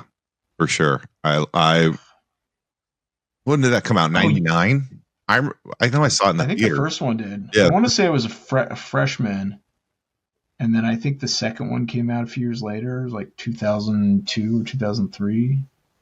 2002, I believe, was when the second one came out. Yeah. Yeah. Yeah, that's right. Yeah, because I went and saw the second one. I think with a bunch of dudes from the wrestling team. Jesus Christ. Okay. I remember when the first Spider-Man came out. That was a big deal. Lord of the Rings was dropping at the. Oh man, you remember how big that? I mean. Oh yeah. We'll talk about kids skipping school to go see a movie. Dude, when Spider-Man dropped, that was when you used to have to like. I went as soon as tickets went on sale because you couldn't buy them, online. Didn't buy them online, right? So as soon as tickets went on sale, I drove to the movie theater and I bought like 10 tickets, and me and all of my friends went. Oh wow! Yeah, I don't think I saw that one in the theater. There was a time where I just never went to the movies, and then a buddy of mine, shout out to the Trail Boss, who's driving his motorcycle through Oregon right now. Oh, nice. He's camping at Mount Hood as we speak. Okay. He didn't take his big truck off-roading, huh? Nope. Nope. Poor Trail Boss. He probably wanted to, but it was like, oof, that's going to be too expensive.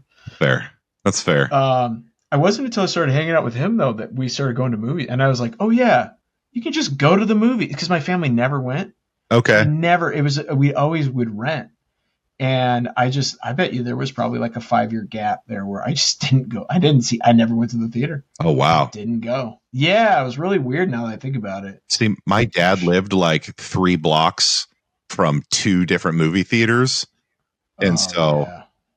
I always went to the movies by myself. Oh, that's cool. Oh, really? Yeah. That's an interesting move. Oh, dude, it's great, man. You can go to any movie you want. There's, you know, true. you don't got to talk. You don't got to explain to anybody anything. You just go and watch the movie. So I would ride my bike to the movie theater, go watch the movie, ride my bike home. It was awesome. When Dr. Wife and I met in undergrad, we were big because we weren't real social butterflies or anything, right? And we moved in. I mean, we got an apartment together like our sophomore year in college. Yeah. And so like we kind of like we're pretty much just living year round at the campus. So during the summers and stuff, man, like we would go to the movies like I want to say like every Tuesday, every Thursday night. Okay. I mean, like we went to the movies so much, and it was, it was college town. So like they had this, I don't even know if they still around anymore, but they had like discount theaters. So they had like this old theater from the 50s, and I think it was called the Cordova. And dude, man, it was like you go for like $2 and just watch a movie. It was. They do that in the summer. They have like summer movie deals. $2 an old movie, or like a recently.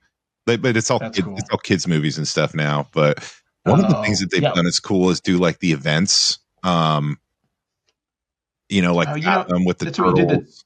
Yeah. Yeah, I was gonna say you did the Turtles do that, right? I've never done the events thing. I hear it's cool though. It's really cool. One of the things that I want to do is do where like Seattle Symphony or the Portland Symphony, and they play the score live when they show a movie.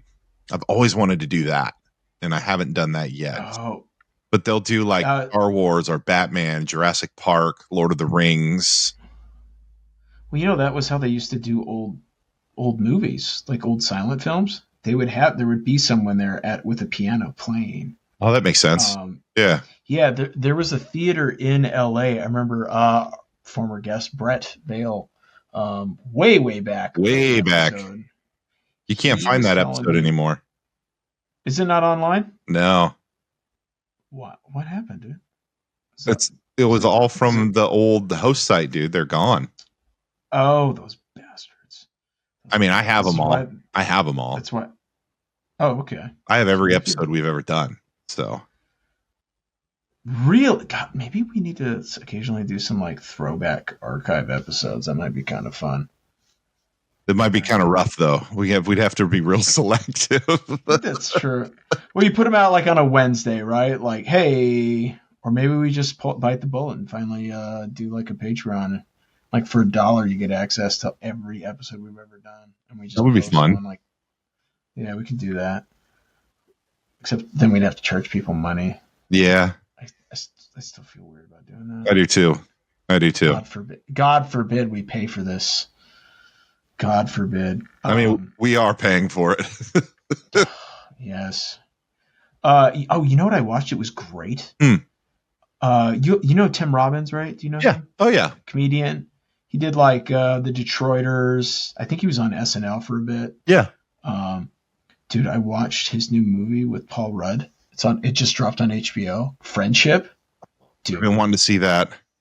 It's so messed up. He does the show on. He did the show on Netflix. I think you should leave. Right? That's what you're talking about. Yeah. Same kind of vibe. Just weird and dark. It was much darker than like his regular stuff. Okay. But Paul Rudd's always awesome. Yeah. Yeah, if you get a chance to watch it, man, it's so great, and it has like this weird like we're talking about the Marvel movies. There's one of the sequences he's trying to get his family to hang out with him, and he's like, "Oh, I heard there's a new Marvel. People are saying it's crazy. Yeah, let's go see the new Marvel." And I'm like, that's how I'm referring to Marvel movies always from now on. Like, oh. Do you guys want to see the new Marvel? You should. People are going crazy. You should. It was great, man. It was. I love his sense of humor. It's Yeah, my he's favorite. real funny. Oh yeah, I mean it's not for everybody. Like I can understand why people like my Dr. Wife's not a big fan. Okay.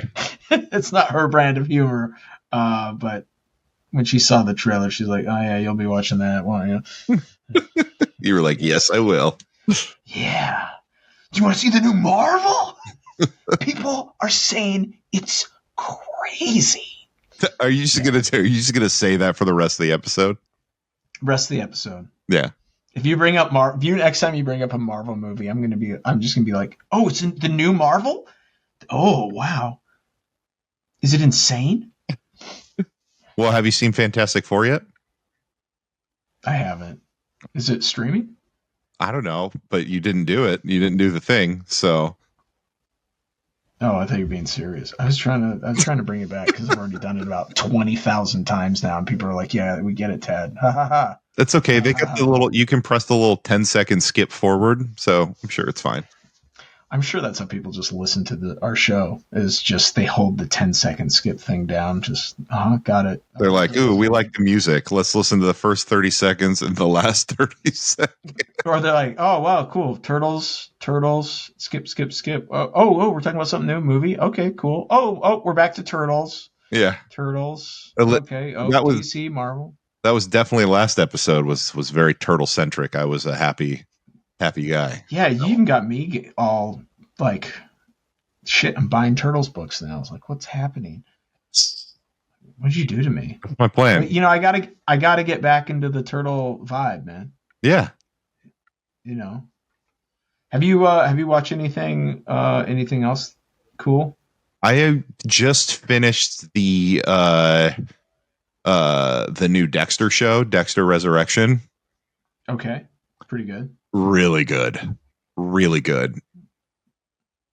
Not just pretty good, folks. No, I really enjoyed it. It was really fun to see him again. And the last reboot they tried to do, or like sequel series they tried to do, wasn't very good. It was called New Blood, where he was in. Yeah, people bagged on it hard. It wasn't good, dude. It wasn't good. But this one was really fun, and it had just all aspects. It was obviously dark, but there was like that little bit of dark humor to it as well. Which I think with Dexter you gotta have, right? You have to because the dude. Otherwise, like if there's no humor to it, that show would be just insane, right? And yeah, it's so funny. Just people think Batman has like plot armor, right? Of like, no. Dude, Dexter. Nobody has more plot armor than that motherfucker right there. yeah. There was a few seasons I remember being like, okay, dude, like it's getting ridiculous, man. I mean, when are they gonna catch his ass? But I feel like it has to be for that show to work, right? And they do it. They do it in most of the time, especially in this season. They do it and they make it fun, and they do it in a cool way. And like that's one of the things I think people like about Dexter, and why Dexter still remains popular, even though the original show went off the air like 10 years ago. Is just watching that dude get out of jams where you think he's going to get caught, and then he finds some ridiculous way to frame somebody, or he kills the dude. Like. I mean, it got to the point where it's starting to get pretty ridiculous some of those seasons. You know what I mean? Oh, for sure. I've been rewatching the original, and some of it is a little rough, yeah. But this season was fun, man. You had Peter Dinklage. He was like a billionaire who's obsessed with serial killers, and so every year he invites serial killers to his house, and he hosts them and pays them he essentially like pays them to be there and like give them trophies. So he's got like a huge trophy room of serial killers. And they don't kill him? No, because they like his money, because he's a billionaire. He pays them. Interesting. And they share their story. So like they have to present. And so they like talk about their kills and why they do it and all this stuff. And Dexter kills a guy, assumes his identity, and then infiltrates that group, and he starts like picking them off one by one, and it's really fun. And they had Isn't Uma Thurman in that season too? she was in this season, yeah. Dude, that's crazy. That's Yeah. a huge cast. Yeah, so it's like Peter Dinklage. They had Neil Patrick Harris he was the tattoo man, so he would kill women and then peel off their tattoos right after they got a new tattoo. Dr. Wife, run. She's wow. Doogie Howser, MD, peeling off people's. Yep. Then you had Kristen Ritter was Lady Vengeance. Okay. And then you had, who else did you have? David. Oh, I don't know how to say his last name. Polka Dot Man from Suicide Squad, who also writes comics. Oh yeah. Yeah, he played a serial killer as well. And he's going to be in the new Street Fighter movie. He is. He's playing he's Bison. Yeah. Which I was like, oh, that's an interesting. I imagine they'll probably have him in some kind of like suit though. I gotta be honest. I was looking at the cast for that. Not to change subjects on you. No, you're good. But it actually, I was like, okay, this could actually be good. Like they got who's that guy? The guy playing Ryu is the guy we like from that Warrior, show. Andrew Koji. Yeah. Which I was like, you know what? I always expected Ryu to be kind of beefier, but like, man, he fits the bill, dude. Yeah, they did get. I think Jason Momoa is playing Balrog. No, he's playing. Who's the dude with the hair? The South American, the monster. Oh yeah. Oh, electricity. Yeah. What's his name? Balrog's the boxer. That's 50 Cent. That's right. I get them mixed up. What's that guy's name? I can't. It starts with a B. I'm pretty sure. Yeah, I'm pretty sure you're right. God, there's somebody out there being like idiots. It's true. I'm not a Street Fighter aficionado. I apologize. Any other time, I would know it, but right now I'm just occupied. So you are. Not exactly. You're busy. You're busy right now. You're trying to finish this. But I actually am. Okay, so what do you think it'll be? Better, worse, or the same as the last Mortal Kombat movie? I think it'll be probably more like the last Mortal Kombat movie. Sure. It has a lot of the same people attached to it, from what I understand. Okay, which is fine. I know that movie did really well. People really liked it. I thought the original was better. I got to be honest. The original was a worse movie, but it was way more enjoyable than the new one. Yeah. I wasn't really a big fan, but Am I going to see Mortal Kombat 2? I am. Video game movies, I feel like, are a real hard thing to pull off, right? Like they are. I mean, the thing about these movies is like all people want to see are cool fights. So as long as you give them cool fights, people go home happy. Yeah, I think with Street Fighter, right? If you make it more about like it's a tournament of fighters, I think if they go that route, I think it'll be fine. I think if they try and insert a story, and I know there is a story, sure, with Bison and all the other characters and all that type of stuff. But I think that, and you can still have that, but I think if you put the emphasis on making like just really dynamic, interesting fight scenes, I think it'll be fine. Yeah, I agree. But my question is going to be when I see it is I'm going to be like, is it better than the 90s one? That'll be the question, because that's my basis of Street Fighter. Like that was my basis when I watched the last Mortal Kombat movie. I'm like, was it better than the original? I don't know. I mean, and again, it's not like the original's a good movie, but it's a great bad movie. Yes. Does that make sense? Oh, dude. Like you could watch that with. You're talking to the guy who loves Jason Statham movies. Of course I know what a great bad movie is. That's the only movie I watch. You could watch that Street Fighter movie right now with Maximilian, and you probably could have a perfectly great time doing it. Oh, for sure.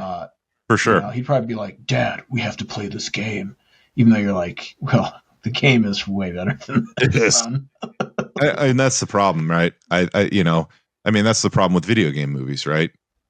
The games are always. You know what I'm surprised they've never done a movie of, and I guess they've been trying to for years. is what's his name? God damn it, Metal Gear Solid. Oh yeah, yeah. Yeah, they've been trying to do a live action version of that for you, and the big names attached to it too that we're trying to direct. Like I think Darren Aronofsky was trying to do a film for it at one point. Really? And yeah, like really big names, and they just could never, get it done. I think Leonardo DiCaprio was even trying to produce it. I know he was trying to produce an Akira movie for years. Yeah, and they could just never get through all the paperwork. Yeah. Which I was like, shout out to Leo for doing that. Holy shit, that Sure. would have been awesome. Yeah, they were doing the same. Like they tried to make a Splinter Cell movie for a long time. Even they had Tom Hardy attached to it, but now they're doing an animated show on Netflix, which I think will suit it fine.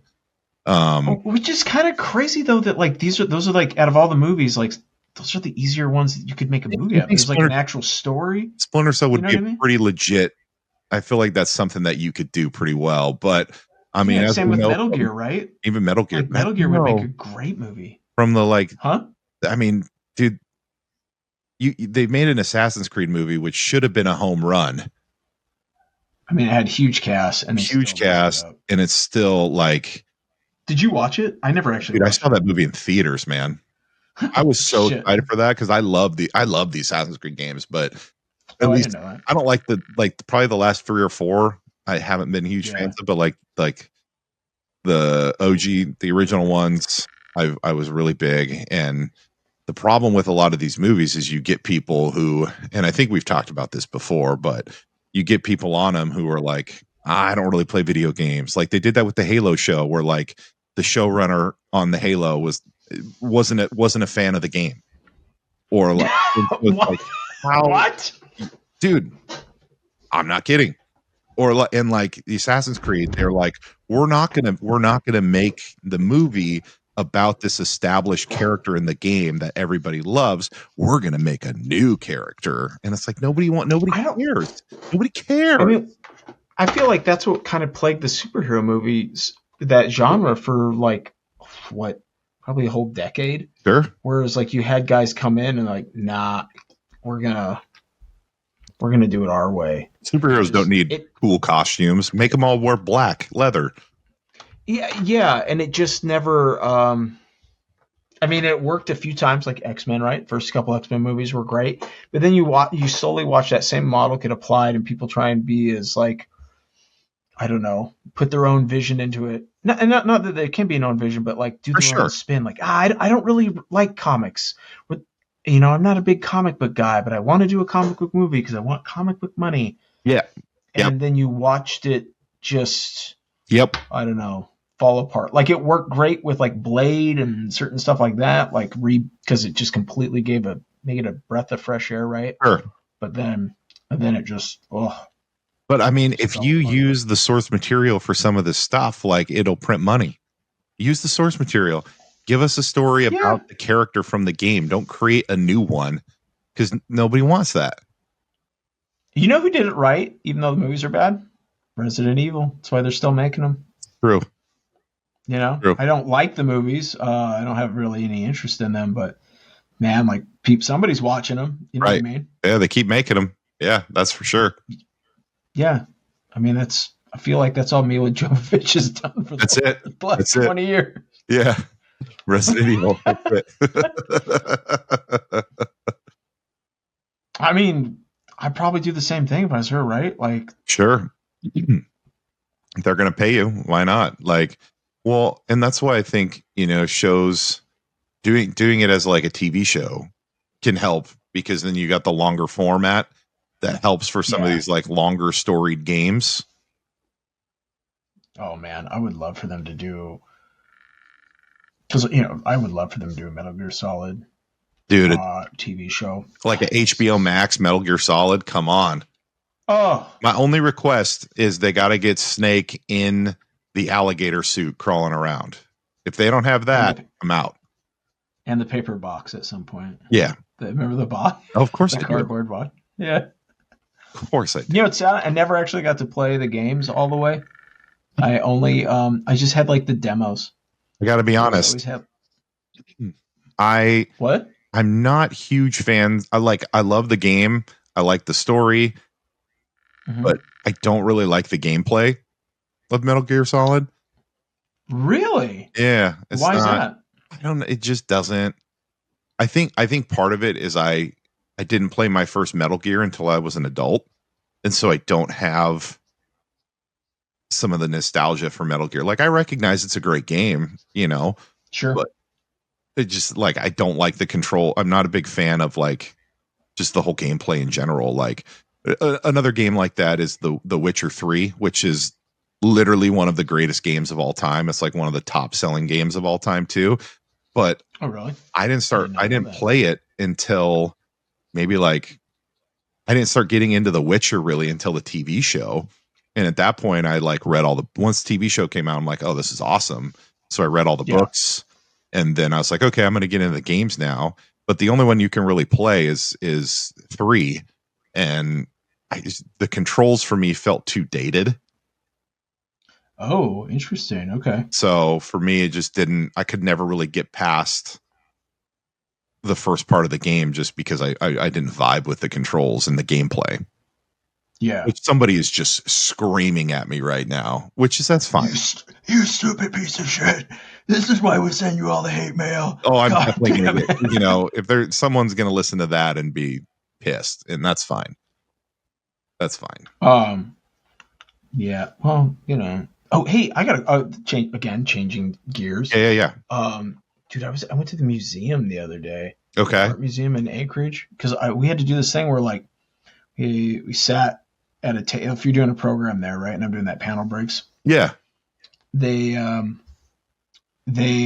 just wanted you just to sit at this. It was like dinner. It was just like dinner in the park. They called it. Okay. So they sat us just eating food and at a table. So you're just giant long table. Yeah. No, I was drawing. I for my table, I was like, hey, because there's like all these long tables, these 8-foot tables. There's about 10 of them, all lined up down this. Anyways, so mine was with paper, my section, and then I just had them bring out a bunch of Sharpies, and you could just come and draw.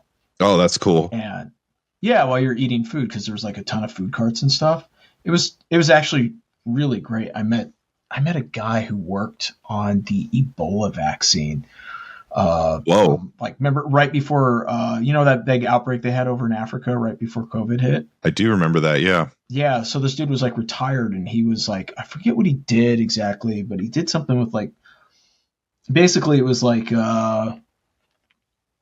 some type of like urban planning, but like for epidemics. Mm-hmm. And so he was like part of the task force that was to help like organize containment and then disbursement of the vaccine to the population in that region. Okay.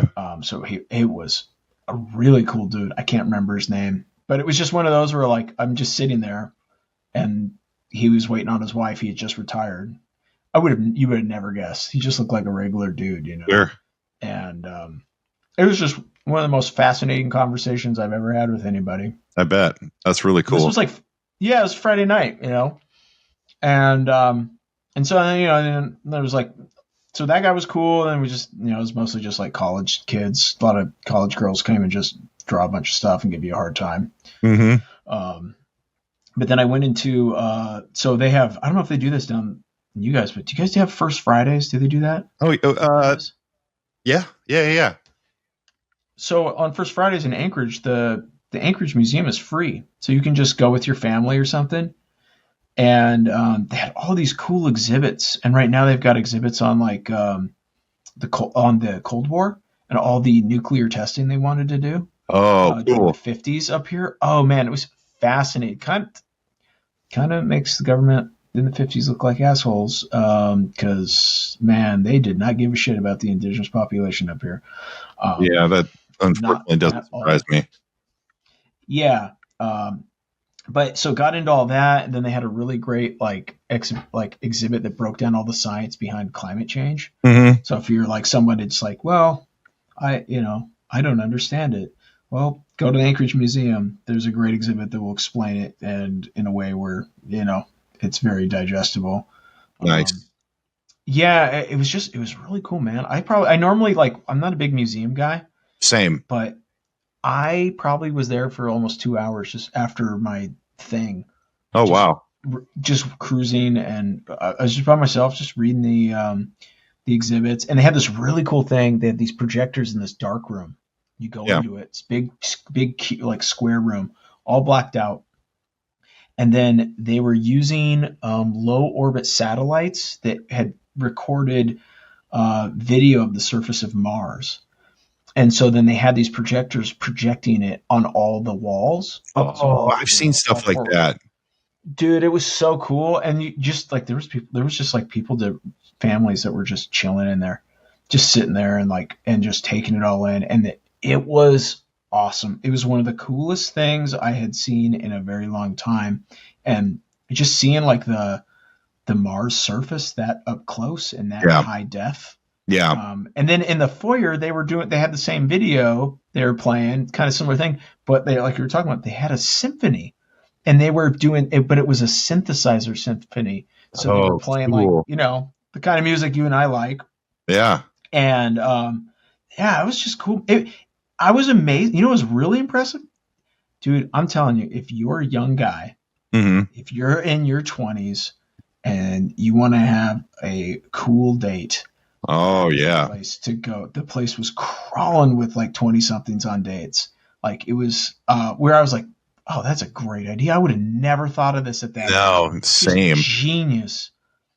And everybody was having such a good time, and there was stuff to talk about, and it was just cool, man. It was one of those where I was like, man, I gotta get out more. I gotta do more.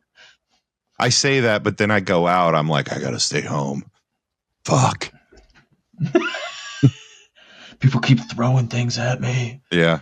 calling me big dog. They won't leave me alone. Maybe it's because I'm in a giant tiger costume. I don't know, but Yeah, man. Maybe like leave the furry costume at home, dude. Save it for furry utopia. that's true. Furtopia. Furtopia. Good old Furtopia. Was it called Furtopia? Is that what they I called it? believe that's what it was called. Yeah. Yeah. Man, I bet the museum thing was cool, man. Like it made me really happy that I'm working with them. Yeah. Like just they're doing some really interesting things out there. It's just yeah, it's good to I think sometimes just I don't know, break kind of what with comics, right? It's kind of the same thing all the time. I mean, the storytelling's always amazing and always like people are always trying new things, but it's really interesting to see like completely new media, right, and what other artists out there in the world are doing. Because I think you can kind of get pigeonholed, like no, this is with just comics, and you forget that there's like AR experiences and there's all kinds of infographics and sculpture and all kinds of stuff that don't really make their way into the comic spectrum too much. sure. Yeah. So there you go, folks. If you're a young person, take your significant other to a First Friday, Yeah, or a Last Friday if they do it. yeah. Some of them are Thursdays too, so just figure out what day of the week it is and go. Yeah. Would you take Nikki to something like that? Oh, for sure. Yeah, For sure. She probably dig that, right? She likes that kind of stuff.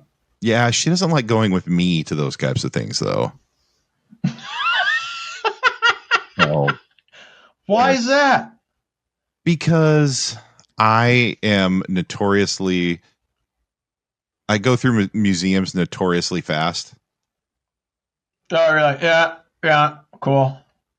I Oh. I enjoy them. I think they're fun, but I look at it and then I go to the next thing and I read the thing and I look at it and I go to the next thing. Like I don't, Yeah. I'm not the one who will just stare at something, like I check it out and I'm like, all right, what's next?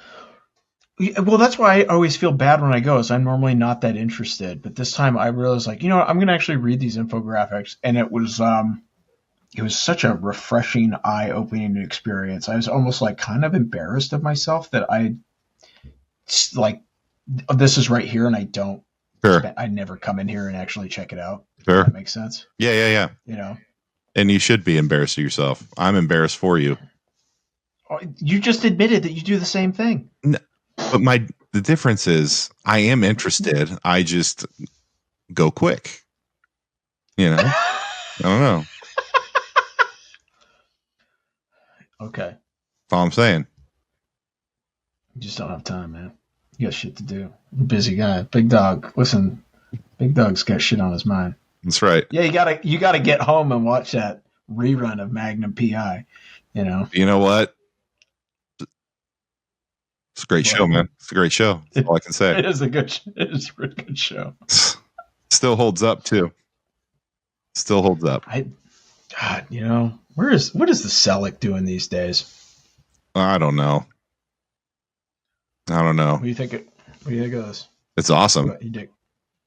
Yeah, I gotta be honest. I wasn't super happy with it. Really? Started.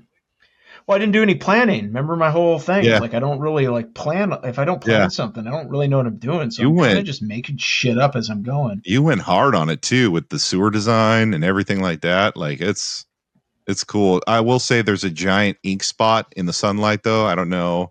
Yeah, that one. Oh, I know. We're gonna take care of it. Don't worry about it. Oh, okay. This little guy. Yeah. You don't worry about that little guy there, Sunshine. I got him. I'll take care of him. Okay. I'm just checking. Trying to help you out. You know, that would make a great cover. I'm just throwing that out. This? Yeah. If they do, no. If they kill the Shredder again, if Leo kills the Shredder, I mean, or it could be a '90s comic where Shredder's not even in it. It's just a cool picture. That's true. You know, it wouldn't be out of the realm of possibility. How they did it. That's true. You're absolutely right. Yeah. Yeah, I am. As I often am about things. Wow. So I've been told. Not by our listeners, but by other people. Or your wife. Or my wife. That's true too. That's true. So is there anything you're looking forward to? Oh, you know what? You know, I know there's something you're looking forward to. Well, you know what? What about this? Hold on. Tell me in a minute. I got to use the bathroom. Of course, always. All right, so Tad, what were you going to ask me? God, I don't know. I have no idea. Okay, what would be? Oh God, here we go. These are always good. What would be like the bet? Oh, I got one. Okay. What has been? Have you ever? You know, when you mentioned earlier, like the '90s comics, where it's like, or even just the older comics, where it would have like this amazing fight on the cover. Yeah. And it would. What was the biggest letdown fight comic you ever bought? Where you were like, dude, I'm gonna watch Thing get completely destroyed by Thanos, and then they end up just like the Thing like talks about Thanos or something.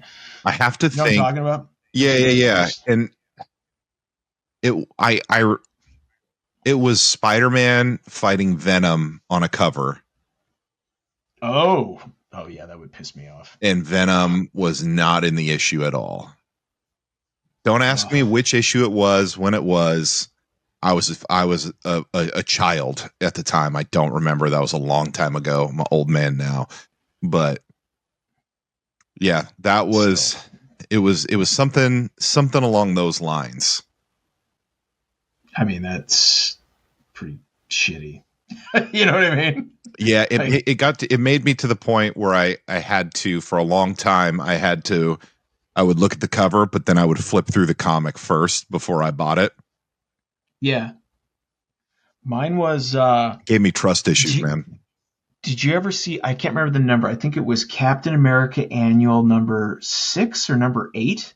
Okay. But it was that famous cover where it's black, but it's got Wolverine scratching, like he's thrown his claws down. Okay. And Cap's shield, and he's thrusting his shield forward, and it makes sparks, and the sparks from the shield light up the whole cover. Like they light it. It's just like iconic. I'm looking at it right now. Captain America Annual 8. Number 8. Okay, so I wasn't too far off. I think I said 6 or 8. Dude, this is selling for the lowest I'm seeing it right now. It's $20. As high as 75. That's not that bad. I actually have that. That's one of the few like things I kept from my original like collection I had as a kid. So they fight, but it's like you'd think it would be this just drop down, like crazy brutal fight according to that, right? Yeah. Dude, it is like, I don't know. It is like more of an argument, and then there's like one panel where they like or they Okay. go, and then there's like stupid giant like adamantium, like laced robot or something, or it's like covered in adamantium. Sure. Comes forward, and then they have to work together to fucking break it, saw its head off, or take it out or something like that. I was just looking it up on the price guide. It's a good comic. Don't get me wrong. It's a really good comic. For it is $35. God, it's not much at all. It's one of those where, like, if you're a collector and you don't have that, it's worth getting just for the cover alone. I think it's Ron. Is it Ron Lim who did the cover? Zek. Mike Zek did it. Yep. Mike Zek, who in my opinion is probably one of the best old school cover artists. The guy is the shit. I actually met him in Cincinnati. I remember when you went there. Yeah, he had some prints of that cover, but they were like colored, and I didn't like the coloring job. I was hoping he'd have just black and whites, but instead I got a black and white zip tone. Not zip tone. I think it was what you call it? I did the OMAC in it. Duo shade. It was a duo shade print of Captain America, like in New York City or something, and he gave it to me for free just because I was talking to him about the covers and certain covers that were kind of inspiring for me. That's cool. Yeah, and he was just like, "Oh, wow, you're an artist," and he looked at some of my stuff, and he was like, "Here, man, like you just take this. It's That's awesome. Yeah, it was a kind of a weird moment because I wasn't, he's not like, I didn't even know he did conventions, and I certainly wasn't expecting him to see him at this very bizarre convention I was at in Cincinnati. Yeah, and you know what? I'm hunting for it now. Now that's going to be on my hunt list. You're gonna get it? Yeah. My man. Yep. Yeah, it's a cool cover, right? Like, yeah, it's very cool. Yeah, I always thought it was like one of the better.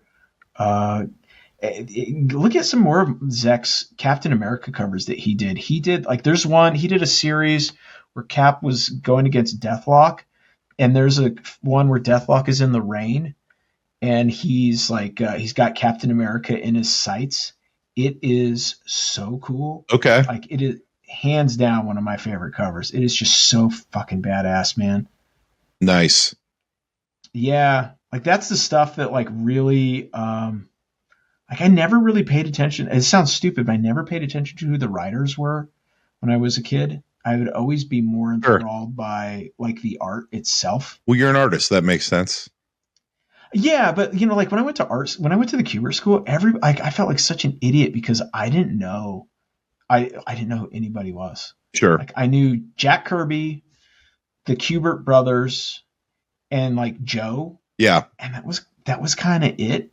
And then like everybody would talk about like the writers and all that stuff. I would never know who anybody was. Like I didn't even know who fucking Jim, like I knew who Jim Lee was through his work, but I didn't know who he was. Like if you said his name, I would just fake it and be like, "Oh yeah, he's great." No idea. That's awesome though. I love that. I spent so much time playing catch up. Like I would go home, or like when I was doing the security, especially in the library, man, I would that's what I would just do, is just like try and figure out like who some of these old school guys were, like Steranko and all. Like I had a lot of their comics actually, but I just didn't pay attention to the names. Right. Because it never dawned on me that was like an important thing, which is kind of dumb. But well, that's all right. Yeah. That's all right. Now you know why I didn't make it in the sciences.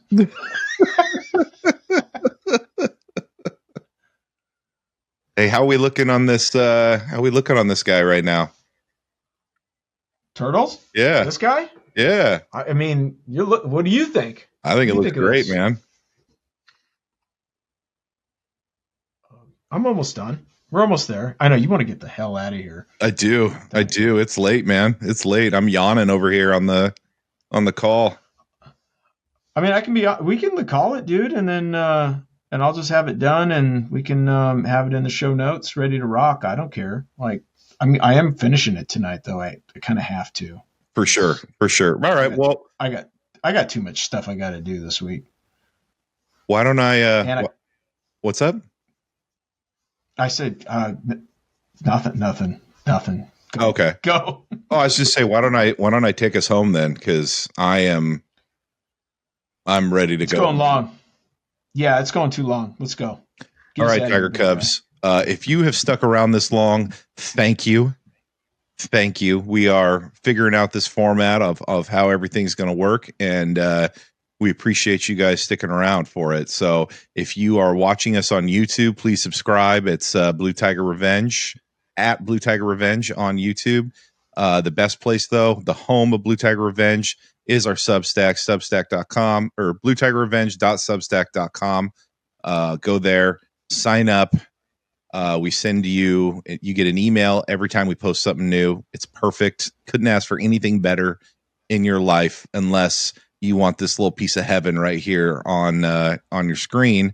If you do that, you can just shoot us a message on our Instagram page, and we'll make it happen. And that is all I have, Tad. Do you have anything else?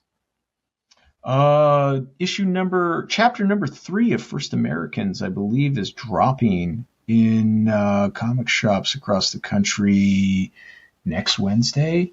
So it's either next Wednesday or the Wednesday after. But I do know that books are in the States and being shipped to local retailers. So ask for it. Ask for it by name. First Americans, number 3. Perfect. Well, if that's all you have, what time is it? Hit the music and let's go to bed.